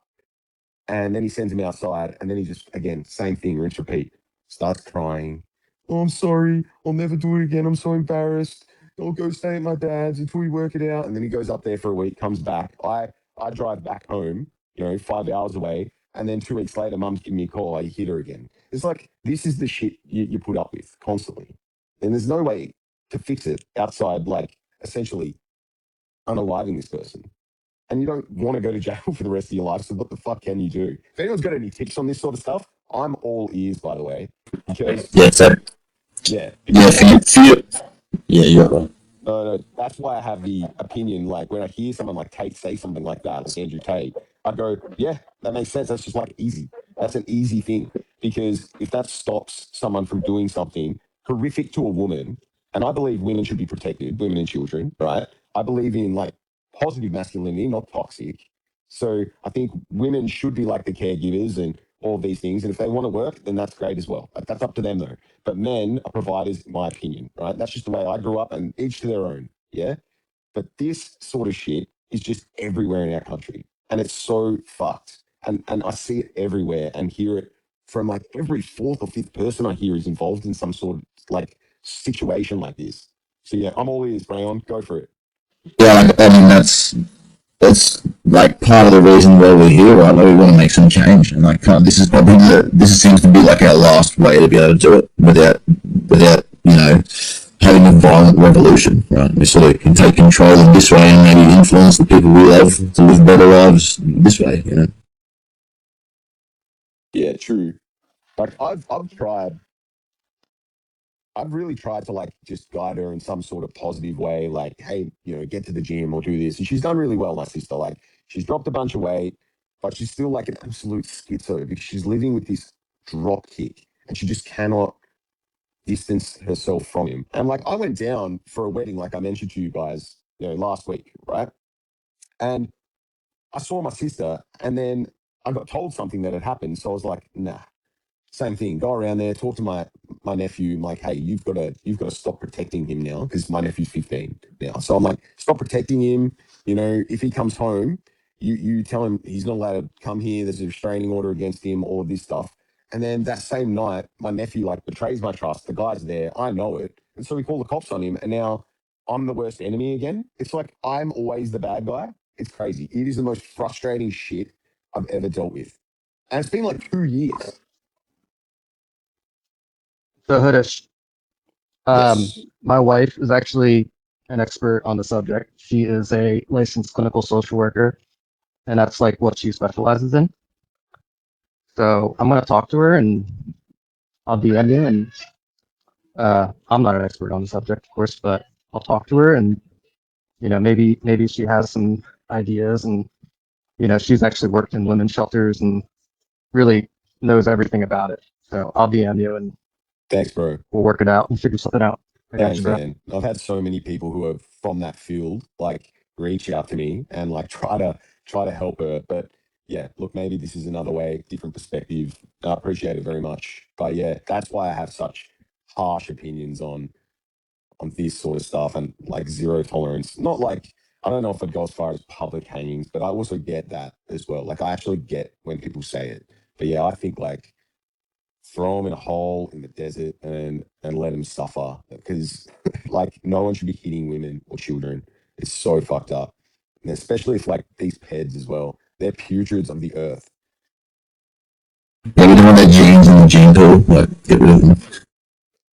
Yeah, just But delete. is this guy, is he like addicted to substances too? You said he was on meth or something? Yeah, man. Yeah. He found meth about 3 years ago. And before then, he was a straight edge type of human.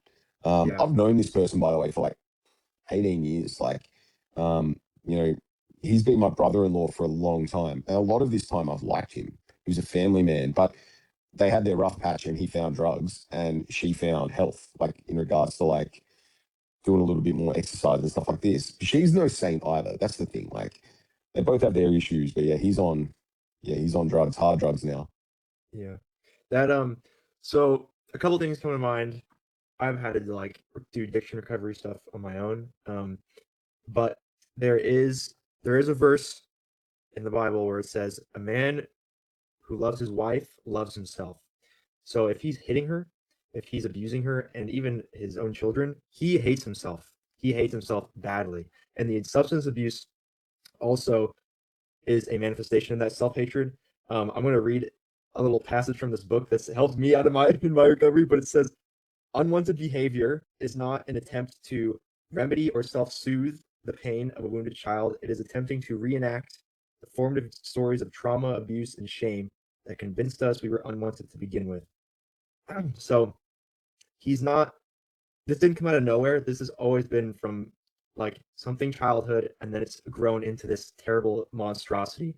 So, and that's helped me honestly have grace for like the worst of humanity, because it's like they are a product of their own childhoods and their parents, and what absence of love was there. But yeah, that guy, he does not love himself, and honestly, that can kind of help give some grace to him, even though it's like extremely hard, dude. I understand. But yeah, that's kind of I my appreciate perspective it, on bro. that. No, Yeah, no, it's good. It's a good perspective. I'm not going to push back on any of that. Like, I agree. I'm becoming more and more religious each day at the moment, and my sister has been attending church recently as well. So, I get it. And look, yes, he does have past traumas. He went through, his parents went through a breakup when they were little, and he took his dad's side, and his mum, cheated on his dad, and there are issues. You're right. Everyone who is that type of way does have some sort of trauma. And yeah, that is terrible. But like at the end of the day as well, like as terrible as it is that they've been through this stuff, it's like you still don't hit women. And I know he hates himself, yes, and I know this, yes, I agree with like everything you've said, right? But it doesn't, none of it excuses behavior. So yeah. behavior is still There's a still metric we look to. consequences. Yeah. Yes, It's a metric we look to often as just what's accepted in society, and like what should just not ever be accepted. And like I just think, yeah, there is a time and a place, where this guy needs to heal, but like he just can't be near the kids, and it can't be near my yeah, like sister. He's just got to really separate himself. But when it's not even that, right? People have trauma, yeah. Like everyone's got it. I've got it. You've got it. We mhm, literally everyone's got some sort of trauma.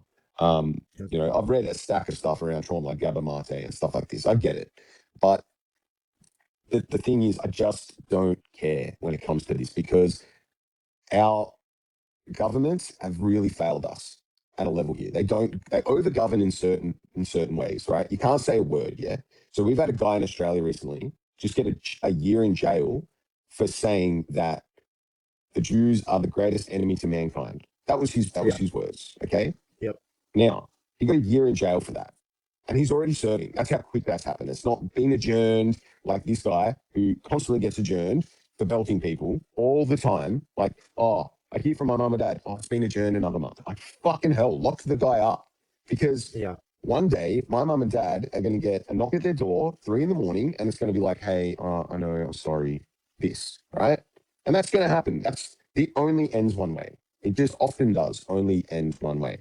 I have a friend who's a police officer who deals in homicide in that town, and they tell me all the time it only ends one way, and I believe it.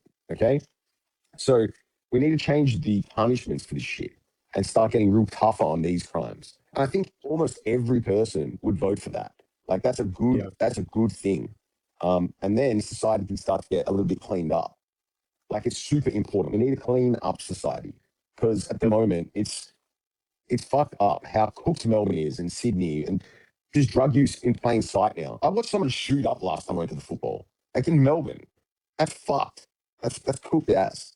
Like at a yeah, pub, like shooting up outside. Yuck.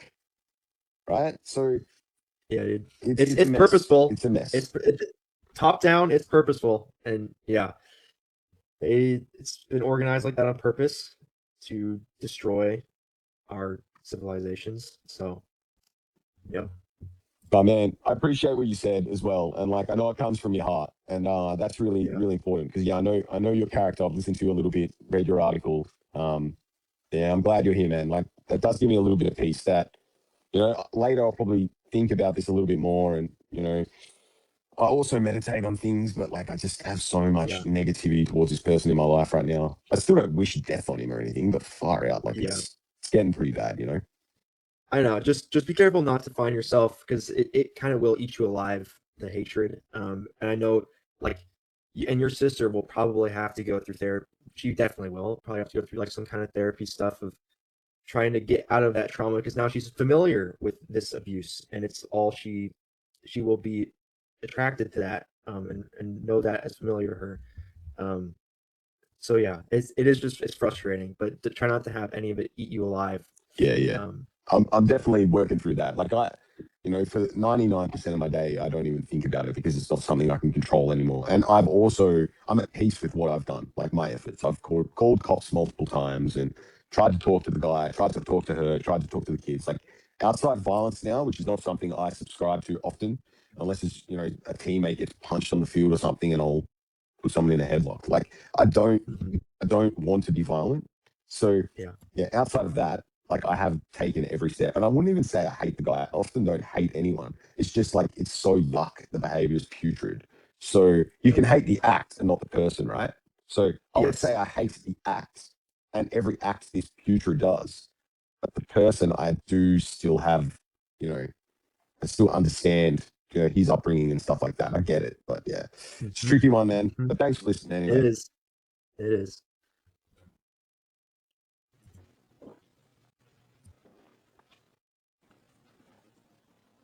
Sorry, Hype. That was I feel 10 you, minutes Hoodish. of explaining why I have a controversial opinion. Oh no. No, I get it. It's like it's really weird in Australia because like the gap between middle class and like bogans is so thin that like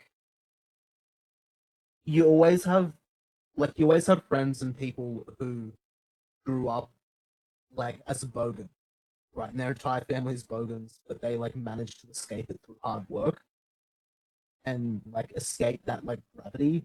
But then their entire family is still like my ex girlfriend. She was like her mom was a prostitute, shit like that. Like entire family, half of her family is like bogans. You know what I mean? You go around, there's Gatorade bomb on the table. Like go around for Christmas, someone gets arrested for domestic violence. um, it's just weird. It's just like normal people, and then there's just always this like this fucking Darrow shit. Always everything. Hang on, my mum's knocking on my door. I believe, Harish, that you're going to be the guy to help fix this, right? You've got it in you to solve this problem, man. I feel like you're on the right path. You're doing the right thing. Thanks, dude. Hoodish, can I say a few things too, just Say from my whatever you like, experience? my friend. And Go for it. it's one thing he had, like he said it pretty good as well. I grew up with that. My dad, my mom was in domestic abuse for so many years. Most of it was mental and physical abuse, which mental's pretty hard to deal with. But what you're doing, like what you said, well, you would look like the bad to everyone if you did something. You're just trying to help out of love. But what I learned from my mom was she eventually basically ran, took me and my house sister, and went to a completely another state for protection. Because my dad had some of this is psychological programming from the upbringing, and dad wasn't a addict at all. What I learned from study domestic out of like domestic abuse comes from, she said, just imagine a clock, from 12 to 6 and 6 to 12. So like the first 12 hours are completely abusive mentally, physically. And then as soon as you hit the 6 o'clock, it's like, hey, I'm sorry, let's go get ice cream and clothes for the kids and we'll make it better, I promise. And then all of a sudden 12 o'clock hits and you turn manic again and start the abuse all over. So it's like a repetitive cycle. And I pray for your sister and her husband and the children, of course. But like what I learned was first of all, my mom left the scenario. She made herself strong enough to get out of a situation because it was harming the children. Being my house sister and I would like, she had to take a large strength to exit the domestic and the physical mental abuse. Because eventually, like has said, it's also it's a program from maybe his childhood experience, and he can't get out of the program or the basic brainwash because that's all he knows how to really work with. He saw that, so he hasn't learned to release it, and he thinks that's how life is. But I guess the main thing I wanted to say was the 12 o'clock pattern. It's like everything's horrible, and then the next 6 hours or the next from 6 to 12, it's like ice cream and pancakes, and let's go get some new shopping gear. I love you guys. I want to say I'm sorry, and it's a manipulation of letting you know, like, what are you sorry for? Are you really going to try to change it, or are you going to keep going back to that 12 o'clock to 6 o'clock and recreate something that you just tried to fix, but it was actually a falsehood? You weren't really fixing anything. You felt reflection within yourself that you were doing something wrong, and then you just go back to the same program. So, I mean, ultimately, I mean, for yourself, that you would have, she would have to make that really hard choice to protect herself so she can protect her children as well. And as much as it hurts her husband, it would be more or less like she's helping the whole situation. And like you, that knock at the door is horrible, bro. Like that's why more cops get killed in domestic disputes than anything else, because they're going to a hostile environment, and especially if there's drugs involved. But the I just want to say there's a pattern, and it's a psychological pattern of like maybe Saucy's wife make a solidification of this. But my mom left a situation that was so harmful and toxic to us kids as well as her, that she had to make that final choice to say, I'm out of here. I'm going to leave. I don't want it no more. It's not healthy, because our children are going to grow up this way. Because it becomes a program. Once you learn how to live and you see it so daily, you become brainwashed. That's how you're supposed to treat people. And that's basically it. I just wanted to share that, if that made Yeah, man, sense. you're right. You're right, 100%. Like it is. It's like a Jekyll and Hyde thing. Yeah, they come from a place of like, yeah, I'm awesome, I'm nice, I'm the cool dad, and then it's like behind the scenes is just like they turn into just the worst monster possible. Um, yeah, I think that's almost every domestic violence situation. I think they do that sort of like groveling apology or make it work, bullshit lie script, and then yeah, the true colors come out when a substance is like back. The thing is about like my sister as well. She broke up with this guy, guys. This is why I'm really concerned. She broke up with him for over a year and went back. And so that is where I was like, she's already done the hard part once, yeah. So she's gone and left the guy, got her new house, right? And now he's back at this house. And I'm just thinking to myself, like, how the hell could you introduce this thing back into your life and your kids' lives? And now her life has gotten so much worse because of it. And she still doesn't wake up. Like I've even thought, like I've asked her directly, are you on drugs? Because that makes sense to me at least. Like drug users do drugs with other drug users, right? But she's not, and she doesn't actually look like it. And when I have a conversation with her about things, she doesn't talk to me like she's on anything. So I'm like, I don't think she is. I just think it's like comfortable. It's what she knows. It's whack anyway. So, Hoodish, my wife just said it actually takes an average of 7 attempts to leave before they actually leave. That's crazy. Hey, that's Yeah. crazy. 7. That's so many times. Like, ugh, that's exhausting to think about. But she said that, people, they do eventually leave, a toxic situation like that. So just keep supporting her, as much as you can. I know that's difficult. Yeah, that's all. That's all we can do. Like me, my mum, and my dad. That is all we can do. Um, Even like the guy's dad is like totally on my family side and doesn't speak to his son, and yeah, it's like it's just so gross. But it's everywhere, dude. Like it's everyone knows of someone who goes through it. It's kind of like the cancer thing, right? Everyone knows someone who's had cancer or something like this. It's not as bad as that, but it's pretty bad considering it's a behavior thing.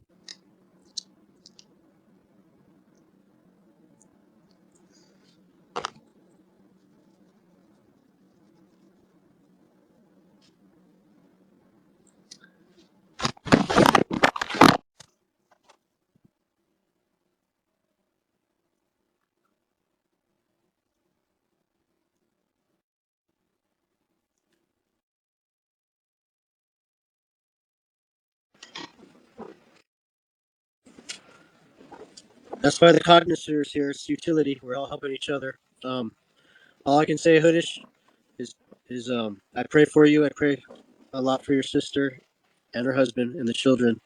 But it's got to ultimately be up to her, because the more you involve yourself, the more you can have a good talk, and then he didn't like what you say after you leave, and then progress the situation. Yeah, dude. And you're in a hard situation. I can feel your love and the care, but like That's a hard one for you because that's your sister and your niece and nephew, and if you do something bad, he can take it out on them when you leave. So it's ultimately up to your sister to make that choice. Yeah, for sure. Hey, Nanalit, what would you do? What would you do over there, bro? I'm curious. Yeah, I would use the cover of the night. Can you say that one more time?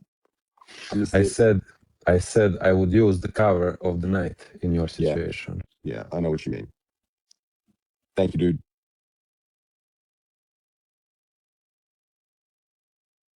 But again, that is in your situation.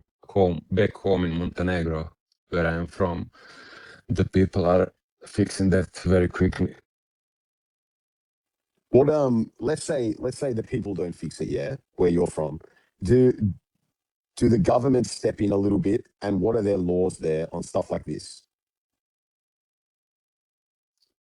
I mean, it is hard, it is tough, it is ex-communist country, so you know what that means. So it is typically the same stuff. You cannot do anything about it. If the woman is coming back to a man and not saying anything, so that just continues years, and so on. But yeah, that is how it goes. But let's say if that is like happening to somebody or to me in Montenegro and so on, because people are very big on family, people will kill for that kind of stuff, and that's what it is.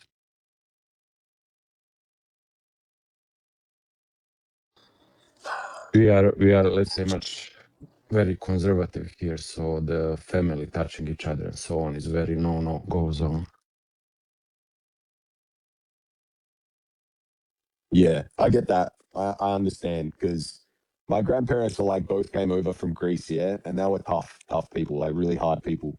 And so that's how we all grew up. Is like the only time I was ever allowed to be violent is if something happened to my sister at school or one of my like cousins who were girls at school. And then I was encouraged to do something about it. Like my papa would say, like break their hand would be his term, like break their hand. He'd say it pretty harsh, but and it makes a lot of sense. But yeah, now the older I get and the more I see, I'm just like, man, it's crazy outside going to jail myself. Yeah, but I guess also in Australia is a bit different. Law is much faster to go to jail and stuff like that. At least from what I could read and so on, if people don't comply. Back home, everything takes time. If people are fighting or any kind of violence, that would go to the courts for the years and so on. So let's say if that is happening in my country, you just beat up the guy and deal with the consequences for years with courts and so on. Based. I think like Nana's saying too, like over there, it's probably well known that if you fuck around, you're gonna find out. Where here in Australia, like people have been getting away with this shit for ages, so they don't really fear the consequences. Yeah, Yeah. exactly like that. For example, now at the moment, last few years, I'm living in Ireland, and here is again completely different situation. You cannot say anything wrong, you cannot do anything, and so on, so on. It was, let's say, a big shift coming to the Western Europe.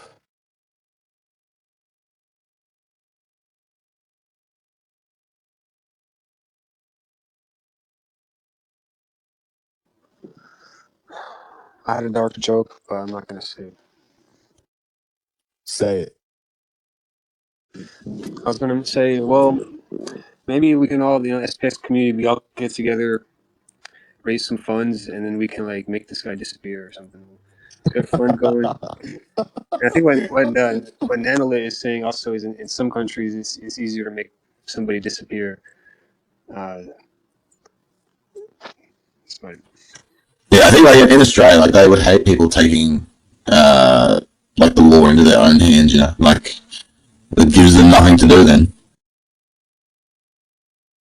Yeah, here they just overgovern on weird things. Like if you don't pay your tax, you'll go to jail though.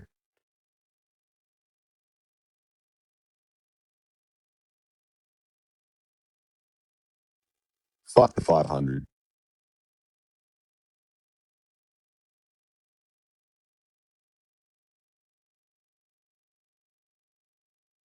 Yeah, for me, when somebody mentions Australia in the last few years, for me, is always thinking about laws and so on, because I always remember a few years back when they banned Djokovic for the COVID vaccine. Yep.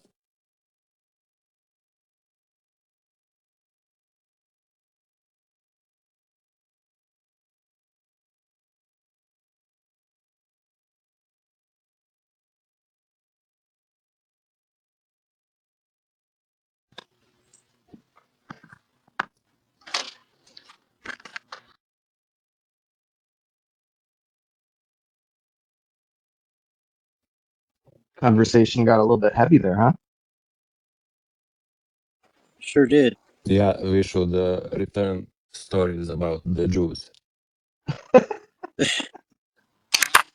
No, I just pray for Hood and his family, man. That he's in a rough spot. So like, we just take a moment of pause and take all that, man. That's a rough situation you're in, brother. Like, Cheers, you man. would always look like the always if you did something. Always. That's why I think I like what Ambrose said. Like, there's some assassins in SPX. We can handle this. Joking, joking, joking.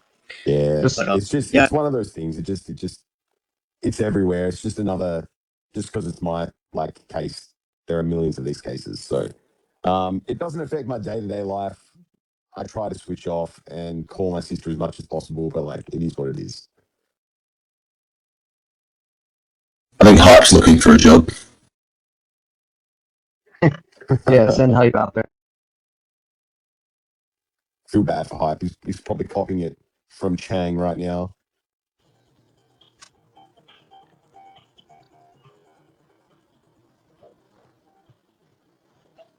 I like some of the music this morning, man. There's some good tunes on. What were they playing? What were we playing? The We were playing like Shanapua, K-Ton. Shanapua.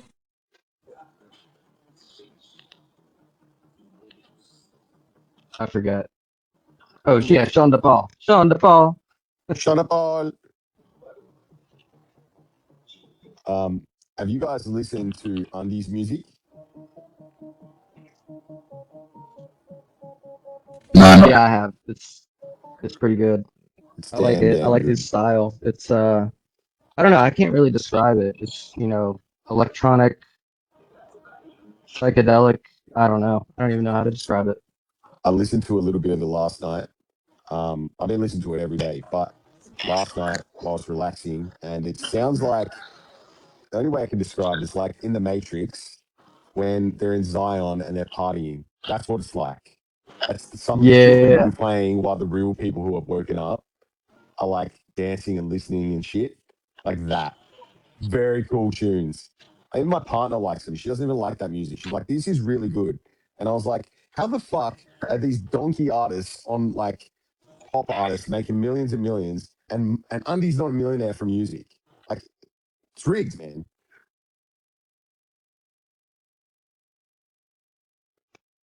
yeah. You can't listen to the radio anymore. It's all just flop. This probably is made by AI at this point. Yeah. All like the Yeah, it's major like slop. pop songs and stuff. how much do you reckon, like, or do you think of the, the top artists in America that sort of have so much influence? How much do you think of that is like created by people other than the artists themselves? Pretty much Artists all don't of That's a it. good create question. anything. I don't think the artists create anything. Just remember, Lucifer was the most beautiful angel. He sung all the most beautiful songs in heaven before he fell. So he is an expert at how music works in the minds of people. I don't think any of these music artists actually create the music. They might have an idea of it, but they are just people willing to sell themselves. That's why you have like all the mystery deaths in music too, music industry, because like in order to prove yourself that you can get up in the music industry, a sacrifice is required. So like the 27 Club, like all of that stuff. So just don't listen to modern music. Listen to indie artists. To be honest, your soul. Thank you for it. That's so fascinating. It like saddens me so bad. Yeah, dude. It goes deep. It's not great, but You guys ever listen to Alan Watts? Yes. Bro, love Alan Watts. I was listening to him this morning.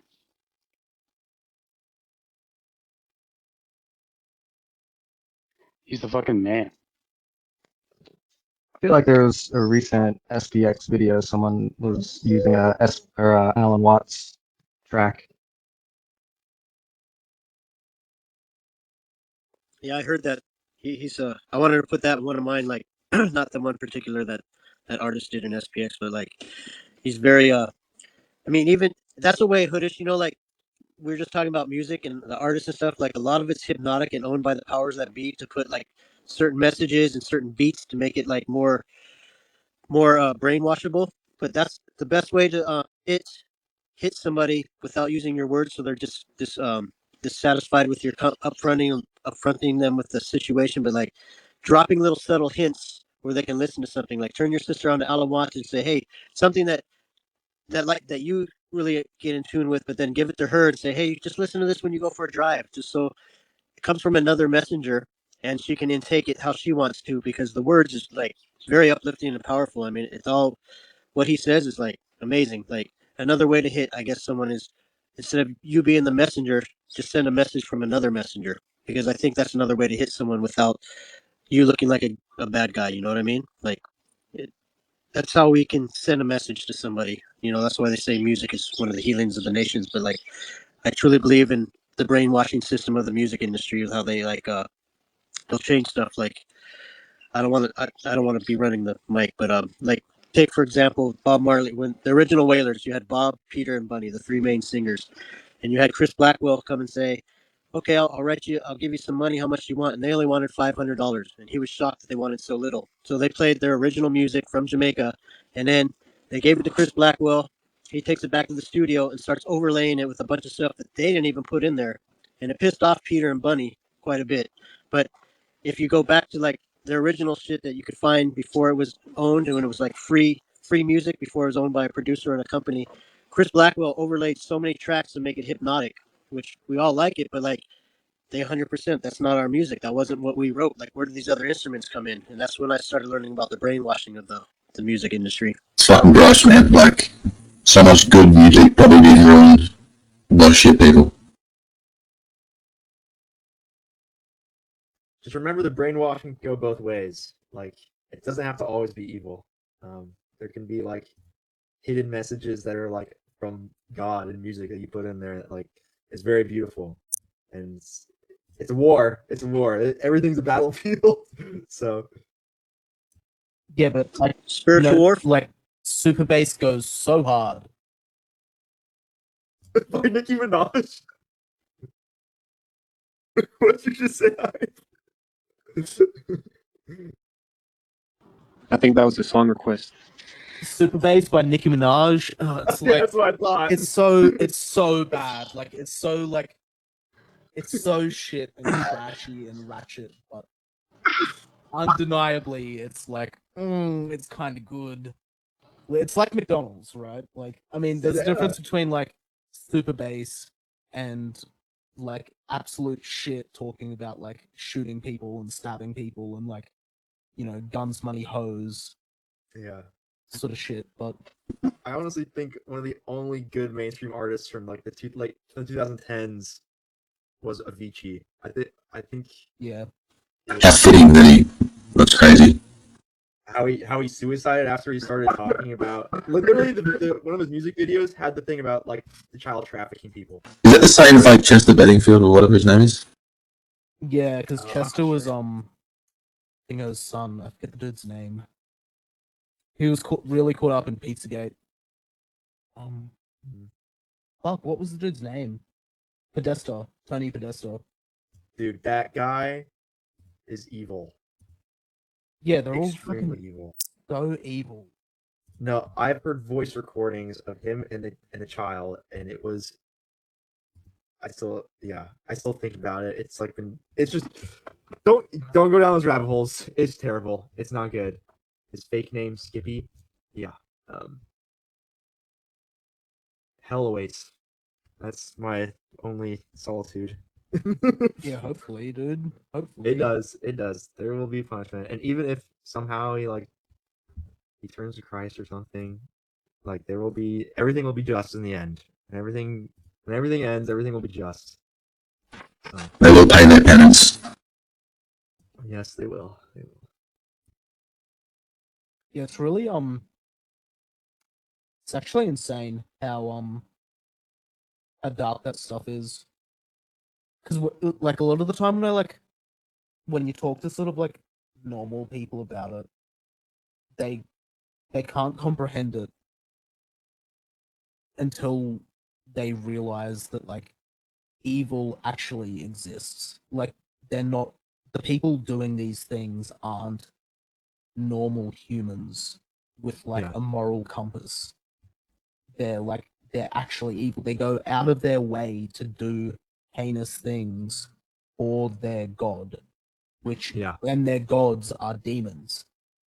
And like whether they're like fucking interdimensional demons or these people are just infected with some like ancient parasite or some bullshit. Like they're evil, they do evil things. Like that's why they go out of their way to like dominate the entire race and do this fucked up shit. And yeah, it's just like it's nuts. It's nuts some of the shit they've like done and like the ways that they like weasel their like toxicity into like the entire human race just to like get off on corrupting everybody. Like like they have to lose. Yeah. Like Well, and they are willing vessels for demons because the only reason demons they think they will get power out of it. The humans are like the retarded ones. I mean, they're both retarded, but the demons know what they're doing because the only way they can spit on God is by trying to destroy the thing he loves most, which is humans. yeah, It's us. Um. So, and yeah, it's ridiculous. They're all stupid. They're so stupid. Like it just doesn't. dumb little worms.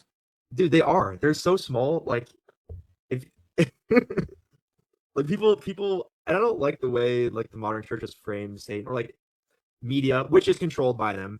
Media has framed evil and Satan and like demons as like this spooky, scary thing. Oh, it's scary. They have power, dude. They look like they're little. Sorry, they're little faggots in little clown suits that are 3 feet tall, and they're just idiots. You could step on them and Well, I think and they're literally worms. They're yeah, literally parasites. And as soon as like humanity realizes that it's not some insane like maybe they are interdimensional beings that have manifested into this plane into parasites, like physical parasites inside of our bodies. But as soon as yeah, the human race realizes, oh shit, they're actually just worms, and we can kill them with like ivermectin or like some drugs because like we're the human race. Like worms can't do shit against us. Like I it's not like haven't we're going gone. to war with ants. Yeah, yeah, Like all we have to do is give ourselves some drugs, and all of the demons and Satan will literally just die because yeah. I haven't they're gone down worms. the parasite rabbit hole yet, but I mean, there is might be some substance to that. No, there is so much substance because, like Are as they like above, so physical below. manifestations of like a demon or something, or what do you think they are? Like, Well, it's like they could be like interdimensional, all right. So like heaven, hell, whatever exists, yes, but like yeah, in the Earth plane, in the 3D existence that we're in, demons have like manifest themselves as parasites, yeah, and that's why they're like inside of your body. They control your thoughts, they control your feelings, they can take over people, they can make them do insane shit. They make you want to eat a da poo poo. They turn you yeah, gay. Like, yeah, yeah. you know what I mean? But they're just worms. Like, it's not that big of a deal. Just kill them with a drug.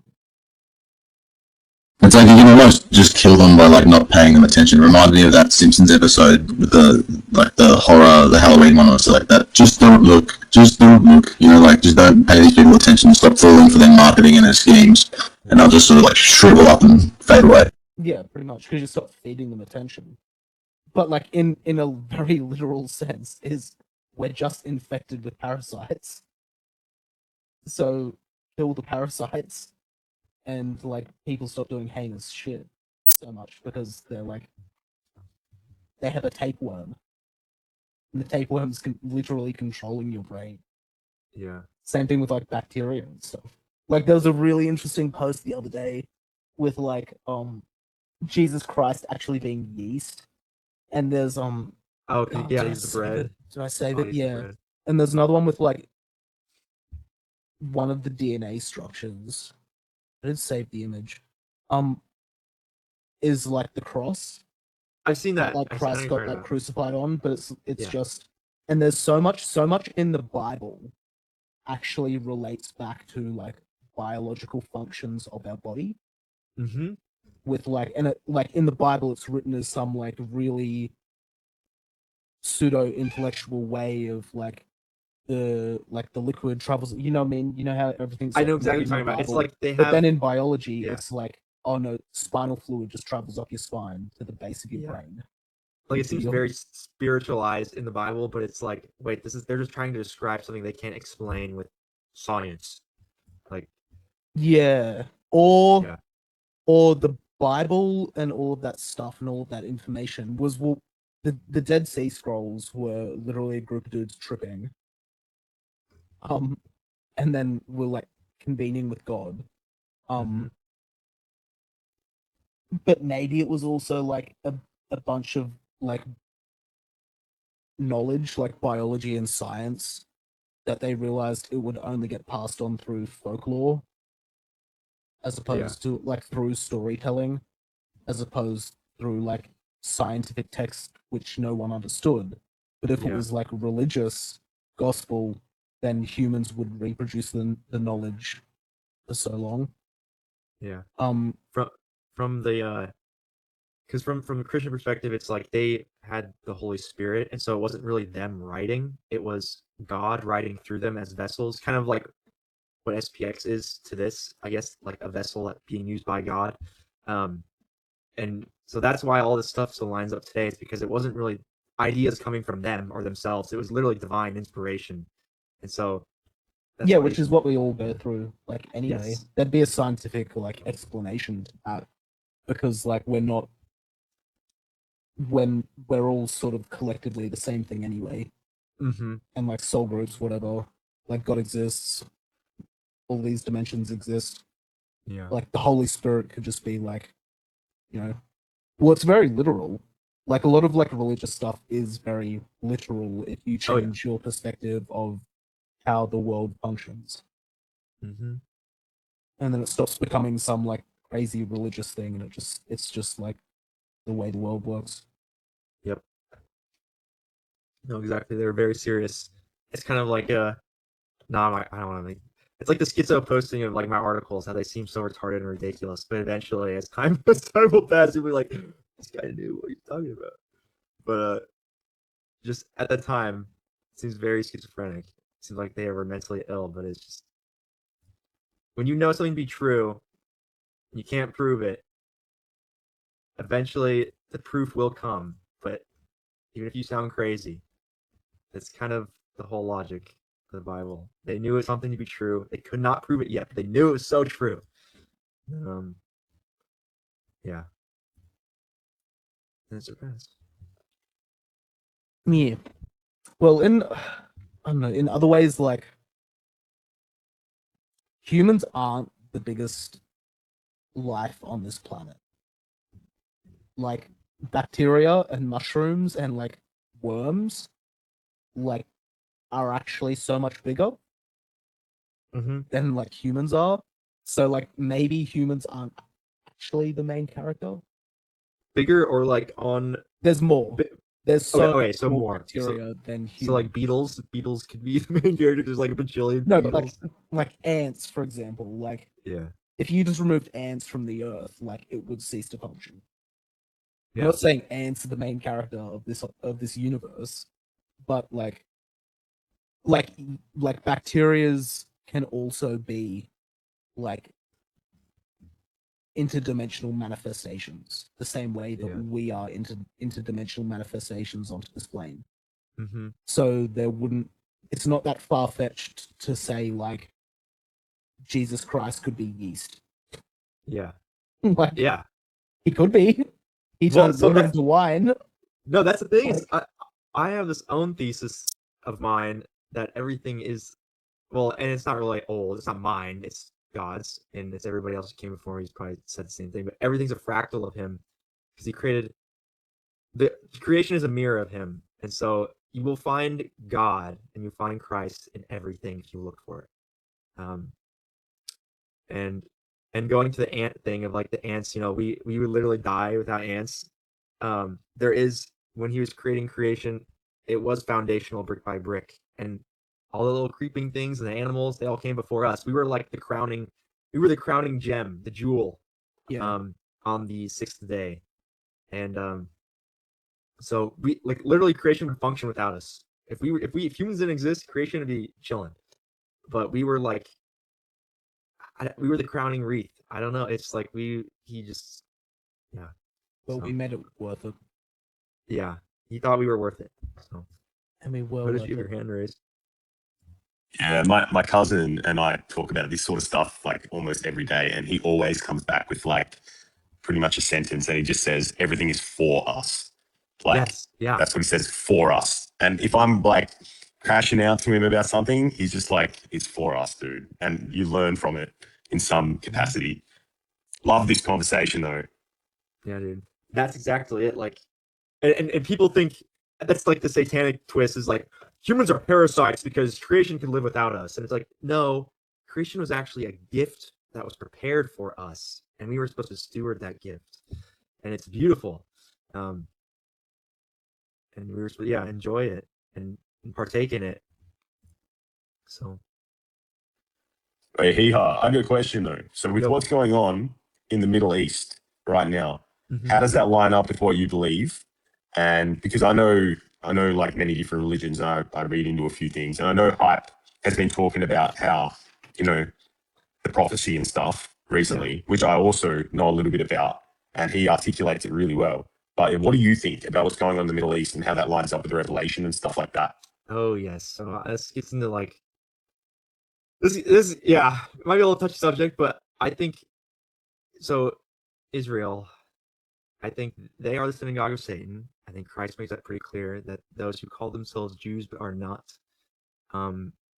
they will, he will cause them to kneel before you, and they are causing all the troubles now. And I think there was a split in the bloodlines when it came to in the Bible. Who was it? It was Esau and Jacob.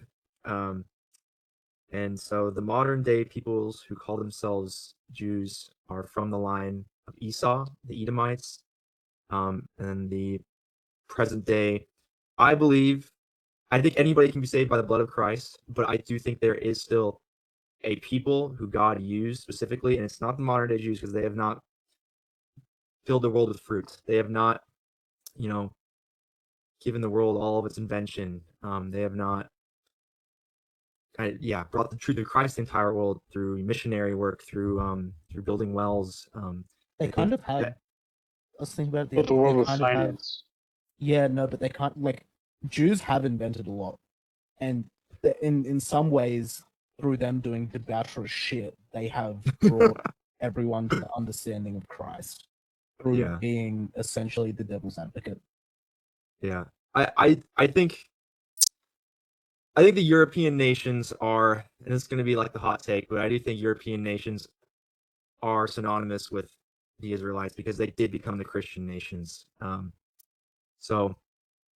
And now we're dealing with false Edomite Israel, which in the end days it did say, I think, who was it? Not Abraham. Whoever Jacob and Esau's father was, basically his promise to Esau was eventually Esau you will break the yoke of your brother Jacob, and you will rise up above them, which has happened. It's happening now, in European nations, Australia and Canada and United States.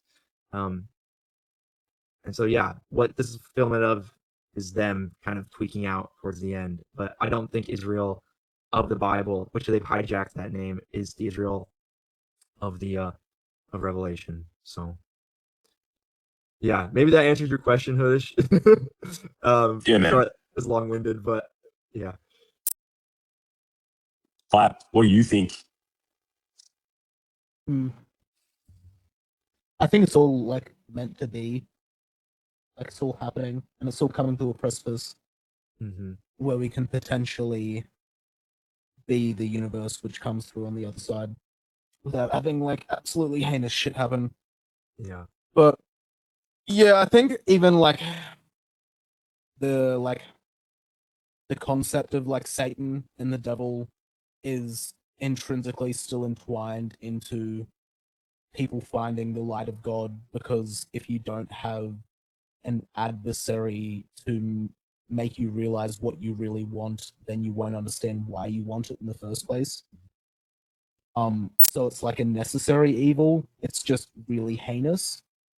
And it's really interesting because like everyone can like harp on like, you know, how much fucking the Jews suck and they're like international terrorists for what they've done over the course of like thousands of years. But like also they're really smart and they have invented a bunch of shit. And them like doing what they're doing has brought a lot of people into like understanding why we need Christ. Like why we need the concept of like striving to be Christ-like within ourselves, and like so without that like that necessary evil, we wouldn't like everything would just be sunshine and rainbows, right? But yeah, like there's like a like positive and negative charge happening, which is like necessary. Yeah, it's always in the end, it's literally God has orchestrated all of this. He knows what he's doing with all the free will he's given humans. Like everything aligns in the end towards his will. But yeah, there is a in the Bible it does say that the Esau's descendants would be the people of his curse. And which just lines so perfectly up with Jews and how many times they've been expulsed from all the countries across the world every time. And it's yeah, he's using them as much as he's using, Christian nations and all the nations of the world. And like I'm not by any means saying that like white people are like anybody can be saved, any race, any nation. I think the Bible makes that pretty clear with the word ethnos. It says every ethnos is seen in heaven, every nation. But it's like there is an undeniable, I think, the peoples of Europe, Aryan and Israelite, were synonymous. Like this race of people gave all these other peoples all the technology and all these other things, and to be fruitful, and fill the world with fruit. Yeah, Jews now, just like, have to not be psychos. That's literally it. Like, stop being psychos. Like, well, they can't. It's like you don't need to eat babies. Like, dude, what? Why is that so hard? Well, Don't it's eat funny because babies. I know, dude. It's so insane. It's like, but they can't help it, dude. It's so when Christ says, this generation are vipers. They're wicked vipers. When he's talking to the Pharisees, generation, that word in Greek translates to genea, which is genealogy. So he wasn't talking about like time-based, just this generation. He's talking about no, this genealogy is a race of vipers. These people, they call themselves Jews of the tribe of Judah, but they're not. It's the synagogue of Satan. And it's just like, and that's been purposely masked away. And now like the freaking evangelical Zionist Baptist stuff, which I adhered to that, like a few years ago, but no, not anymore. So Well, it's the same nature versus nurture. conversation where it's always like a little bit of both. Yeah, I think there is both. Like, I do think Jews can be saved, like ethnic Jews, but I think there is a genetic element that inclines them to Oh yeah, certain they're like prone to predispositions. schizophrenia.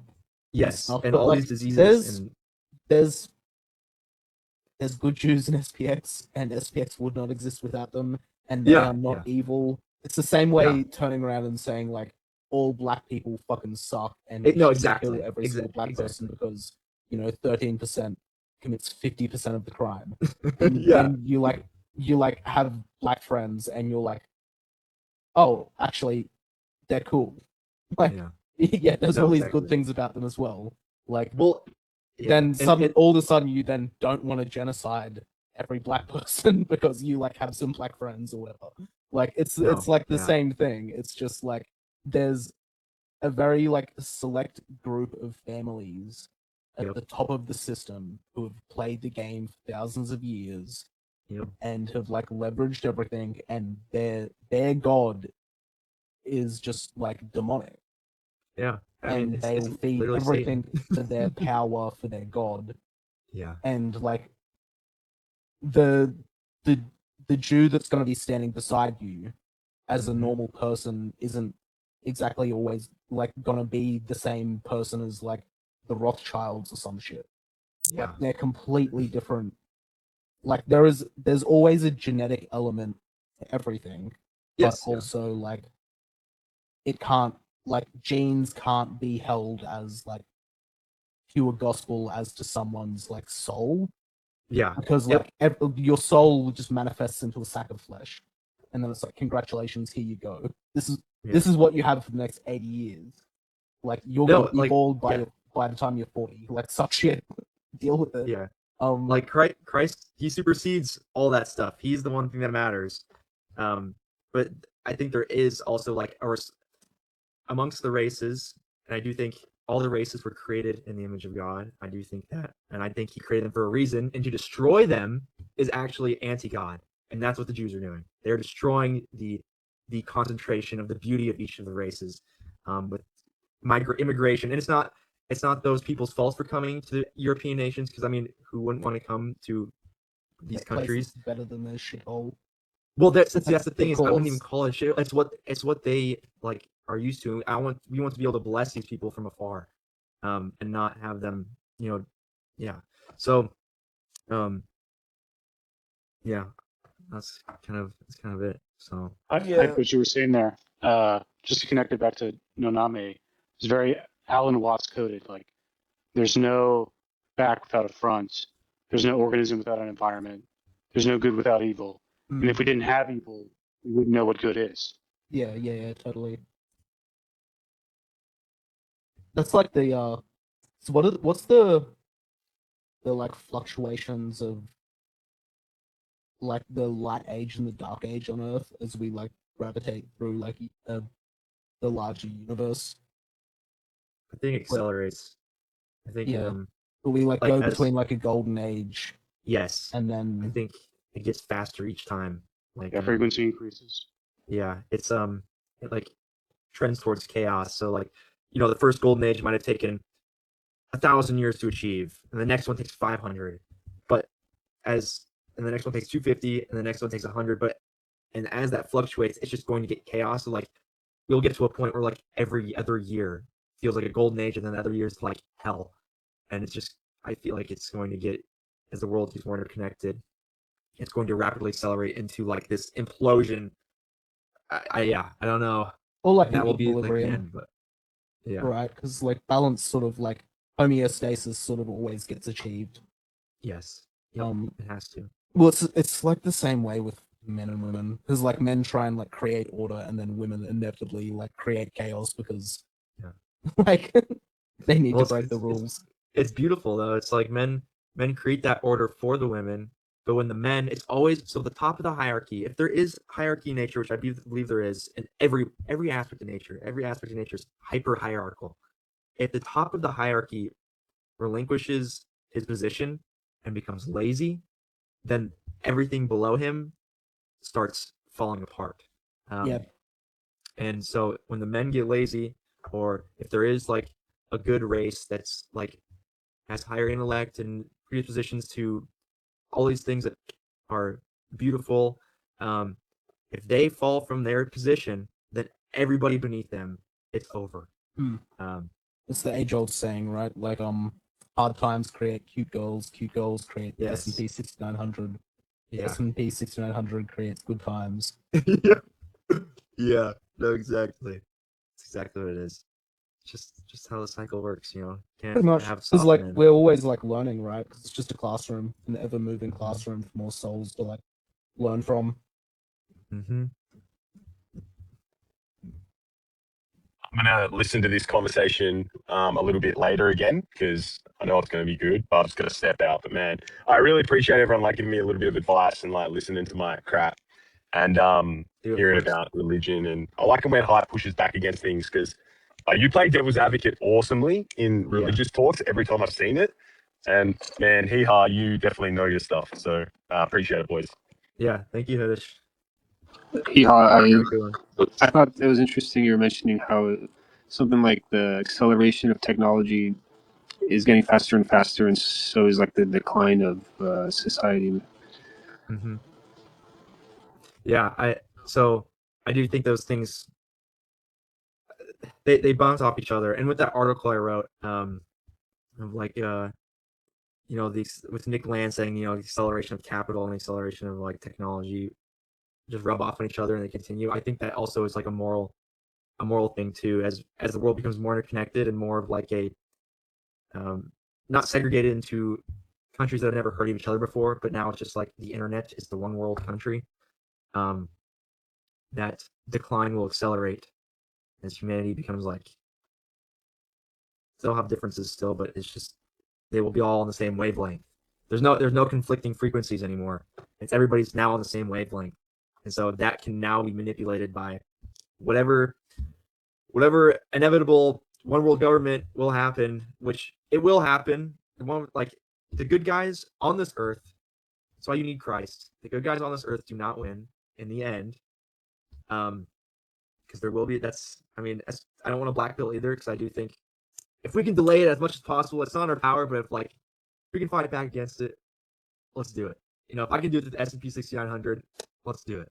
So I'm not going to black pill and take the, like the boomer evangelical Zionist route. It's like, we just got to embrace it, guys. We just got to let Israel fulfill prophecies. We just got to let them nuke the world. The world ends with the boomers. That's what they think. But no, we are going to, we'll win. We'll have, even if it's like 25 years of like just peace, and then it's like, then it's end, so be it. But I'm going to fight for that. Even if it's like just 3 years, I'll fight for it. So I can have a future.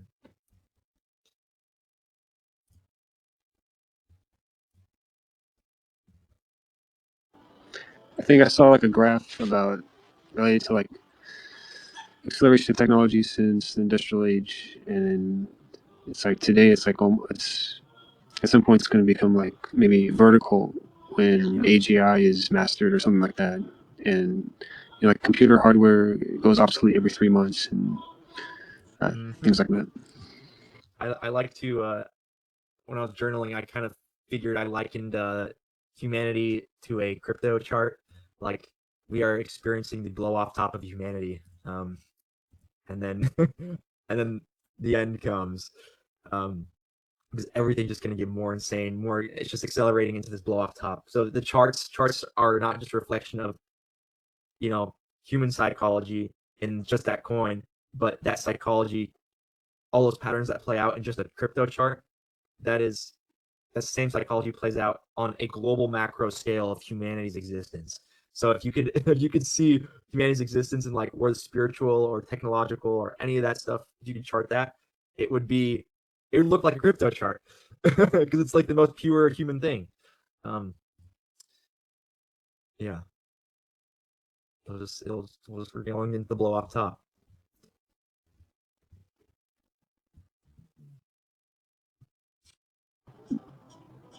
So will humanity make a new all-time high, or what's going to happen? Is this going to be like a dead meme coin? No, humanity will still keep going, but you feel the precipice. You feel like something's uneasy. It's like we're climbing the spiritual wall of worry, And then as in the Bible, how it says in the end times that people will think it's the final golden age, that we've solved all our world's problems because the Antichrist figure will have arrived. That will be euphoria. It makes it like they removed all the Christians or something, or it removed all the good people because they were preventing world peace from happening or something. I don't know. But that will be euphoria. People will think we are going to live forever. Humanity is invincible. Humanity is eternal. It will be peak pride. And you could probably chart every crypto chart with that same thing. Like every meme coin that's pumped and dumped, at the top of the chart, you've always had this peak pride, this peak euphoria, where it's like, this coin's never going down. This is the new thing of finance. This is it, guys. And then they get humbled. I like to think it's God humbling them every time, because it's like God knows God's watching this happen in real time everywhere. It's like, you guys are just retarded. You really think you're the next big thing? So I didn't mean to freaking mute myself, but yeah. So same thing happening on a micro scale happens at a macro scale, and it just fluctuates. So I don't know. I kind of forgot your initial question. I got on a tangent. No, just surviving.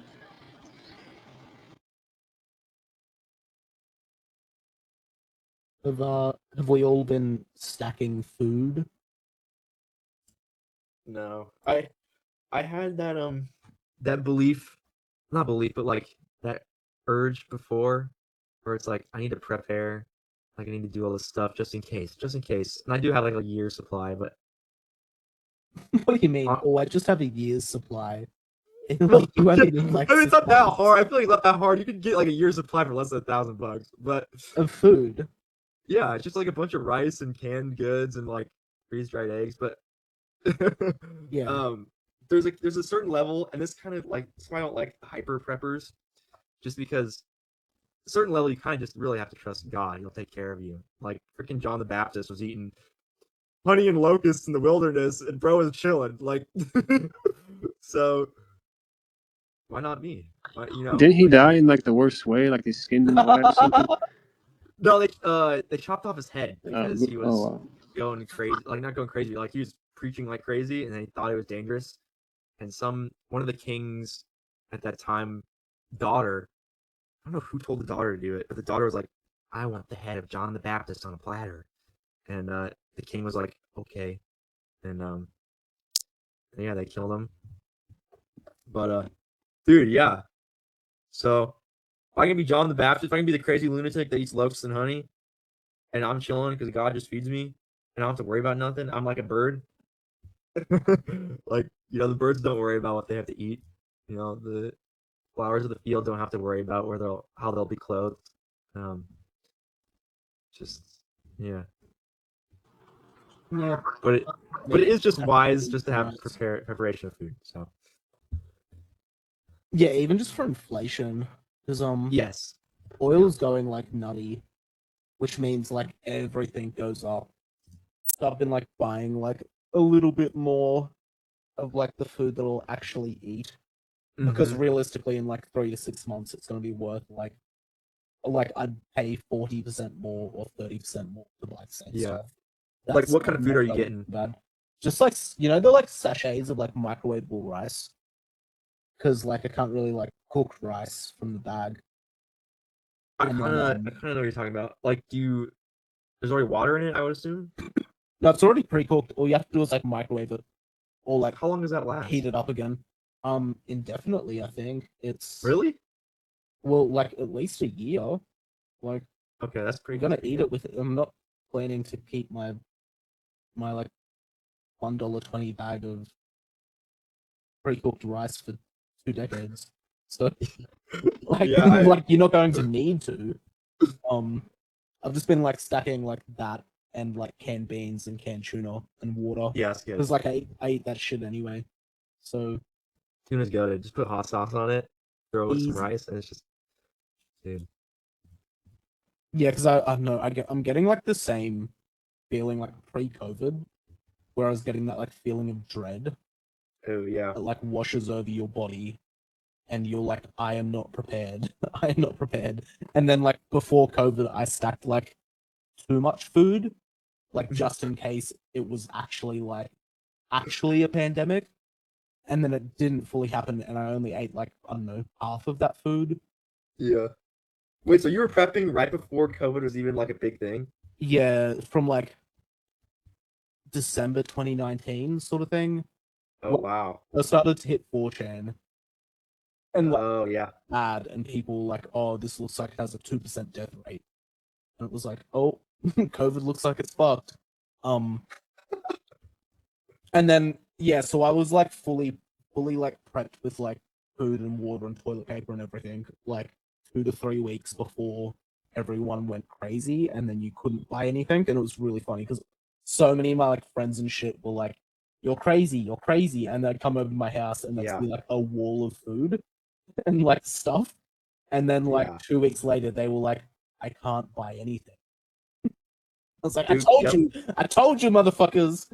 No, and that same mindset carries over into memes too. It's probably part of the reason you got into SPX first. Like that same like I don't know how to articulate that, but it's like just a gut feeling. It's the gut. It's a weird gut feeling. Something's gonna happen.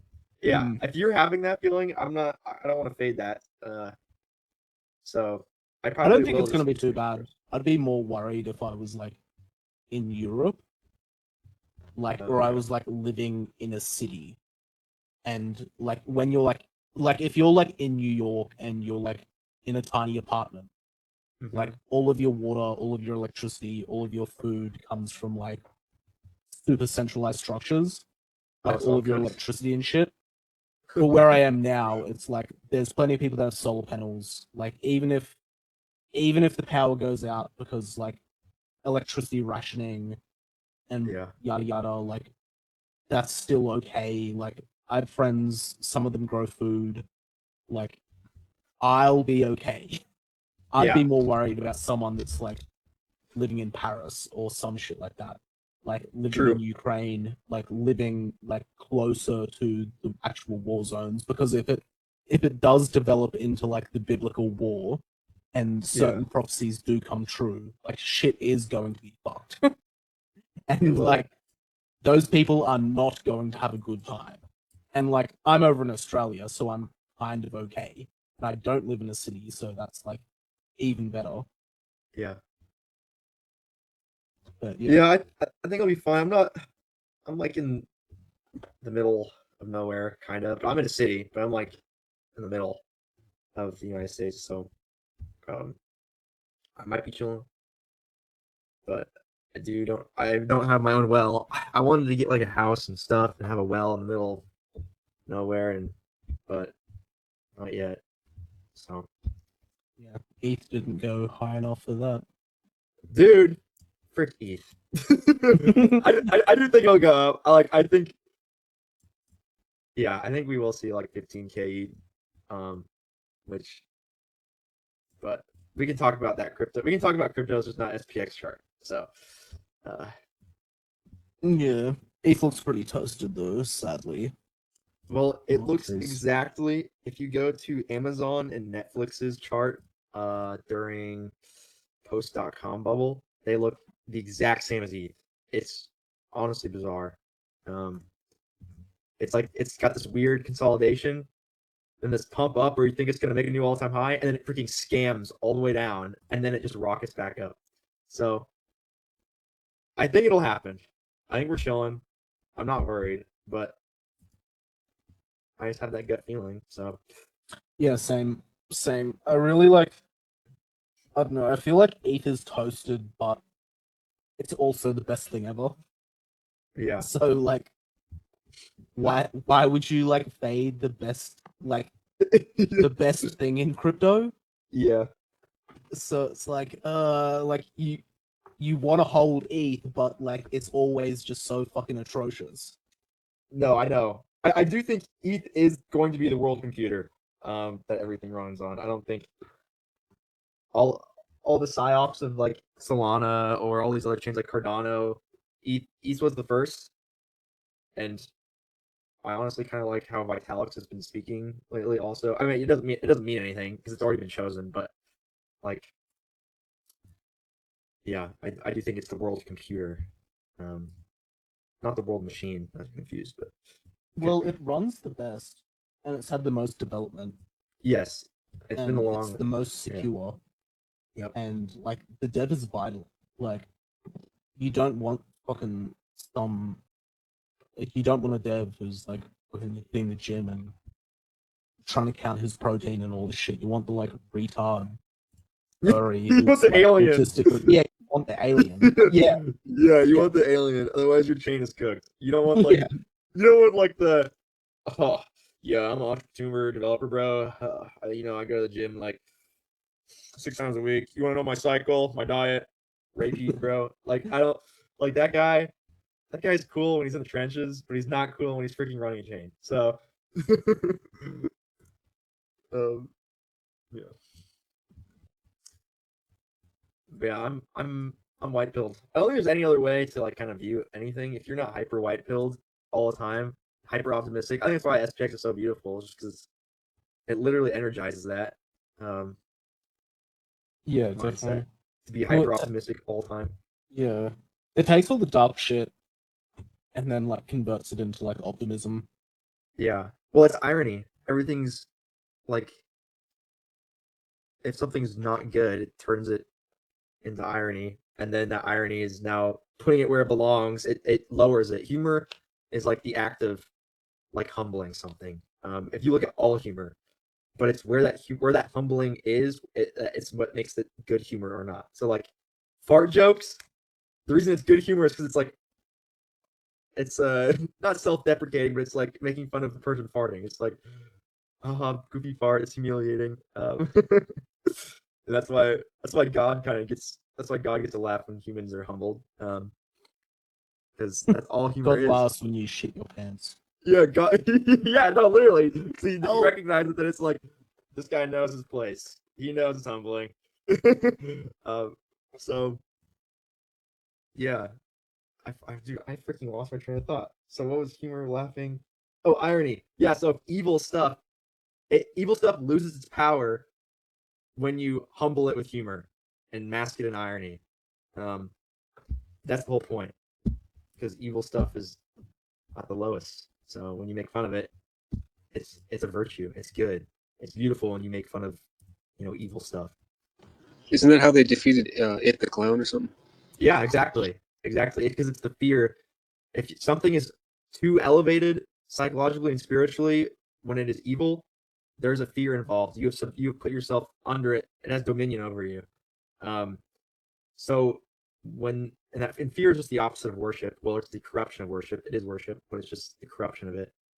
So the moment you place yourself above that object and you reject that tyranny of that thing that has psychological control over you through fear, through evilness, through what's happening with the Epstein files right now, the moment you make fun of those things, it puts it back where it belongs and it puts humanity above that. So Yeah, yeah, you just gotta hit him with the 6-7. Yeah, Right? exactly. You see his sleep paralysis demon. You see those night marches, and you just hit him with that 6-7, 6-7. Yeah, exactly. It puts it in its place. Like, I'm not scared of you, idiot. Like, what do you think you are? Who do you think you are? Who do you think you are, dude? I'm gonna fart. So, no, man, you have your hand raised. Yeah, so I watched a documentary the other day. I think the last guy from this troop, it was during World War II. He's pretty famous on the East Coast. But anyways, he was pretty high up in his rankings, running this the American soldiers during World War II, and he like snow was super deep. His troop gets completely captured. They got a hoodwink. What was that called? That word? Anyways, they got booby trapped. And so when he came around, the main German soldier put the gun to his head because all his soldiers had no more guns. They were held like basically a bay, and the main German guy put the gun to his head, and he just started laughing. Not you heard that story? No, but this is exactly I know where it's going. Keep going. Yeah. So exactly that's why I had to chime in there for a second. He laughed so hard he confused everybody. And out of that confusion of like, why is this guy laughing? Because we just captured his troops and we have a gun pointed at his head, and that was his time of thinking why he was disturbing everyone with such great laughter that he pulled out his gun because he was a paratrooper. He was trained to like pull a gun out really quick. and he ended up taking over the whole operation. Like he saved his troops, basically annihilated the Germans that were coming after him, and it was all through laughter. It was like confusion of like something so out of the ordinary where fear stuck in and everyone's scared, but he just figured a way psychologically to just start laughing, and people were completely confused. And I thought it was a great documentary to Yeah, watch. dude. No, absolutely. Laughter is like it's sobering. If you are extremely serious and upset about something, laughter sobers you. If you like it's or if you're extremely sad, laughter sobers you. It's like this it's like the regulator. It's how humans regulate almost. And if you're not laughing, that's why I feel like I'm super hyper giggly because if I'm not, then yeah, then I have mood swings and stuff. But yeah, Yeah, laughter's the remedy. Like when not saucy, but slow, when he comes on and just starts laughing. I mean, it's completely contagious. yeah, dude. Laugh. You just want to It's laugh. even better if You someone don't has even like a goofy laugh, like yeah. So Yeah. then it just gets even more contagious. All right, you guys continue. I just want to chime in on that comment and fear and laughter. Yeah, dude, that was awesome. So, hype. You're gonna handle the night shift, right? I'm gonna. Shit. I guess I could. It's like 11. I haven't slept at all. Uh-oh. Just leave it Been on. like a few hours. Leave it on your desktop or in. Or you know what? You know what else thing am I doing? Oh yeah, You co-host. can you hear me now? Yeah. I was thinking about making like some kind of X account where just there's a 24/7 space is running, and I'll just be the one going just me just running it on my laptop or something. That'd be cool. I feel like there's a limit. I think there's a limit. I think someone's tried to do that before, and then like the spaces that'll just cuts off. Yeah, it cuts off eventually, and then you have to like always like make a new one, and then make the co-host. And I feel like it's maybe we just try and do it once a month. That we have like a day or two of spaces. Yeah. They're really good. They're really good because it draws everybody out of their their group chats. Like the first week of every month or something. Yeah. The I first honestly, Friday or some shit. I wish there was something like X spaces are just so bad. Like I wish there were like Discord channels. Like Yeah, dude. like it'd be so They much just better. stay open. Yeah, like it's just an open mic thing, and you can join, and then if you see someone on Twitter that's in that little channel, you can just join. It's not like yeah.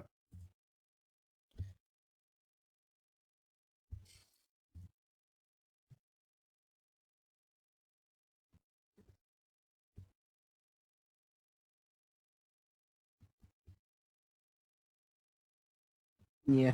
Alas, Ellen won't fix this shit. I just want to say I don't know if Aeon Bro left, but appreciate you starting up this 69-hour party. Especially you, Saucy, and Cash was the first three I saw on here. Appreciate it, brother. Keep up the good work. Thank you guys. Thanks. Yeah, Saucy showed up, and I was like, all right, Saucy's co-host. So that was funny. But yeah, no name or no name. Um, if you can hold this up as co-host as long as you can, maybe pass it to somebody else that can hold it.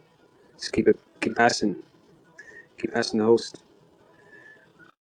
All right. So what do I do if I want to? Do I invite someone to be co-host, or is Hype can do that? Like all I have is the exit co-host, so I Yeah, don't no, really know only how to the bring host someone up. can co-host people. You well, like if I leave, then you should be able to set someone else as co-host because there can only be two co-hosts. No, Okay, if you word, leave, gotcha. the space closes. Oh, it does. Okay. Yeah, so you just gotta mute and go to sleep or whatever. I'll just Just be run it until bugging. it crashes. Yep. Everything good must die eventually. That's right.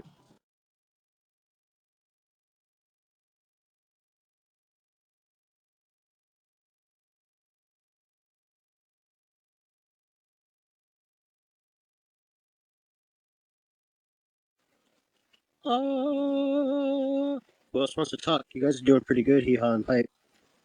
Anyone wants to jump up, please do. I'm looking at crypto charts now. No. Not SPX. I'm just going back to old 2017 coins just because I want to see. Yeah, I just want to see them.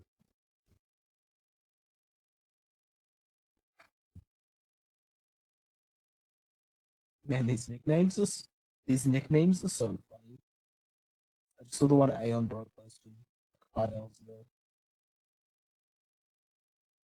Dude, poor Nick. Hasn't he just been like, I don't know. Yeah, I don't know the whole details, but yeah, poor guy. Yeah. Brian, I think maybe he's Brian, you He's fucking. did Brian want to? No, I just had some breakfast, so I just sort of clicked back on to speak in case I pop in on something. You think he's really trying to flood the entry? You think he thought that he could really like influence that? Nah, he's just Nah, retarded. that's He's magic. retarded and manic. He's retarded and manic. That's pretty much it. Yeah. Wait, is it 11 a.m. in Australia right now? Yeah. Correct. Okay, that makes sense. That makes sense.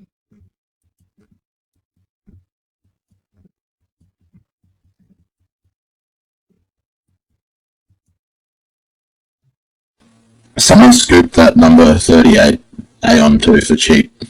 Spewing. The gold suit.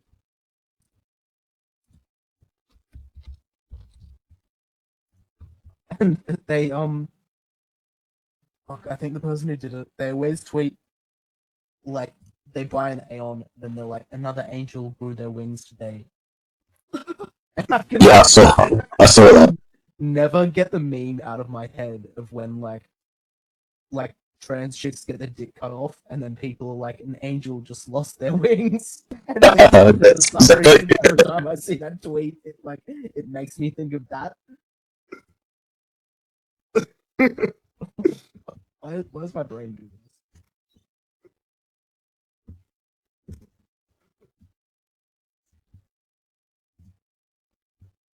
Dude, that gold suit one's good looking. Yeah. That's why you just keep watching the floor. Sometimes shit just like drops. People capitulate. Yeah, dude. That number 38 one, it would have gone for like $2,000 Australian or something, like, or maybe a little bit more, but or maybe a little bit less, but that's so cheap. Yeah, they just wanted to sell. To relist it? Aeons have held up like so well. Like the floor hasn't fluctuated for like 4 months now. It's actually been kind of crazy. Yeah, for sure. It seems like the market cap in millions is almost reduced to like, so let's see here, like 10 million market cap would be 0.01 ETH of the Aeon floor, so 100 million would be like 0.1 ETH. I feel like it correlates that way, but There's a way to check the market cap of In dollar terms too, like because it didn't make a new like April low from April last year, like it's sort of like it's good. It's like a good investment.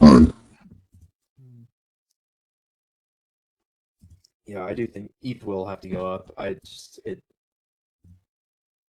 think we're more oversold on macro crypto than COVID right now. Yep. That's why I'm super bullish, guys. Yeah, dude. It's just, and everybody's scared. Especially people in the stock market, which is weird. They're scared that stocks are about to go down, which doesn't happen at tops. People think everything is going to go up forever at tops. So, yeah, I think. Yeah, everything's going according to plan, bro. I know. I'm not worried Honestly. whatsoever. Dude, it's gonna be awesome. This next year's gonna be awesome. Yeah, it's really bullish, honestly. Like imagine, like it's basically every single normie is basically giving up, and that's exactly what they want. Yes. And it's happened every single time. Like you cannot forget. And the thing is, even those who believe in that it's gonna end soon, they even giving those people false hope and making them give up as well. And Yep. then that's when everything goes crazy, bro. So just stick to conviction, and then you win. Yep. That's how the sentiment works, because they have to get people so blackpilled that if some god pump happened to 90K, they'd be like, "Oh, this is just a fake rally. This is a dead cat bounce." But then it keeps going up. I'm talking about Bitcoin when I say 90K, but then it starts to keep going up, and it's like, wait, what's happening? This is not going back down. That's how they have to get people. Yeah. Everybody's trapped down here. It's always the same thing, bro. Like, and then people start buying at the top, thinking that it's gonna keep going, and then that's when it starts consolidating, and then yeah, it's rinse and repeat, bro. Yep. So let's scam everybody.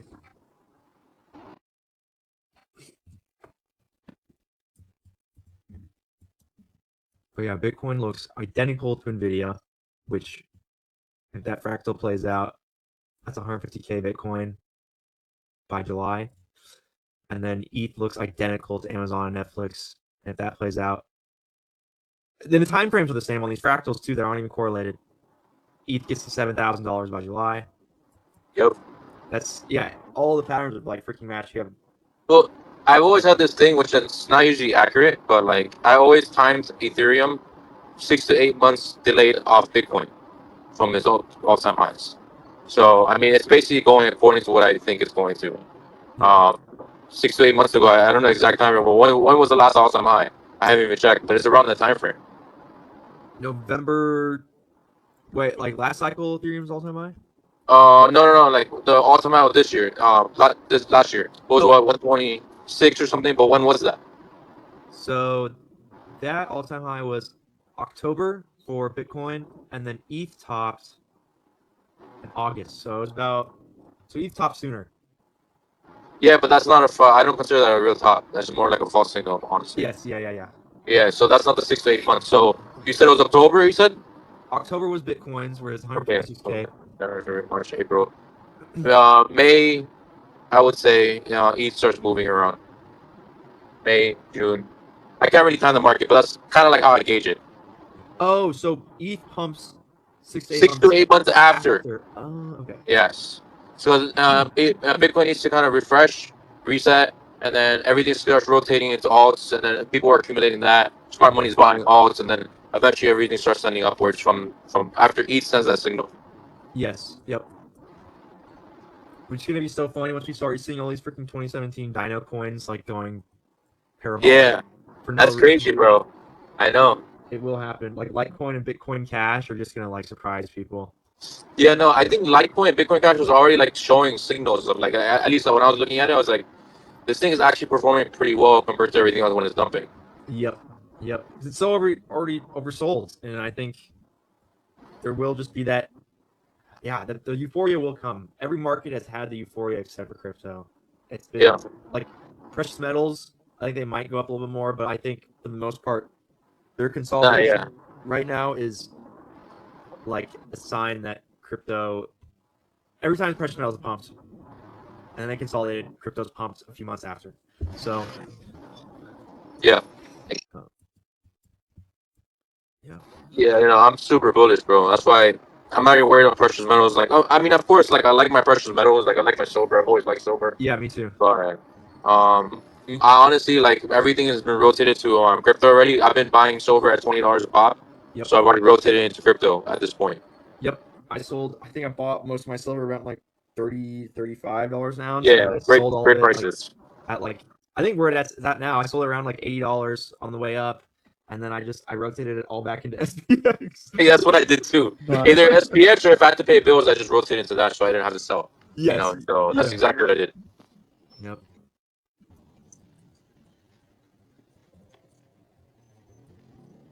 Yeah, no, I love hearing people saying that it's over, it's a scam, this and that. Yeah, It's, it's insane. I love it. It makes me more bullish. Yes, it's like it, and especially the kinds of people. Like, it's probably not that ethical, but there's like people in my life who are like my indicators. I will never tell them that, but it's like if you're bearish crypto right now and you're hyper bullish metals at all time highs, maybe I should be betting it all on crypto. So, um, yeah. Yeah, I'm also getting these messages where people ask me that, like, should I invest in XRP? So I'm just like, okay, these are all things that I take note of. You know, like obviously I'm not going to get XRP. I'm just going to look into SPX. But like, it's just people are talking about these things again. Weird. Okay, so how long ago was that XRP comment from a personal It was friend? recent, but the thing is, this is a normie that's not really in crypto like that. Like he's just getting into it now. Like he has That's the extra thing. cash I had a normie do the same thing with me a week ago about for XRP. XRP. Yeah, Yeah. I know the XRP talks are happening. weird. It's part of the plan. And then XRP goes to $3, and everyone goes insane, and then it goes back to fucking $2. That is so bizarre. As that the normies are wanting to get into XRP. See, Yeah, I wow. tell them, I'm like, bro, I don't really get XRP. Oh, why not? I was like, bro, I thought crypto was supposed to be your own bank system. Why would you support the bank system? If you're in Exactly. Well, crypto, that's the thing like is just use the brain, like yes, understand the depths of crypto, and then you can win. Just follow what the narrative and follow the culture of why crypto was made, and you yeah. can win. No, exactly. Well, and so I don't know. There's a spaces like a few days ago where someone was talking about like the kinds of Christians in XRP. It might have been no name, but those Christians are almost fulfilling this hyperstition of like the bad guys winning, by investing in the bank, um, and it's because end times Wait, prophecy like fulfills. MAGA Christians? Yes, because the MAGA Christians, they believe that and this does happen in the Bible. Like the bad guys do win in the end, and the global banking system wins. And so they have taken that prophecy and created a hyperstition out of XRP to fulfill that. And so, It's so the so banks dumb. win, and so they're betting on the banks winning, but also they just want to make money off of the destruction, like of humanity. It's so Yeah. weird, dude. It's Little like do they know SPX exists and we're rewriting the fabric of reality. yes, that's Yeah, that's why better yes, that's outcome. why I'm an SPX and not something like XRP. 'Cause I do not. It's just kind of from just first principles. It's just like not. I don't want to bet on that. I'm not betting on the bad guys, dude. Like I know it happens, but why would I want to bet on that? And that's like all XRP maxis are is like a lot. And I have cousins who are like that, who think just like that. And the normie reached out to me is like hyper Christian. Um, That wasn't me. I don't know who that was, but I heard the Okay, conversation. it wasn't you. It was someone else then who said that. But yeah, all crypto is hyperstition. Um, and so that's why XRP has like this crazy cult following is because they've created a hyperstition of XRP fulfilling biblical prophecy. So yeah, SPX is doing that in a different way, in a beautiful way, in a way that's not betting on humanity's downfall, so and enslavement. So It must be hard. It must be hard for XRP holders to like, because they go hard with like their telling everybody that they're gonna win, right? And then they have to like put their hand up and be like, I think I fucked up here. Like I need to change my whole thought process. Like they just probably won't do it ever. yeah, well, if that's the thing is like in the downturns with something like XRP, it's like, oh, I feel bad now because I was betting on the global banking cabal winning, and what if this isn't it? It's like your heart orientation was already wrongly positioned in the first place when you bought it. Um, yeah, so I don't like XRP for that reason, but I think they probably will end up fulfilling that hyperstition of it becoming the banker's coin, total surveillance. But Also, it's like it's pretty obvious that the people that you're like, if you're DCAing XRP or whatever, like, the people you're buying from, like you're just sort of funding their hopes and dreams, right?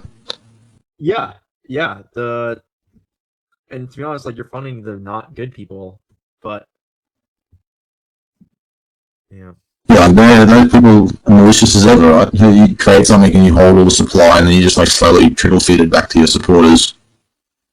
Yeah, because you know that like the old banking cartel is trying. It has their fingers in XRP, and they want to get their fingers in it because they want to have max extraction.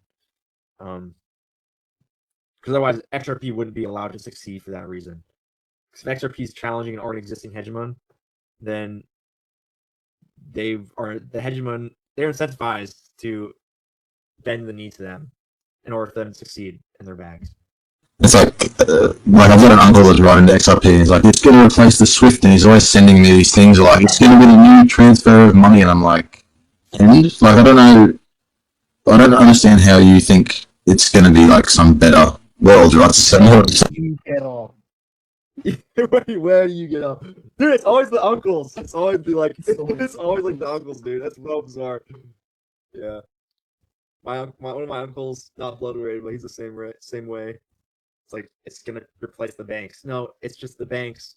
XRP have like the conspiracy sort of side of the internet wrapped up too, right?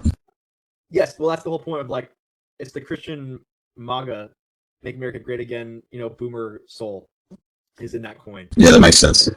Yes, so yeah, the Christian make America great again boomer soul, is the Antichrist is coming, guys. Die for Israel. We gotta ban all on the banking cabal. Finally winning. Because it's gonna happen. The Bible said so. So I gotta make my final hurrah, my last wealth off this coin that's gonna be enslaving humanity. And finally, I can move $100 million internationally without paying SWIFT fees. Yeah. Like I don't like it. I don't like it.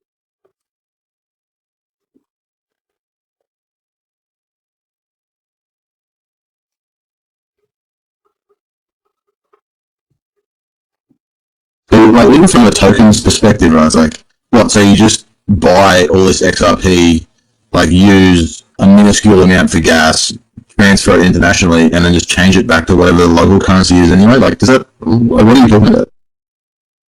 No, exactly. Like it's just use Bitcoin. Yeah, just use Well, I don't know. Unless it's like it's that quick, and the banks, like it's just for the banks.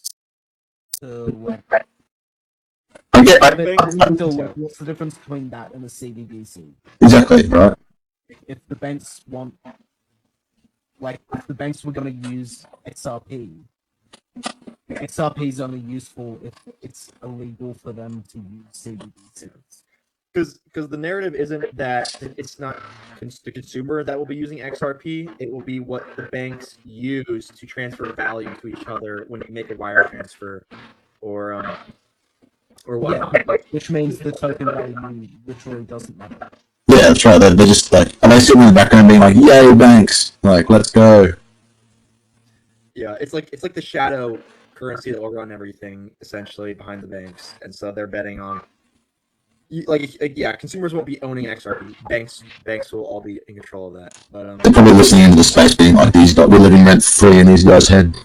We're helping fulfill the hyperstition of XRP. Yeah. No, we can't do it. Yeah. I did own a little bit. I probably bought like a few $100s or $1,000 over the years, but. Oh yeah, no, same here. I've messed with it. It's a little weird. You have to like use it is like a bank where you have to almost have like a routing number and then an account number that you send to when you send it to another call. I never use it natively. Like. Oh yeah. It is like a bank. Like you are. How boring and gay. Yeah, exactly. There's no fun to be had, dude. It's too serious. XRP takes itself way too seriously. That's why we're gonna win. So SPX is gonna win. It's not nearly as fun as wanting to give someone SPX and they refuse, and then you have to hunt their wallet down, and then not go to sleep with the SPX. Yeah, dude. Like every other coin is so. It's either too serious or it's just completely like dumb. Like Yeah. dog coin, like you have like whiff and then you have like XRP, and it's like whiff is just all humor. There's not it's just all silliness. But if you ride the middle, where it's like, no, actually, we are serious about flipping the stock market, but in itself, that joke It's is a so joke. dumb. It's so Yes, we're like, funny as shit. we're so serious. Like that is honestly invincible because it's like now you can hide behind irony, but also you can embrace some sincerity. It's like make a joke that's so stupid that it's probably gonna come true. Yeah, yep. It's I almost left this in the article I wrote, but I took it out. But it's like SPX like recursively catalyzes irony to burst sincerity. So when a Ren candle happens, when Ren candles are happening, then there's irony. Then the joke remains. Flipping the stock market, it becomes fun. But every green candle, sincerity is born, so it becomes not a joke anymore. And it's just I'm imagining this time when we sort of get past like that first of the 500 companies, and I think it'll be like a real like people will be coming together and shitting on these companies as we pass them, and I think like it'll be hilarious. dude, it will only help fulfill it. It's like, oh my gosh, dude, I'm so excited. It's like I can feel the future before it's happening. So bullish, yeah. It's so weird. It's like I said this when Murad first announced SPX as his number one coin, but it's like Murad was only a vessel to get SPX to where it was going to go. He didn't choose SPX. SPX kind of it conformed Murad to SPX. Like, and there will be more figures greater than Murad who come after him, that will see that same thing and help fulfill that hyperstition eventually of SPX flipping stock market.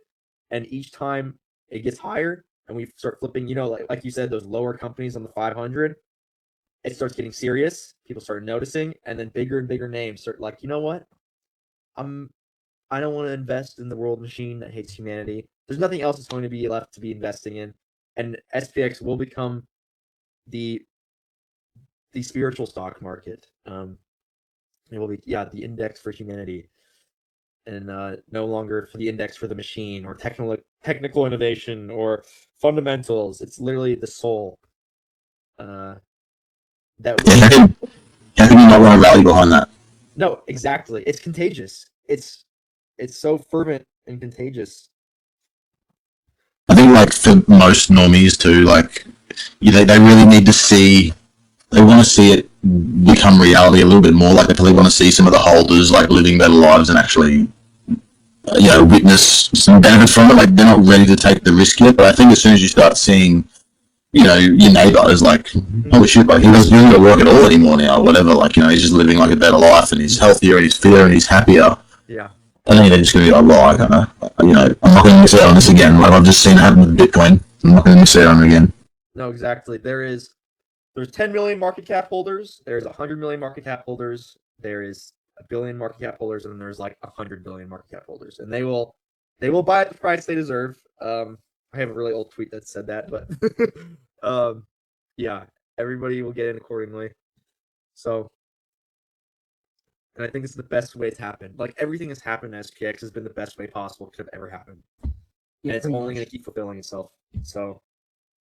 Even though the day hype, you said like there's some touch and go moments where things could have swung one way or the other, right? But it seems to have just played out nicely. Like there's some sort of divine intervention, like pushing it in the right direction. Yeah. Yes, Angels exactly. Legitimately with us. Yeah. It's like it's just really funny because it's like if there's it makes it true.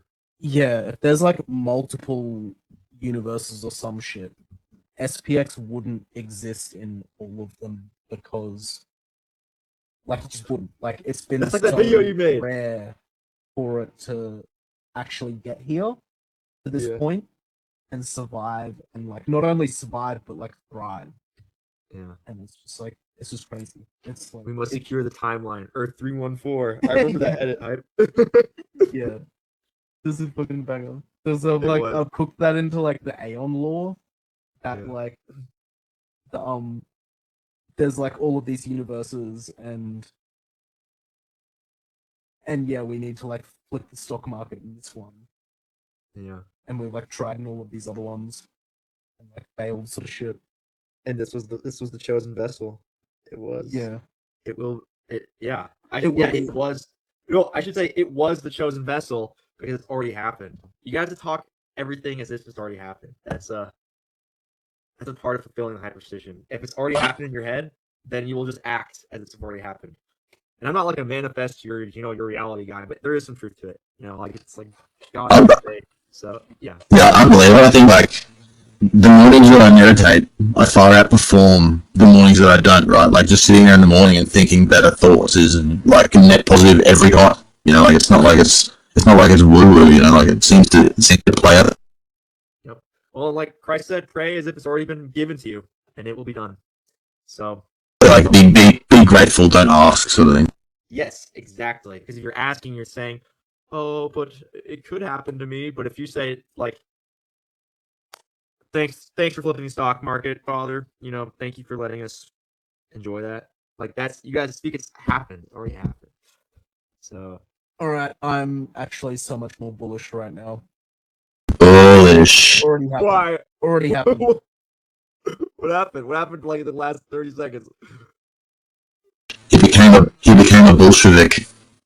A Bolshevik. A Bolshevik. Yeah, you just gotta. It's fulfilled. It's already happened. Be more delusional. Yeah, I retweeted a tweet I posted in July 13th, 2024, but it basically said there's no other project that is operated on this pure of faith. Truly, God's spirit is at work in the spiritual index coin. We're gonna make you guys. Even like the Indian Aeon this morning, like it was not surprising that it seemed like a bit of a dude, made a few jokes. Like it was interesting to have. I was expecting him to try and sell something. Yeah, well, he's been around for ages, actually. Well, I don't know, not ages. Is he really? Yeah, like a good few months. I thought it was the guy that was like that rang Noname's girlfriend. Yeah. No, he's just been. No, I just think that's the natural act, and everyone can like subtly hear. But I picked up his voice. That guy Pa One pretty well, but I mean, no, that guy seemed pretty sincere. He wasn't like, I have 10 NFTs now, and I'm doing everything I can in India. Like, no, he was pretty. Yeah, he seemed legit. But we never. That's good. We never know any. But I felt pretty comfortable with this talk. Surpassing the Jeet stereotype that's been created in crypto. Right, they'll buy it all up too. There's plenty of them. Yeah, I know. Get all of India controlling. Dude, that's what's gonna be crazy. I feel like there's gonna be like nation states that it's like, oh, India sold today, guys. Or yeah. You'll be able to see like countries, not just humans selling. You'll be able to see countries selling. Maybe that's just what Bitcoin is, but yeah. Way funnier. It's way funnier when it's like people groups and not hedge funds. We were sort of having this conversation the other day, but like, I don't think we don't need corporations and shit to buy it. I think like just like a constant bid and a growing number of people like DCAing will absorb anything that gets sold. Oh yeah. Well, what did GME go up to? And that was all retail. And that went to like 30 billion maybe. Yeah, it went to billions, and that was just retail. So plus with all the games of like creating new shares and stuff, Yep. Because that was hyper manipulated. Like they literally stopped trading on it, so the freaking idiots up top wouldn't get liquidated. It's just a game. Just a game of getting like coins into good people's hands, and that's it. Really, like you can't do much more than that. Yeah, like dude, GME's at 10 billion market cap right now. Yeah, we just gotta find the right people, and it will be the vessel. We're not. See, that's the thing is with GME, we were playing on their turf, but SPX it forces them to play on our turf. That is the whole point. Also, GME had like obviously the shorters, like the shorts had to sell, which drove a lot of it up. Right, we don't have any bad actors now that are holding a huge stack or anything. So yeah. Well, there is probably ways that exchanges make like these weird shadow contracts to make like short positions. Like if you can craft a short position on any asset, but I do not think. I don't think it's gonna matter. you'd be like the riskiest short ever, though, right? Like, are you gonna risk like doing a lot of damage because you just couldn't, you didn't have the ability to cap like the price or whatever. Yeah.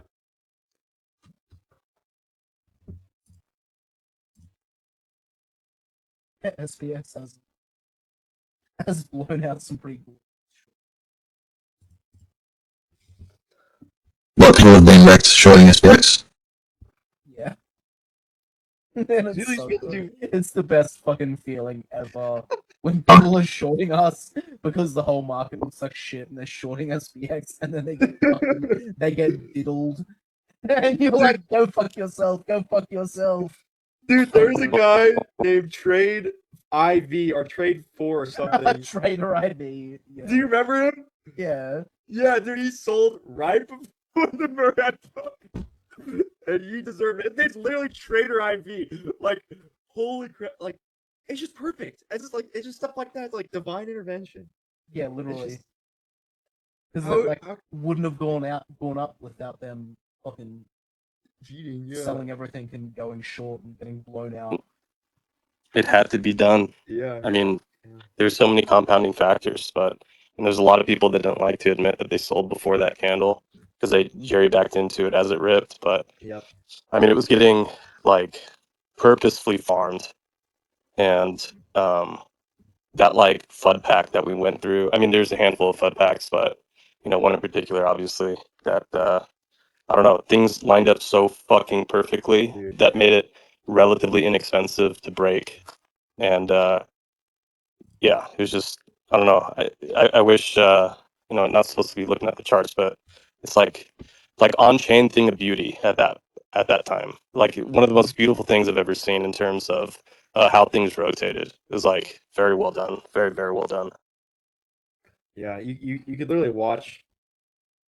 You could just watch the timeline in real time, like starting to seethe, and you knew it wasn't a Cabal coin because all of these influencers and KOLs were like basically crapping on it the entire way up, and the people that sold just never talked about it again. And yeah, or they came out of the woodworks to try to FUD it or later on. Or the SPX account getting freaking targeted to banned because I think the SPX account is like on its last leg because people have reported it so many times. Yeah. Yeah. But it's always a good sign when you have a hated rally. It's like the best sign. Oh yeah.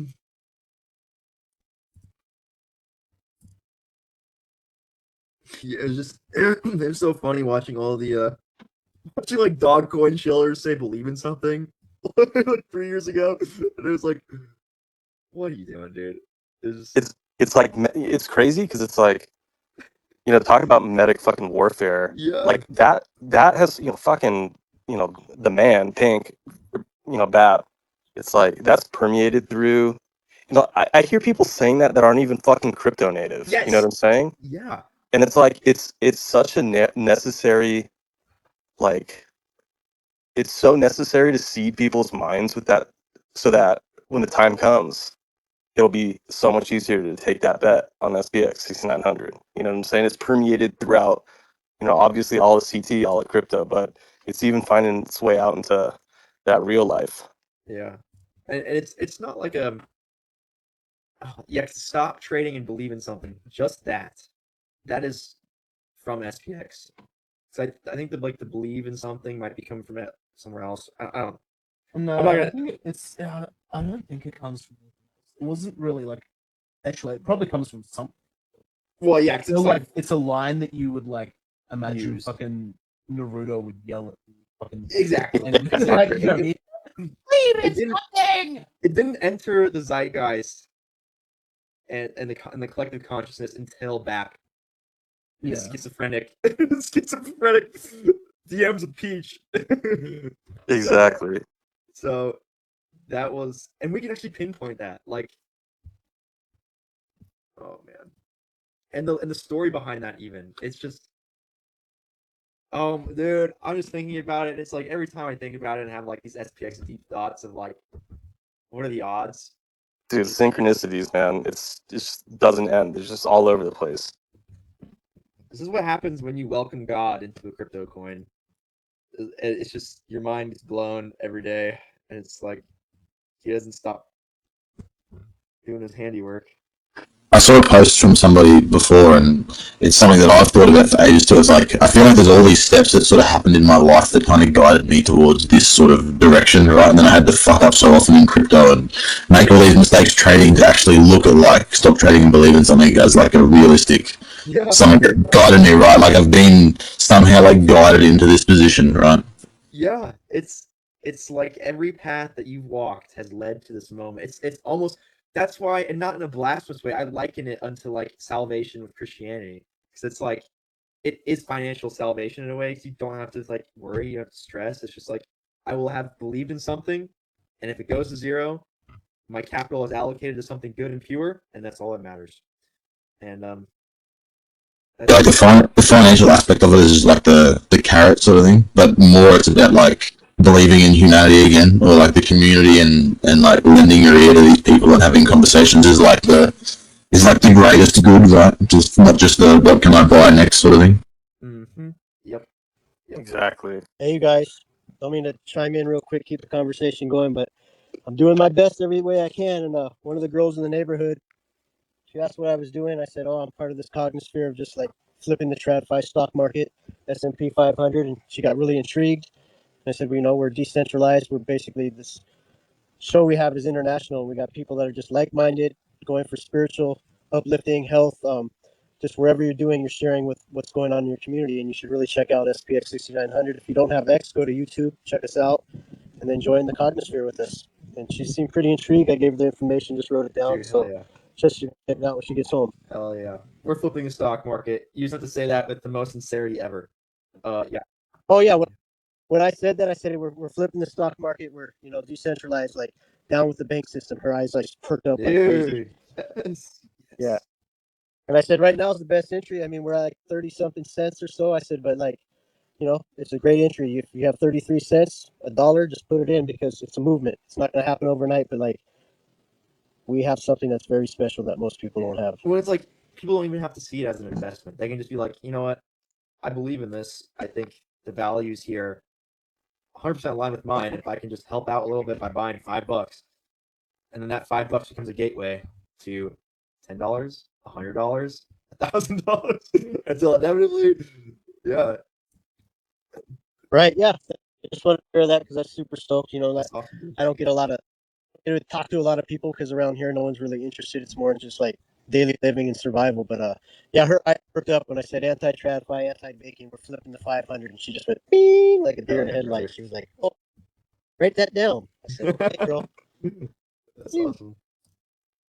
It's crazy. People forget, like, I mean, what like orange pill, like people that were down for the cause, whatever that may be, way back when. It was like, I don't know, they were so married to their bag.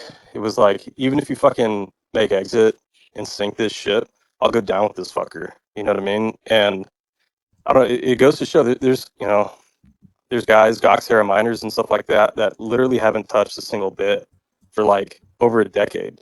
Yeah. And they're sitting on these massive fucking piles, but it means so much to them. Not in the sense of just like the bag they hold, but the mission that they, you know, personalized and came up with from way back when or discussed way back when. It's like, I don't know. And that was low key, it's like greatest strength. Like, I mean, the network strength way back when was that, these people aren't going to fall regardless of price, regardless of the action that's ahead, because it meant something. Like, they wanted to see a world where this actually, I don't know, actually made a difference, actually Yes. did something. Well, it Not can't. necessarily there's like a couple of camps, but there was, there's also a group of people that were like, they obviously had their exit prices, and the mentality was basically, I'm going to take this money and do the change that I want to see in the world, and this is my bottom up only available outlet to be able to do so.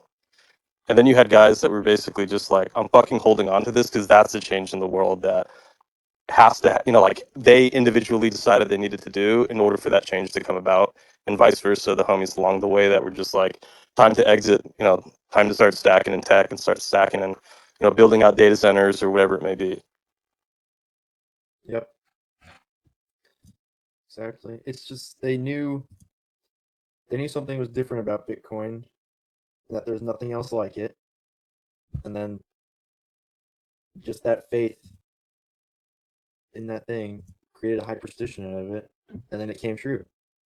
So Exactly. the same thing with SPX is happening, but now I've kind of taken the approach. Well, I think it's slowly starting to be realized that everything's being automated. There is going to be nothing that can be invested in because everything will be run by the machine for free. And so, what else left is there to invest in than to the one thing that identified this coming future? SPX. Like finance and the soul are now like finance and the human spirit are kind of like same thing now. Not to dishonor the human soul, but more so to elevate capital. But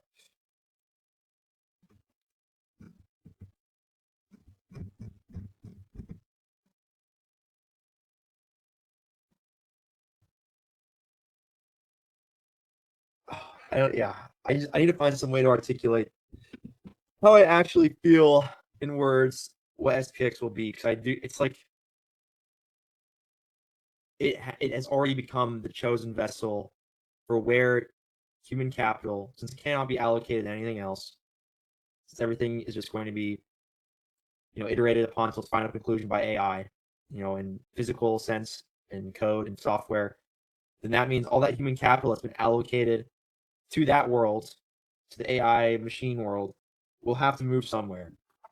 Yeah, it's not like the capital just disappears, right? Like it's gonna merge towards where it's best treated. Yes, it'll have to go somewhere. Our attention and energy will have to go somewhere if it's not to, it's no longer creating housing or anything, because robots and AI will do that, or making computers, or making new blockchains, because AI will do that. And all of that capital will have to go to one chosen vessel. And the first mover advantage on all of that has been SPX. And it's like the parity of the mechanistic stock market, or the mechanistic, not mechanistic, mechanistic stock market, and created a one of soul, of the spirit. So I think too, like the pain of not selling, right? Like, let's say your life's a little bit more difficult than it could be if you spent your money on something. Like, the pain of not selling is going to be like less than the pain of selling, right? If you G your bag and you watch it like climbing up this ladder, it'd feel disgustingly bad to not be a part of it. yes, because you will have betrayed something good and pure and beautiful, and betraying that is the worst feeling. Because that's I did sell a lot, like my bag, after Murad had announced it initially. Not initially, but like I let it ride, but I sold it because I was worried SPX is going to become a stranger to me. Because I felt guilty. I felt bad, not because of what I missed out on, but like I didn't stop trading. I didn't believe in something, and it's like you're betraying that good and beautiful thing. You lowered yourself to the level of machine. Machine and all the trading algorithms, they do trading. They sell. Humans don't do that. Humans are not made for that. So did you take a brief period where you weren't like in the cognosphere, right? Like you weren't inside the spaces and you weren't talking, or did you just sell a little bit and stay up to date with what was going on? No, I took like a year break. It was probably when I exited probably in November, 2024, and then I took a break for about the entirety of that time. Then I re-entered down here, about like probably a few not a few months ago. Like I entered back in like 5 months ago, and I started DCing in again because I'm like, the crypto market sucks. There's nothing else to go to, and the only thing that's ever invigorated me at the bottoms of like this black pilling market cycle has only been SPX. Like this weird radical delusion was the only thing I could think about, and it just brought me back to SPX, and I started DCing back in, and I didn't start posting again until probably January of this year. But yeah, I was wrong in all my judgments about it becoming a stranger. So it was a very long way. Hype, you were so Look quiet. everywhere else just for you to say that you bitched out. Wait, say it again. You were super quiet. I'm sorry. It's a very long-winded way for you to say that you just bitched out and left because you were scared. No, I did. I bitched out loud.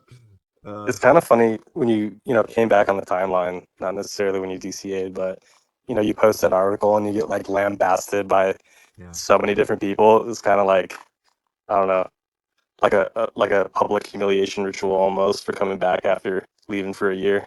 No, Not yeah. No, I get what you mean. I think it was needed. Like I almost think I don't know what the state of SPX was before that, like where what the the meta was. But I think there almost was this requirement, and perhaps maybe divine intervention. I'm not saying like God uses everybody, but like the spirituality aspect, I was always just the best thing about it, and I wanted to make my love letter for it, and then everybody thought it was heresy. That's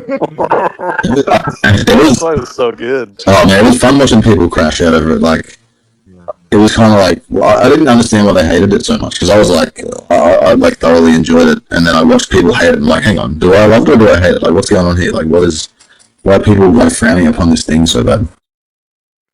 Yeah, and it's like SPX was built on the spirituality aspect. Like I have tweets like 6 months before Murad talking about God and SPX. Like he like chose it. Like so it's just funny. It's just beautiful too. I think I think there's always like you guys know better than I am because I missed out on like a year and a half. And I consider everybody here now in SPX a veteran just because it's like if you're here at the lows, like you're a veteran. What was the state of SPX spiritually? I mean it's always good, but like before I came back, not saying I changed anything, but Well, I threw a couple tanties over the course of the year. What do you mean? Well, so the first one was like you know how like SPX always like there was always something fucking happening. Yeah. Like and suddenly nothing was happening for like 4 months or something, and it was just like Murad was like posting essentially the same post, just reworded, and so many people were just reposting the same like platitudes of like just like imitating spiritual your leader Murad. Yeah, that kind of thing. Because like that's what they thought was right. That's like all they saw, and it was just like 90% of the timeline was just like new people. Which wasn't bad. It was just the way it was, and they were just sort of like mimicking Murad, essentially. But then Murad was just also just posting the same stuff himself, where like 4 or 5 months it just felt like purgatory, and everyone was like, "I love you, Aeon. I love you, Aeon. Thank you for everything you do for the Cognosphere, Aeon. You are so important. Gives me the ick. You're so important." Yeah, yeah, and it was just like so I had to like chuck a tandy about that. Yeah. And then I forget what the second one was about. But then my most recent one was just like AI slop, because it was like taking over like everywhere constantly, where it was like the art style and the content of SPX was like degrading, like bit by bit by bit. And then if you brought it up, people would be like, no, it's everyone has the right to like make art and participate. Positivity LARPing. Yeah.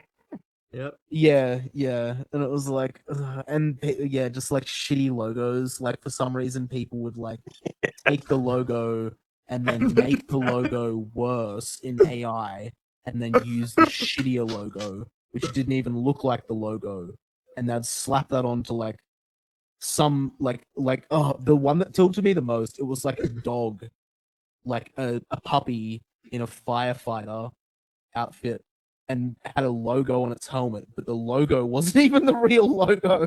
And I was like, this like is not at all SPX coded.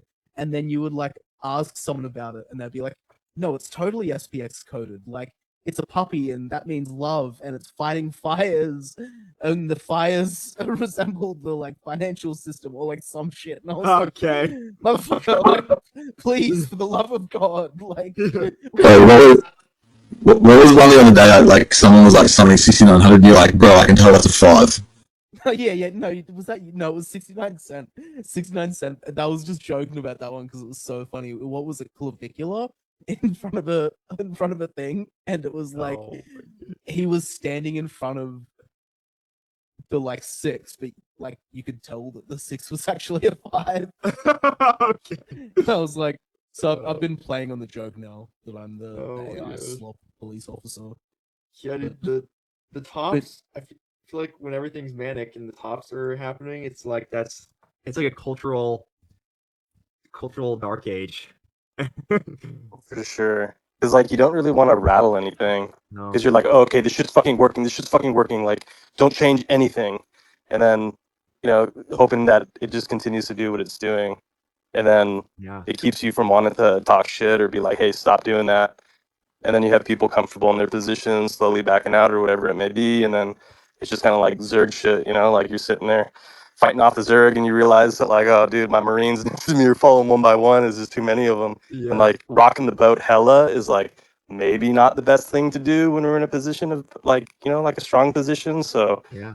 it just gets hectic. It's it exactly mirrors what happens to civilizations. It's like the castrating this tongue out of fear of what people might say about you or of it being politically correct. It's like the same thing with a coin culturally. It's like don't rock the boat, guys. It's working. Don't do anything out of the ordinary. It's like that's where all innovation and all like cultural renaissances die is then. Yeah, dude, because Zergs swarm, so it's like you have like a legitimate take, but then you have like, 15 heads in the comments that are just like, no, I don't think that feels right. And like, we should probably discuss this. And you're just like, oh shit, who are these people? Like, I've never seen them before, It's like, what the fuck? Dude, the NPCs come out of the woodwork, and then it's just like, it's political correctness, but in a coin. And yeah, and then you have ops that like perpetuate it as hard as possible, you know what I mean? Yeah. And you're like, oh, I know what you're doing, but it like low key kind of works, so I don't know. Mm-hmm. Yep. Gotta rock the boat at the bottoms though, because everything's already destroyed anyways. So it's the most fun when you do it at the bottoms. Yeah, because bottoms, it's chock full of people that actually care. Yeah. I mean, most of the time, right? It's just Yeah. like, yeah. But then it also, it's also the highest stress environment, right? So people feel one way or another, and they feel like everything rides on that feeling because they're already in like a hyper stress state. So it's like you're almost reliant on people that aren't stressed, and the people that aren't stressed are the ones that, we're kicking it old school a little bit lower. Yeah. They can stay a little bit more level headed, but yeah. And that belief will be contagious.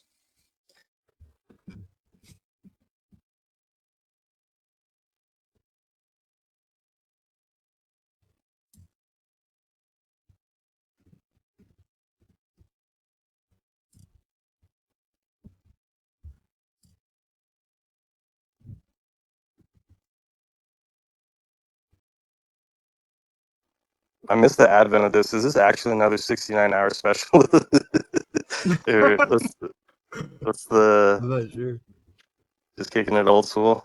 I think it's just the after party for All right, the let's do it. 69-hour special. Or maybe it's another 69-hour one. It's got to cancel all appointments.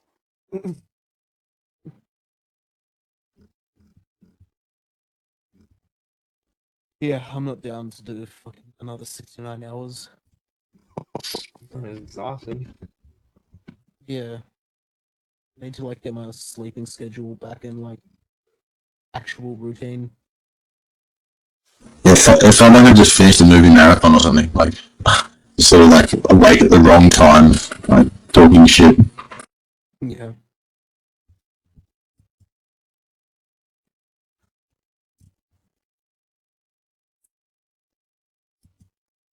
My mum just got good news. She like finally settled on a second like a second house shed. It's not really a house, but it's now Yeah. should be mortgage free by like this afternoon. Very nice, man. It's cool. Nice. It's pretty cool, especially before the world ends, which is really good. So like when aliens come out of the woodwork, is it like chill or not chill? It should be chill because we'll have the home paid off. So Nice. Okay. Legit. yeah, if nuclear war happens, then like the house is paid, so it's good. Yeah, lucky I don't have that bill this week. Yeah, yeah.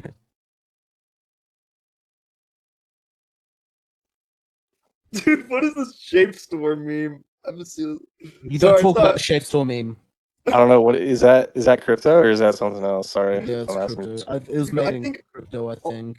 Yeah, There's a lot coin, of these memes are birthed in crypto before they hit normie land, but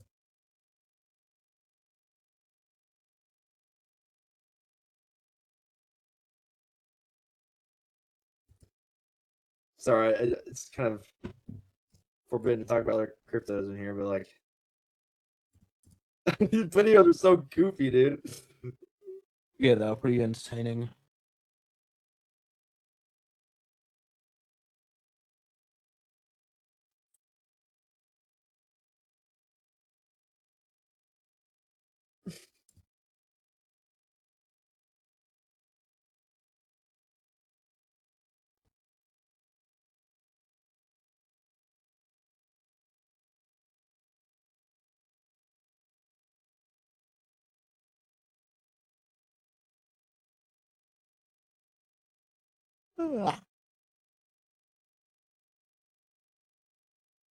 When do I get to go to sleep?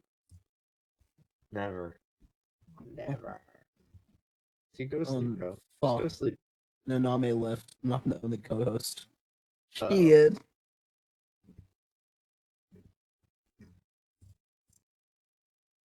So we were tossing up how to like what's the best thing for like Lumi to do to like sort of go viral.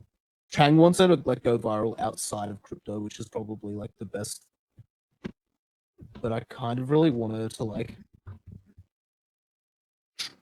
trade on stream as a bot. And I think Watch that her would be fail? really funny. Yeah.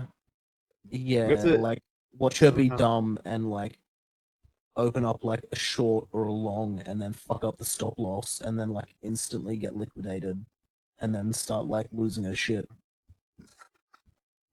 I mean, like on YouTube or something. Yeah, on Twitch and then like make it into a YouTube video. And people would dig that, you reckon? I think so. It'd be pretty funny, even as like a short, right? Especially because it's like a bot and it's anti our culture. Like people will probably want to see, like, they probably want to see something that may do damage to the culture, sort of thing. Wait, what do you mean?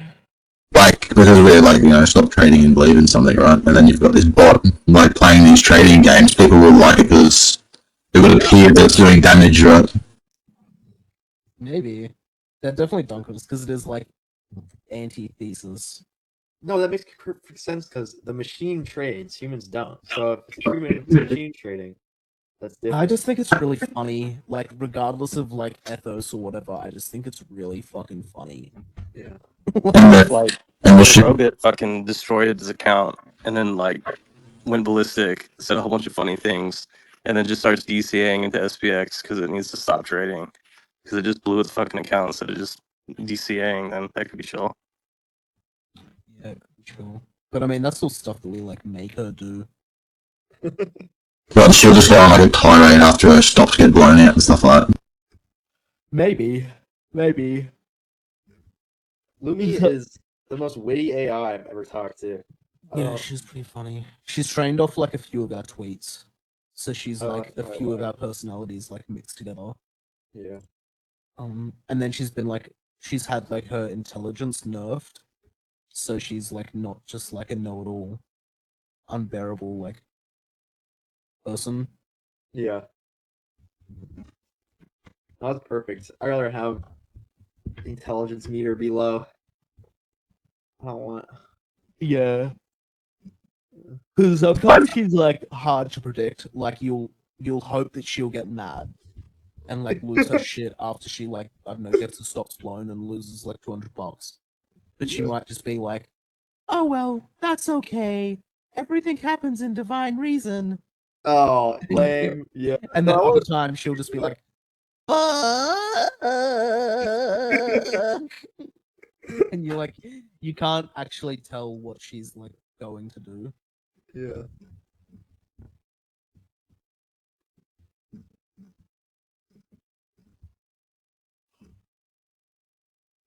No, I kind of want to. Yeah, I know it's like against the ethos to trade, but I kind of want to make Lumi like trade.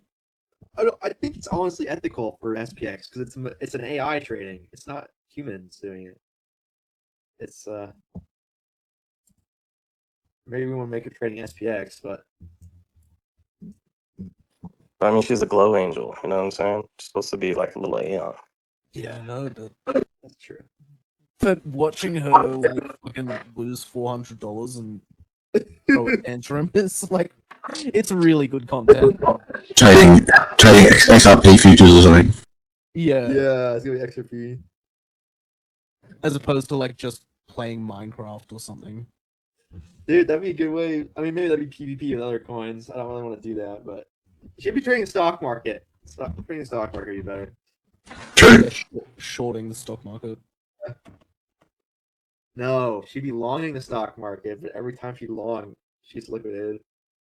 Dude, the stock Except for market oil. rabble up, but Unless she actually makes money. Oh, that'd be hilarious. Yeah, that'd be so good, dude. She ended up like making like a shitload of money and then dumping it into SPX. And Lumi became like an SPX whale. You can have her like shorting like the 500, the number 500 company in the, you know what I mean? Like that's Caesar's Entertainment or whatever the last one is. Yeah, because I bet that would some of them would win. Some of the shorts would definitely work. So she's like trying to push it down so SBS can pass it.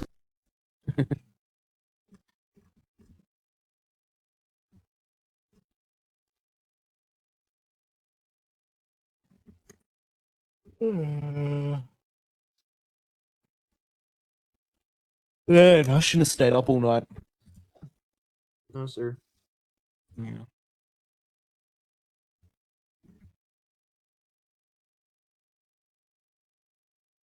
Hey, bro, you still up?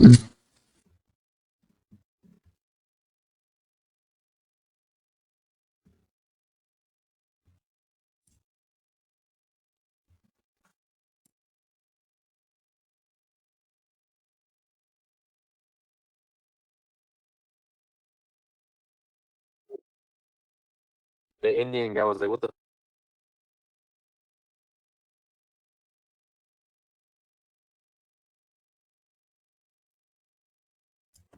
I'm just gonna go through Arcane Vault's account.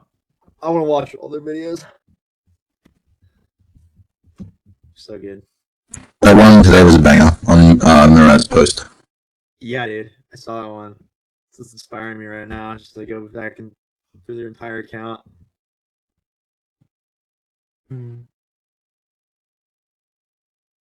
I have a space idea.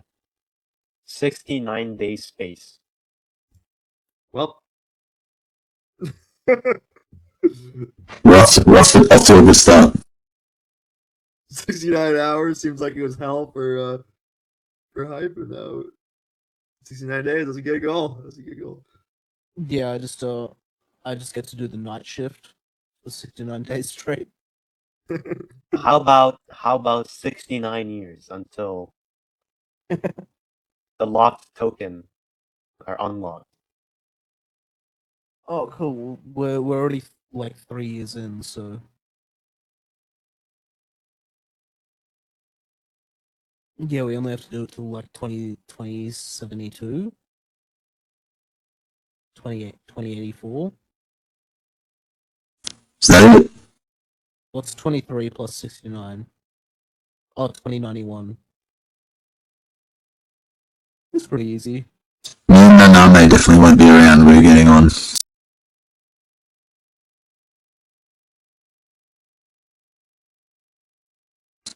Naname.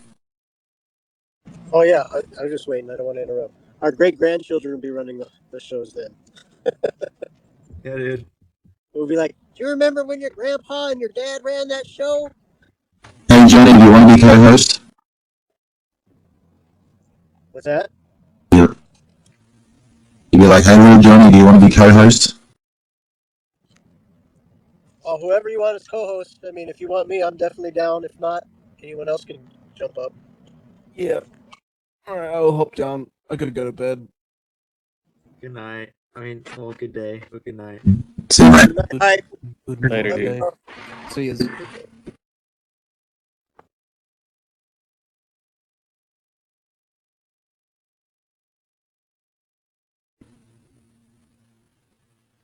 So how do I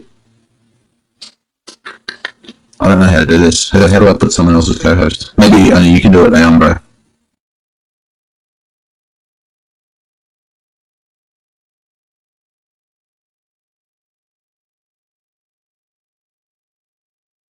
That's usually why they leave someone that's more tech savvy with me co-hosting. I don't know how to do that stuff.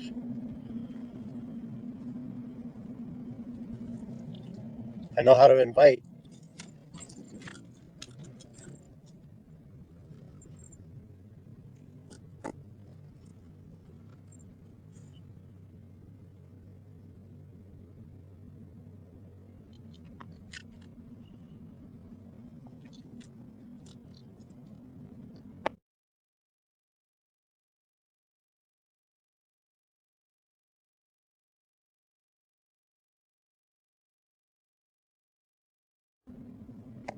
You there, Brian?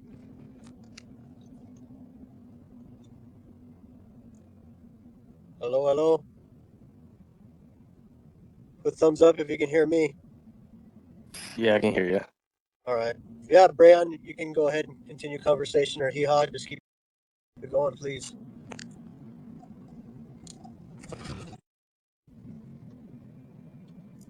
I don't know what else to talk about. I was gonna get food. I'm Well, there you go. Honestly, I'd probably just go to my fridge and get some ground beef. That's it. Ground beef, milk, and honey, and then some fruit. What's the time there, Naname? Oh, right now, it's afternoon. I think were you breaking up there a little bit? What time did you say?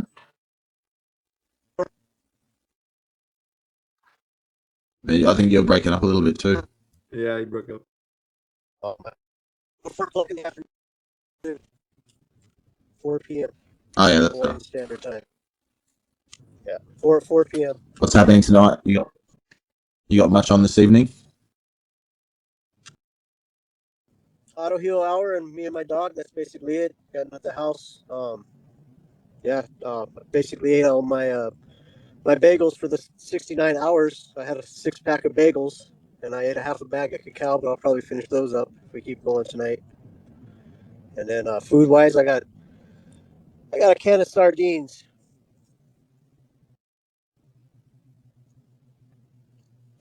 Not my favorite thing, but emergency stash. Did you the other week you were going fishing? Did you catch anything? Do you catch fish often? Oh yeah, I catch Fresh fish. Right. Yeah, I catch fish quite a bit. The winds were pretty off, and then some of the spots that I usually like to go, they're already taken. So it's kind of important on like going on the weekday or like a Sunday night when everyone's already packed up to start their weekend. I usually try to go on the off days like Monday, Tuesday, Wednesday, Thursday, and then I'll leave so someone else can have our spot because when you're down at that one spot where I was at South Point, it's there's maybe like 8 like really good spots that you can actually park your car and set up a full camp, like you can live there for 4 or 5 days, and then out of respect you want someone else to get the spot. I see. Yeah, it was interesting this morning, or a couple of hours ago. The guy that came up and was talking, who'd been to the Big Island, like I'm like keen, bro. I want to do that for a holiday. Like all the different places he checked out, man. That sounds like fun. Oh yeah, for sure. He went to Molokai, which is like one of the smallest islands, like super heavy local, 13 miles long. You can walk the whole thing. I mean, there's a smaller island, but you're not allowed to get there unless you're Hawaiian or you have an invitation. But Molokai is a very powerful, beautiful place. They have like the highest sea cliffs in the world. That's where they used to put the lepers, like the people that had the disease, leprosy. That's where they would stick them on the north end because it's like so high up and away from all the humans. And the colony's still there. There's no more leprosy in the U.S. or I don't know about other countries, but yeah, I mean, he was in a beautiful sacred spot. Molokai is. And So is there traffic there, like cars and stuff, or is it? Yeah, Molokai is it's got traffic, but it's not going to be anything like Let me set that. I just pulled up to the farm. It's nothing like sitting in Los Angeles or like whatever you have down probably in like Sydney or Melbourne when people are off hours. But no, I mean there's a little bit of traffic, but nothing like that's astonishing. Like oh fuck, I mean you're only going 13 miles, and within that 13 miles, your house is somewhere in that strain. You know what I mean? And like you either live east side if you're local, North Shore, or the west side. West side's more like the desert, super sunny, white sand beaches, little bit better surf breaks, but we kind of keep everyone keeps Molokai kind of safe and hidden. We try not to talk about it too much because it's such a small place. But like Load the Bags, he was pretty blessed. He actually met a local family that took him around and took care of him, which is pretty cool. I mean, don't ever fear like if someone tells you, oh, Hawaiians don't like white people and this and that. It's like, walk through the front door, go experience life, and your spirit will carry you anywhere in the world. Like if you have the right attitude, you can fit in anywhere.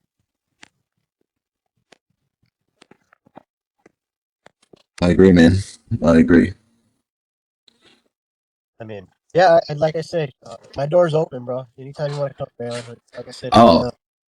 I think that's something I'll definitely consider. Like, I'm going to go to Amsterdam in May, and then I don't know, later in the year, I sort of plan to go to Vietnam, but I might be able to rip across later in the year.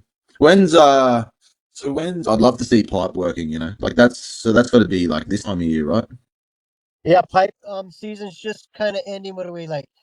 I mean, you can catch pipe like if you really want to see it big. It can start at the I've seen it the first day of September, but like really kicking in is like October, November, December, January, February, and then it starts shutting down a little bit. Like not as much frequent swells, and then March you might get that rare swell with there's no one out like because all the pros left. Most of the people that came for the season are going back to follow the next season of waves or the next contest, but you know, if you want to see ultimately big waves, your best bet is October through January. I mean, like, 30-foot bombers at pipeline right in front of your face. Yeah, I think I just like keep an eye on the weather patterns and that, and then when something seems to be lining up, just try and shoot over for a week or a couple of days. That'd be cool. Yeah, for sure. If you're gonna go to Oahu, let me know. Like I'll do my 100% to make it, but I will definitely set you up with someone that will take care of you and find you a nice little spot that's not gonna be freaking, pocket breaking. Like Oh, but well, I just want to see it, right? I just want to see it live, just for one day, right? So I'd probably just go there and see it, and then while I'm there, then go to the Big Island. yeah, I highly recommend it, man. It's so like it's amazing. I mean, I do have a lot of Australian friends that surf, and there's a couple of them that came here for the season for the contest, and they're like, and the guy's classic. He's from Shark Island. I forget what is that like. It's not Perth. It's the Gold Coast area, right? Shark Island. I think it might be Northern New South Wales. Okay, maybe that's it. But he came over, and he's like, he was just doing the gnarliest stuff, like just shit that most normal people wouldn't surf, and he's like, these waves made are fucking shitty. You need to come to Australia, man. It's like our waves, we got the best breaks, and like he hasn't come back ever since then. But like Yeah, it's all I wouldn't want to get amongst the crowd and all that. I just want to see it, just see the power, like experience the vibe, feel the energy from the place, and then move on. yeah, like when it's big, bro, you can feel the whole earth shake. It feels like an earthquake, and it's like it can be all night long depending where you are. Like even 3 miles up the mountain, up on Pupukea, you can still feel the freaking mountain shake, especially when Waimea is breaking. And you just don't really get that size that close to the shore, usually, do you? No, there's probably very few spots in the world that that are like that up close. Like it's mostly, you know, a K off the shore and a reef or something of the sort. I think it'd be Yeah. cool. It'd be cool to sit in the channel at Cloud Break or something like that as well. Oh yeah, like yeah, Fiji's now open. They opened it up because they shut down the surfing industry because they didn't want to be exploited. So they shut down it. I think it was like 2 years. They didn't want any professional tours, no hype of like a bunch of crews that went there with cameras and stuff. They completely shut the whole breakdown, the whole like invitation to any surfer. But just because they were just like using the island, Yeah, basically just closing it using up resources and not, yeah, and not give back. Like just yeah. came there to surf the wave, party, freaking just expose.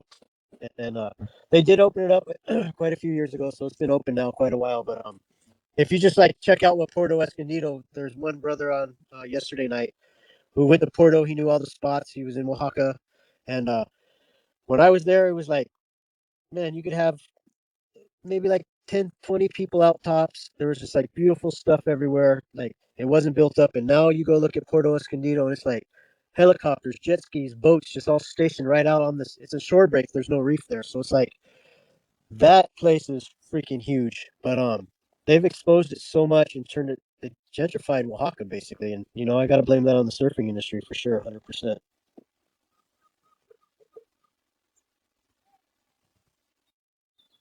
Are you doing cash?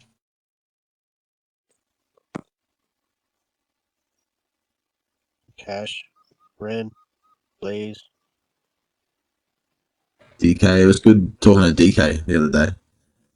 Telling Yeah, yeah, telling us a bit of his story, man. It's like it's inspiring to see people, get out there and try and make a change in the world.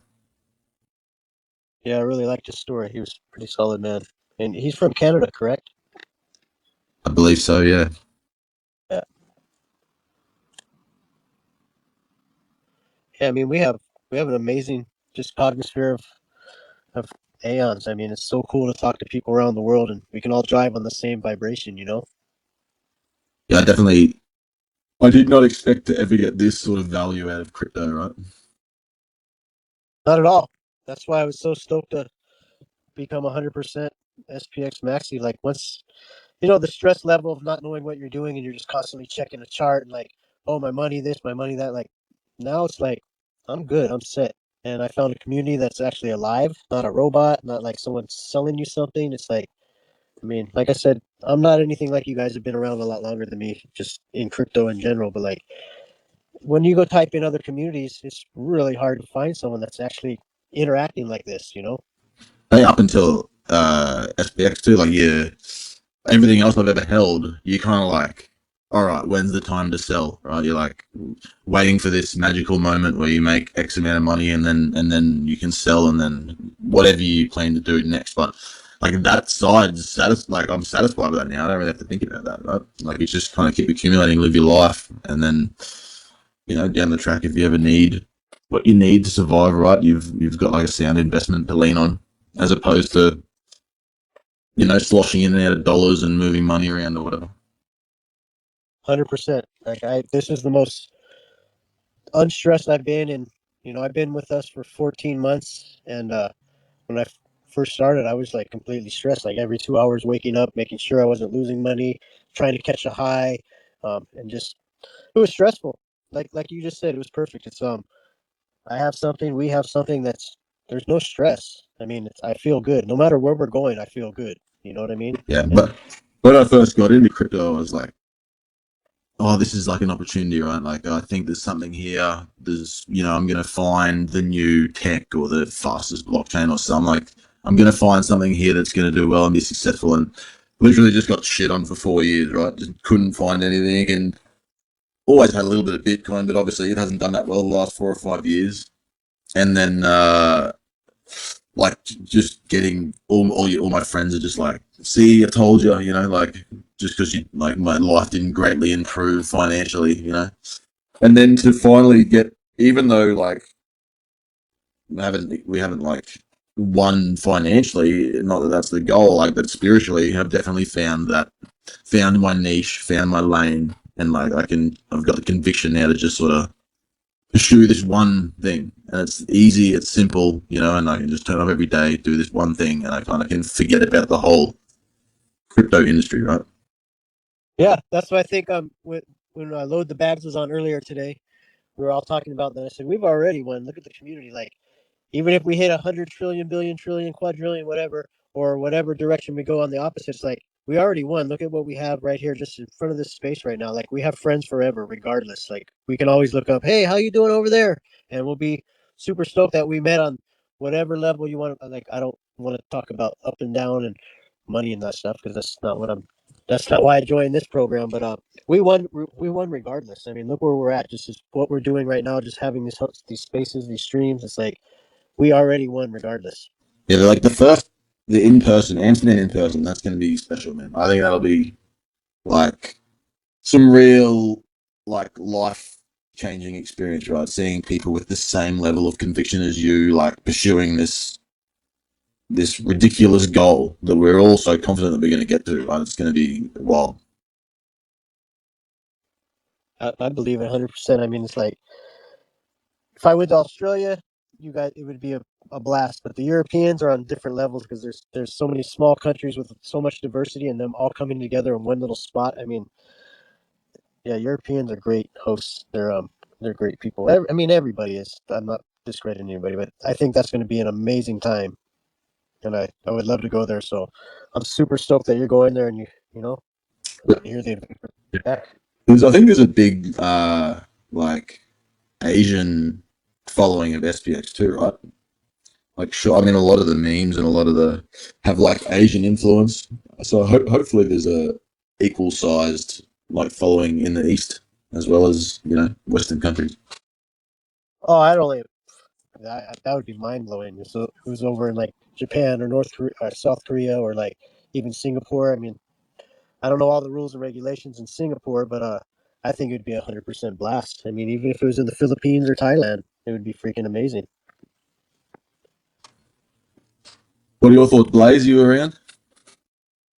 Yeah, man. I was just thinking, I'm super looking forward to the conference in, is it South Carolina? Yeah, I think man. it's going to be I wish I a could go to that. blast. I'd definitely be saving up for, or if there's one maybe later in the year or next year, but one in the States would be sensational. You're going to Amsterdam, right? I am going to Amsterdam, yeah, but like, I mean, having just been to the USA, like, I think, like, I love Americans. Americans like seem like good people, like to meet face to face. It'd be cool to hang out with like-minded Americans in America, following this goal. Did you like sign up for any panels or anything? I literally just bought my tickets yesterday. Okay. I don't plan on talking or doing much. I'll just sort of just lurk in the background and meet some people, have a few beers, maybe take some mushrooms. Yeah. Sounds like a good time.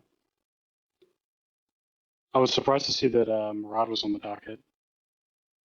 Yeah, I did see that actually. There, that'll be great. Good get. Who's speaking at the South Carolina one? When we had our meeting 2 weeks ago, I know that Cal's speaking, Manja's speaking. So those are like presentations. There's also going to be panels.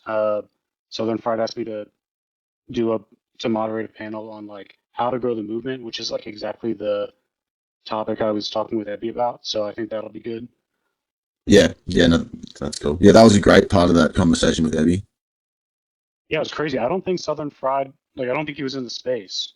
And like less than like 12 hours later, he was asking me, "Hey, do you want to do this?" I was like, "Yeah, I'll do that."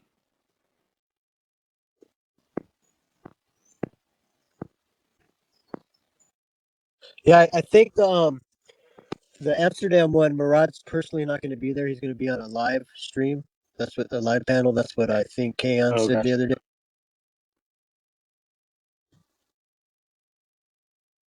I guess I don't fault him for it. What was that? What did you say? I Sorry. said I don't fault him for it. Oh yeah, I mean he's probably pretty busy and protection as well. I mean he's got a lot. I mean his weight that he's carrying. just because of his exposure and his, everyone knows who he is. I mean, he's got to just sit back and take care of himself and just keep the movement going. But like maybe him in person might be a little too overwhelming or a little like I don't want to say the word dangerous, but could be if people were anti SPX. Yeah, something I've been thinking about, like from an operational security perspective, like a lot of Aeons are doxing, including myself. And there's like a Aeon, like Ilya's doing like the mapping of Aeons, like in their like where they are physically or where they live. And you could see a time in the not too distant future where SPX rips and its attention is on us. And there's this like history of kind of doxing, pseudo location doxing. I'm wondering or curious, like if we're doing like the best thing and like how that is going to end up playing out, or if it's even going to matter at all. Like it might not matter at all. I have no clue. Does anyone have experience with that? Like if you've been in crypto for a while, or I know there are like stories, but I don't really know anything. I don't know much either. I just know if you're something new to crypto and you just heard out someone like such and such holds a big bag of this, but they don't realize you can't actually steal somebody's money. You have to actually drain their seed bank and figure it out. Like most people's not going to give that up. Like I do know some. I don't want to bring up, but I really like the guy. He's in Thailand. He's a Bitcoin maxi. You guys might know of him. He's from the Netherlands. His name is Bitcoin Didi. But what he does is he trusts the people he's with, and he'll like disperse certain letters of his seed, so it's not always in one place. You know what I mean? So you can't.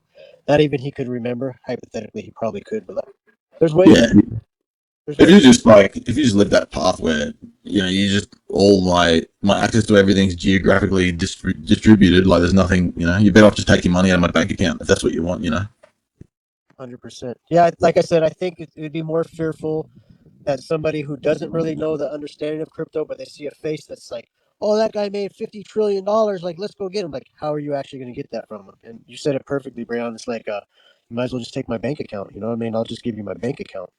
Yeah, like here's my credit card, like go nuts. Like I can't really do anything else other than that. You might as well just like you might as well just take my clothes or shoes or whatever it is. I'll cancel it in 72 hours. Like go crazy. Like you just tell them, And you just say, I will cancel this in 72 hours. Like do what you want. yeah, go to the shops and buy a couple of packs of lollies and some new pants or whatever. Yo, y'all can hear me? Yes, Yeah, we can sir. hear you. We got you, bro. I got an announcement to make. Hit There's us. somebody in the space, they working for the 500. Boo. You Right, see Chico? right now. Yeah, you see Chico? Yo, Chico. He working for the 500. Nah, I'm just messing with y'all. That's my best friend. He knew crypto, so I'm putting him on. Good on you, bro. Thanks for coming to listen, man. Welcome, Chico. Yeah, I'm gonna see if he could come up and talk and just say what's up. I'll invite him up. Yeah, bro. Come up and All say right, good day. I just invited him all up. right, Come on, Chico. all right. But yeah, Blaze, just quickly, so do you have a bit of background in OPSEC or something, or you just, I mean, sorry, not OPSEC, in like marketing or something? Is that why you're sort of interested in how to onboard people, or you seem to know what you're talking about? No, it's more like it's not anything to do with marketing. It's like me figuring out my own life, my own path, like into SPX. I kind of came at it. Uh, I was on the periphery for so long, and but I'm like, I had full belief. Like I'm kind of retarded. Like I see what it is, and I see the need for it, and so like I had it all in my head that it was like this is it. Like I can see it. I could just see it clearly. But I'm like the community is like socially mediated, and I'm kind of autistic, and like I've been a little bit of a hermit for a couple years now. So like my social skills are probably degraded, and so it's just like being self-conscious about stuff, and then trying to figure out how I can like how to express myself, what I feel like I need to express, this internal journey of like deepening the conviction and figuring out how to heal. It just like it's all like it's in me. It's not really. I'm like a engineer by schooling. Yeah, like, I think we both, well, probably a lot of us, but I'm on exactly the same page, right? Like, I've been a super hermit. I've just like not. I've been watching spaces and stuff. I'm not one to get up and speak usually, but like, the cognitive is bringing this thing out of me, and I would love to sit down and talk to people about how, like, what's the most, or from an engineering perspective, especially, like, Hello, can you hear me? not Yeah, working. you can. Hi, I'm Yeah, Chico, the one that yeah, that's my that Kev brother was right talking there. about. That's my brother from another mother right there, dog. Yeah. Yo, Chico. But yeah, Welcome, my yeah, man. we gonna put him on to SPX, and I'm gonna get him started like investing. He's been reading some books and stuff, but I'm gonna get him started on investing. But he just don't know yet. He's invested in the greatest movement of all time. Yeah, Yeah, you bro. got a real one right there, Chico. Heck yeah, bro. You're blessed to like walk into the greatest asset of all time. Is this your first time in Yeah, crypto? yeah. Yeah, I'm like brand new at this. I'm brand new at this. I'm just learning, and I'm excited. Yeah, good on you, man. Yeah. I'll finish that point. I'll So finish that point quickly, Blaze. Sorry, Chico. I was just er, while I was right, but I was just saying, like, no, like yeah, from an engineering perspective, yeah, Blaze. I was just gonna say, like, it'd be great to sit down and like actually calculate like what's the best way to get people like on board. Like, obviously, Chico is sort of just been able, like, Cash has been able to figure out how to talk Chico into it. But like, what's the best way collectively to point people in the right direction? I think yeah. So I'm looking forward to diving, like, kind of doing some deeper work with that kind of focus in mind, like as we lead up to the conference. But I think a lot of the ground that Ebby and I and others covered in that conversation is like a really good starting point. Like I think people are drawn to SPX out of a need for survival in an environment that's like soul crushing and like sucking their life energy. And then once they're there, if they make connections with other Aeons, they start to heal, and then they start to become educated about how their environment is like soul fucking them, and then they turn on and they want to contribute. I think it's something like that. At least it was for me. Absolutely. Oh, yeah, I couldn't agree more. So how do you recruit any given individual? Like I think it's gonna be highly specific. Highly specific to any individual. It's like I think really what they're gonna find it like when they're ready to find it. Yeah, Uh, there's a pain point in everyone where they probably realize that this is what they need, right? Or this is where the last bit of opportunity is in markets. yeah, I think like we should recognize that it really is a journey, especially if you're going to become a high quality Aeon who's contributing to the cognosphere with some sense of alignment, right? Like the way that person gets there is gonna be it's gonna be a journey of self-discovery and healing and all these things. So it's not like how can we make a video that that's not really it. We just need to understand, I think, with clarity, like how this process can play out in individuals, and you know, I guess give a little bit of uh, uh, like elbow grease at the right pain points for people, or you know, maybe, we could figure out some best practices, but the thing itself is already so good at turning people when they're ready. So like, I don't even know that we need to worry too much about it. Yeah, you're absolutely right. I think, yeah, we really don't need to use the same marketing principles from like TradFi to convince We don't people need of to it. control anything. Or you have to convince people of anything, right? Like, we just have to be ourselves and just open the door to them, really. Yeah, I think that's right. And we need to be ready to like receive them.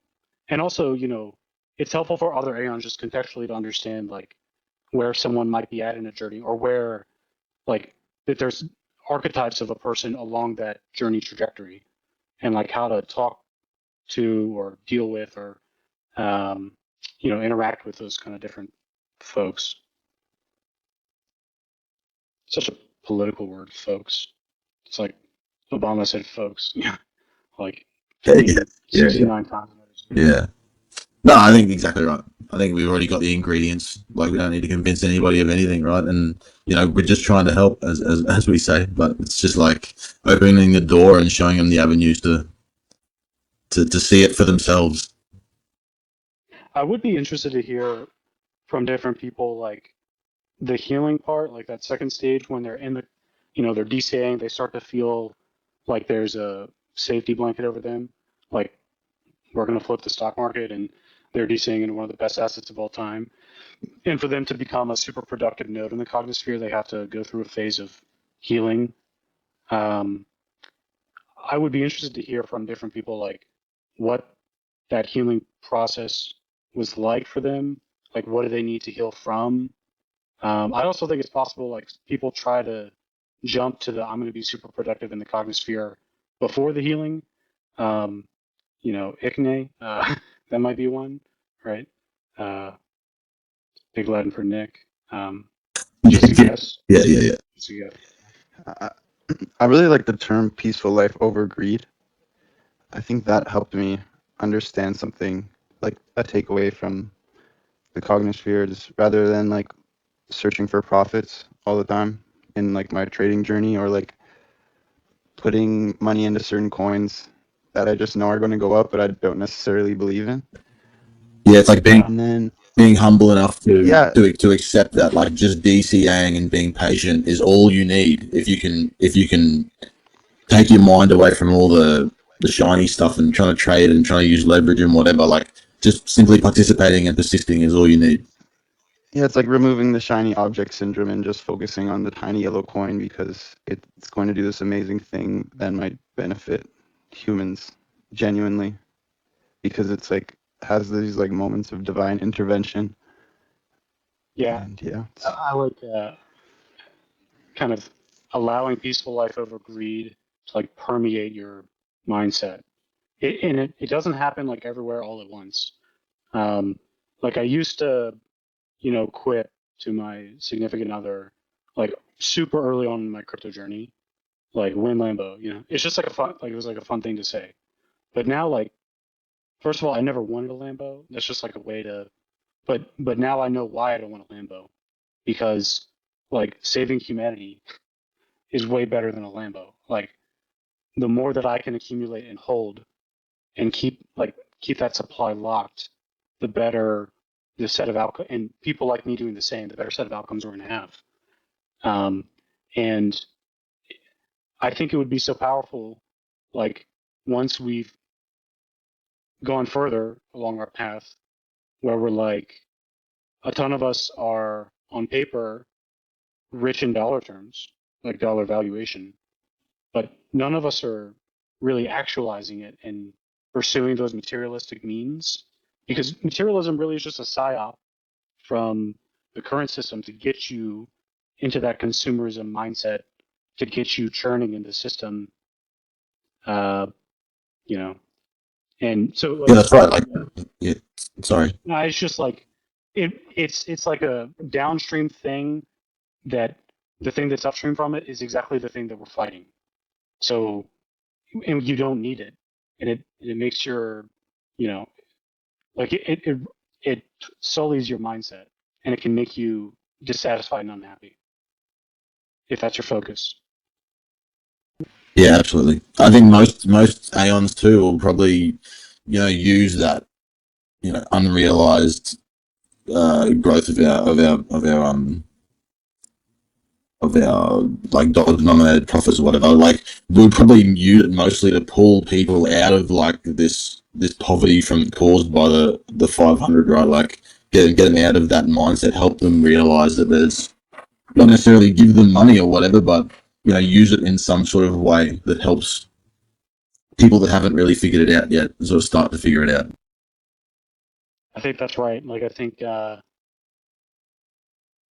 going to be infrastructure that Aeons build that is, like this bottom up wealth. Welfare is a bad connotation, but welfare spring, and it's not a bad thing because the current system is like stealing their life force. And stealing their stored value.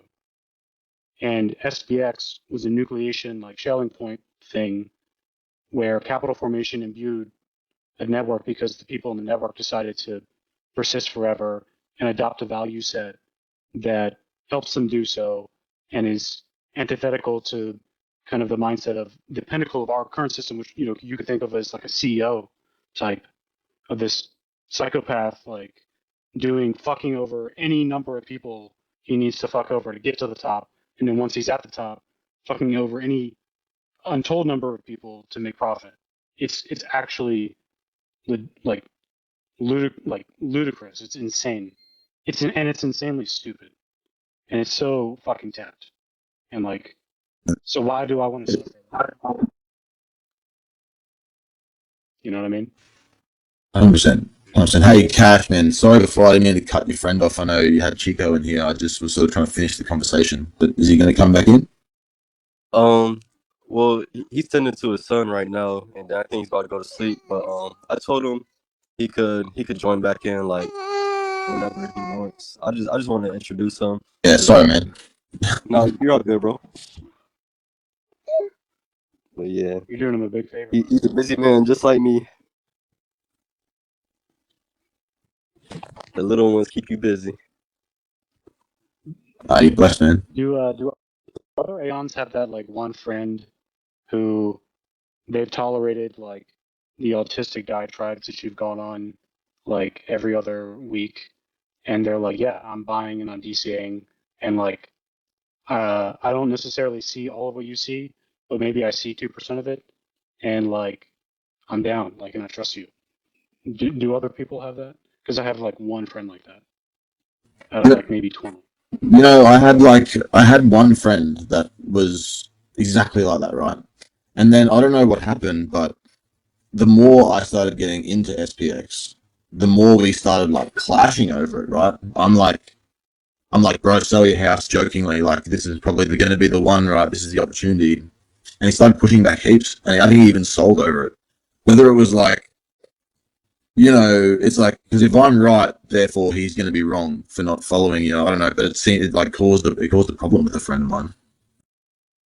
Was it after like some negative price action? Yeah, partially, but I think also he sold, like, he bought in at a reasonable time, and then sold, and then bought like a motorbike or something, and then therefore he didn't have it, and I'm still talking about it, and I wasn't giving him shit for selling or whatever. I was just like, well, I don't know, like, you never sell, right? This is one of those assets that you just slowly accumulate forever, and yeah, I know we sort of had a bit of a fallout over it. We're actually in Japan last year together, and we just had like two massive clashes, which, I mean, never used to fight, but I don't know. Money's strange like that for people, right? Like, people see somebody else trying to do well, and they don't like it, right? It's sort of a reflection of themselves a little bit. Yeah.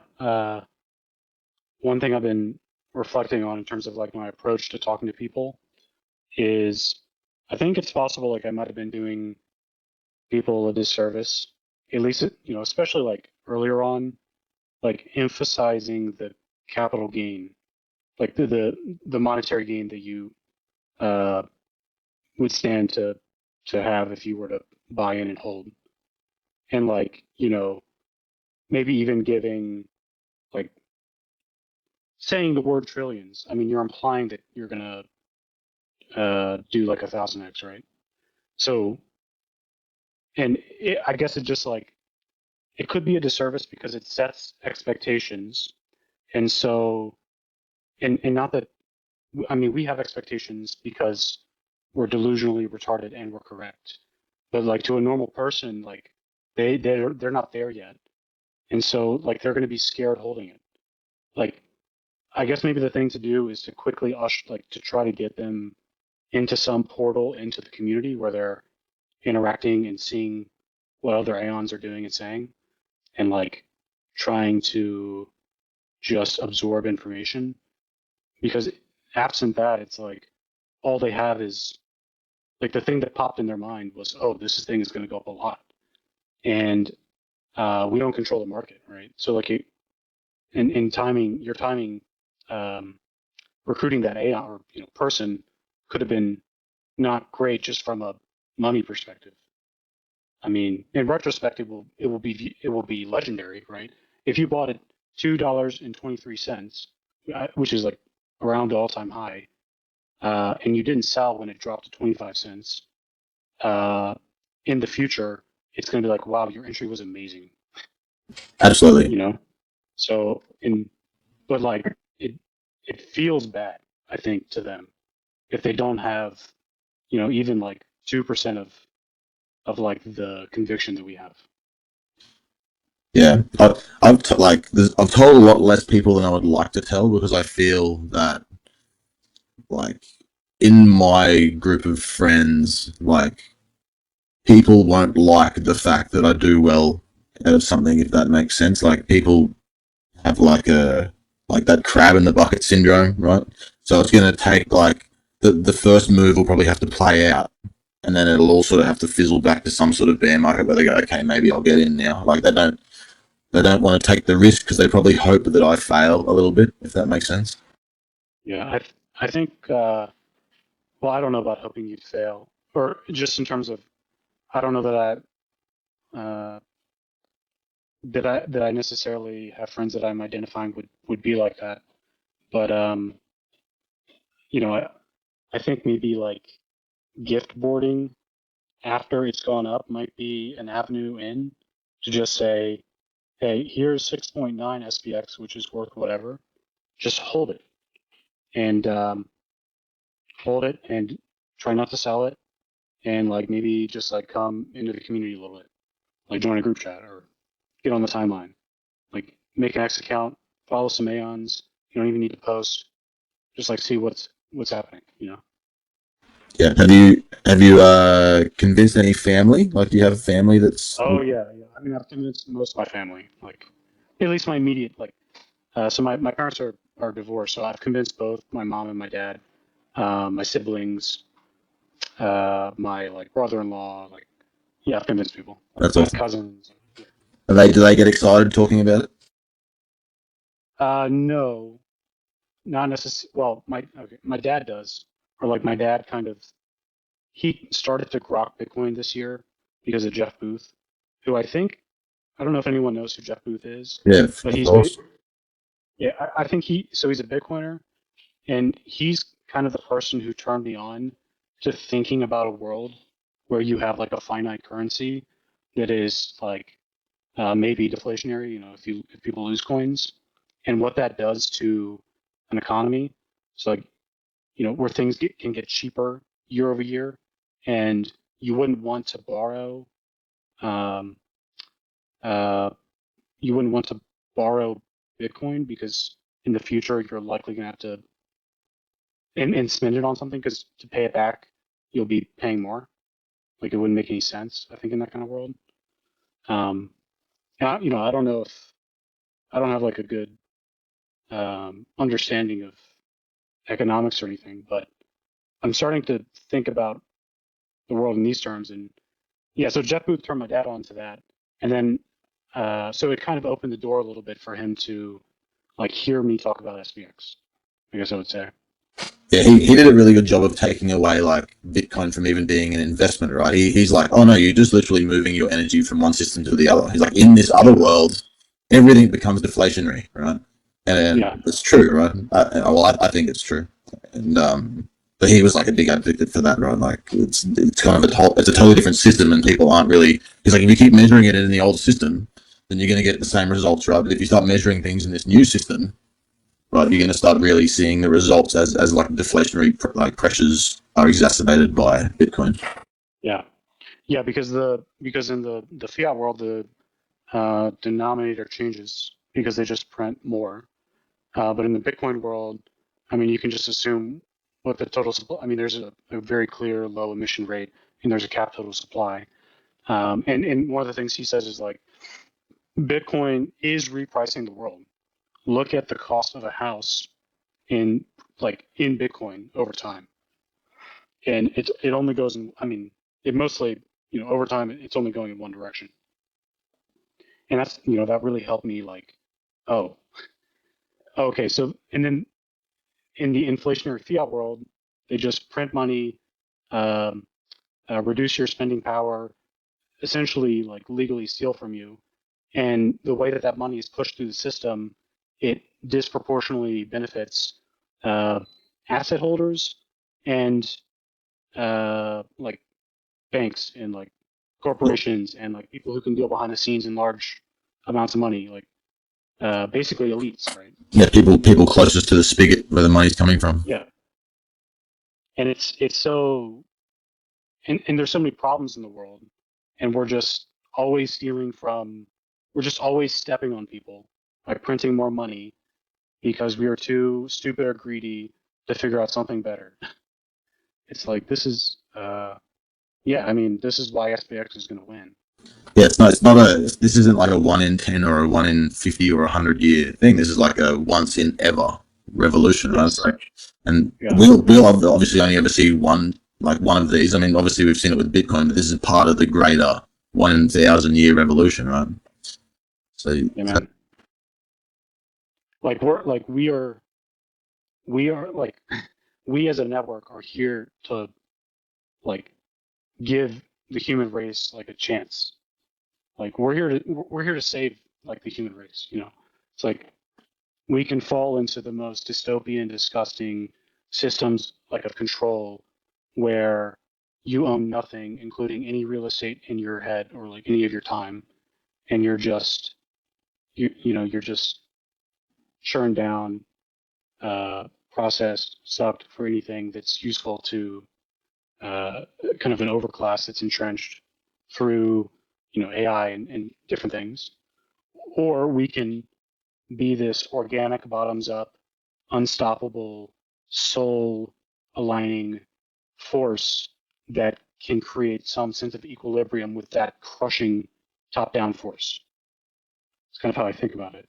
absolutely, I find it really intriguing that the KOLs haven't, not that I've seen, like from old cycles or whatever. Like I haven't seen any of them try and get in on spaces and try and be a part of it. Like I know that they probably know that their grift won't work here, but to not see any of them try or barely try is fascinating to me, right? It's like it's almost as if like the cognosphere pushes them away without even having to say it. Like it repels their poor intentions.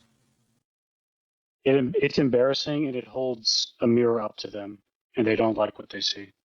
Yeah, like they can't afford to be cringe, right? Well, we can all say cringe shit all the time, right? We can say I love you to anybody, 24 hours a day, and I don't care because I mean it, right? But for them, like, oh, I can't be that guy, right? I got to try and stick to this other path.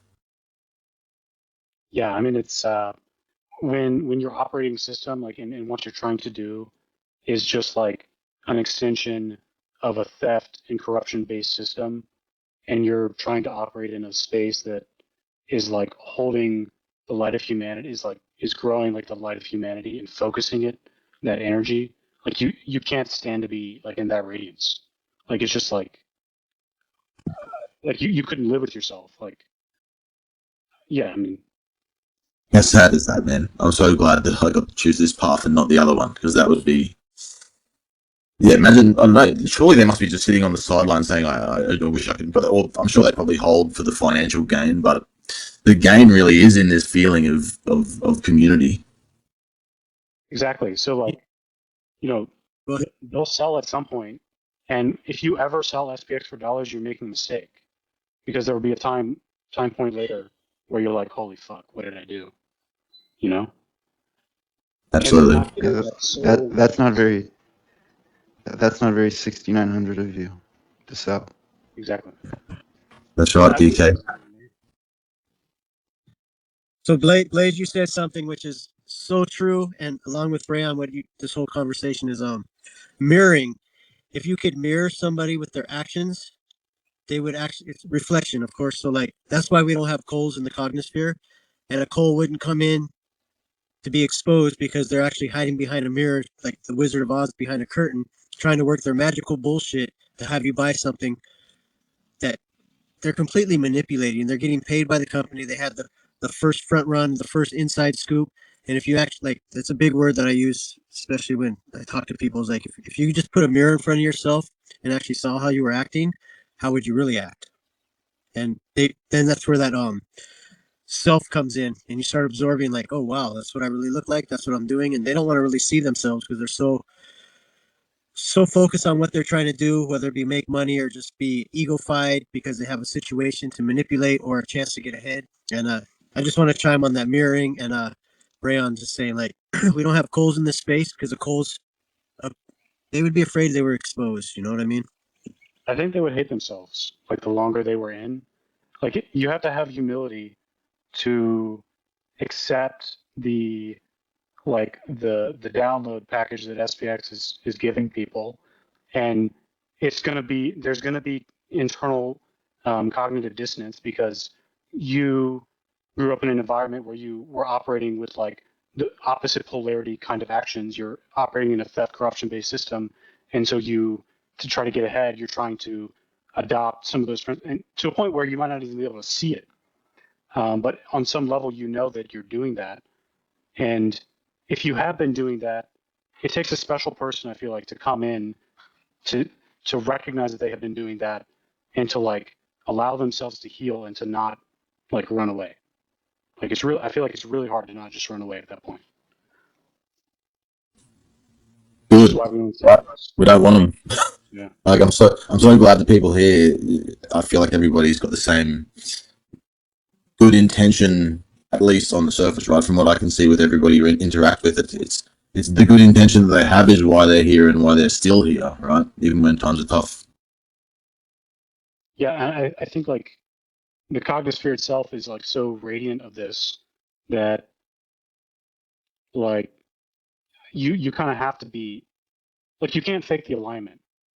Like you have to in some level internally like okay, peaceful life over greed, persist forever. Like we have a mission. The world is effed, and we should do something about it. Like you kind of have to get at that level really to be like an Aeon who's participating, adding value into the cognisphere. And if you're not doing that, I don't think you'll stick around. I wouldn't think that you would suffer a 90% dip and then shop sideways at the 90% dip. Like I think you just be gone. So what we really have is a filtering mechanism where we just are collecting the people the cognisphere needs at this point in time to like build the foundation and you know set and live the values, and we're right where we need to be. I feel like. It's really the way the commandments are so like at the forefront of how we act.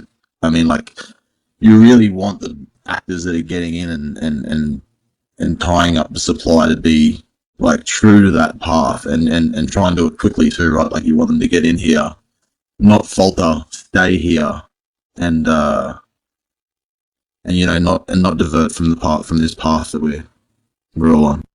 Yeah, so it's really important. Like the people are drawn for the survival, like the survival aspect. They're trying to find some way to get ahead and not get crushed by the environment that they're in.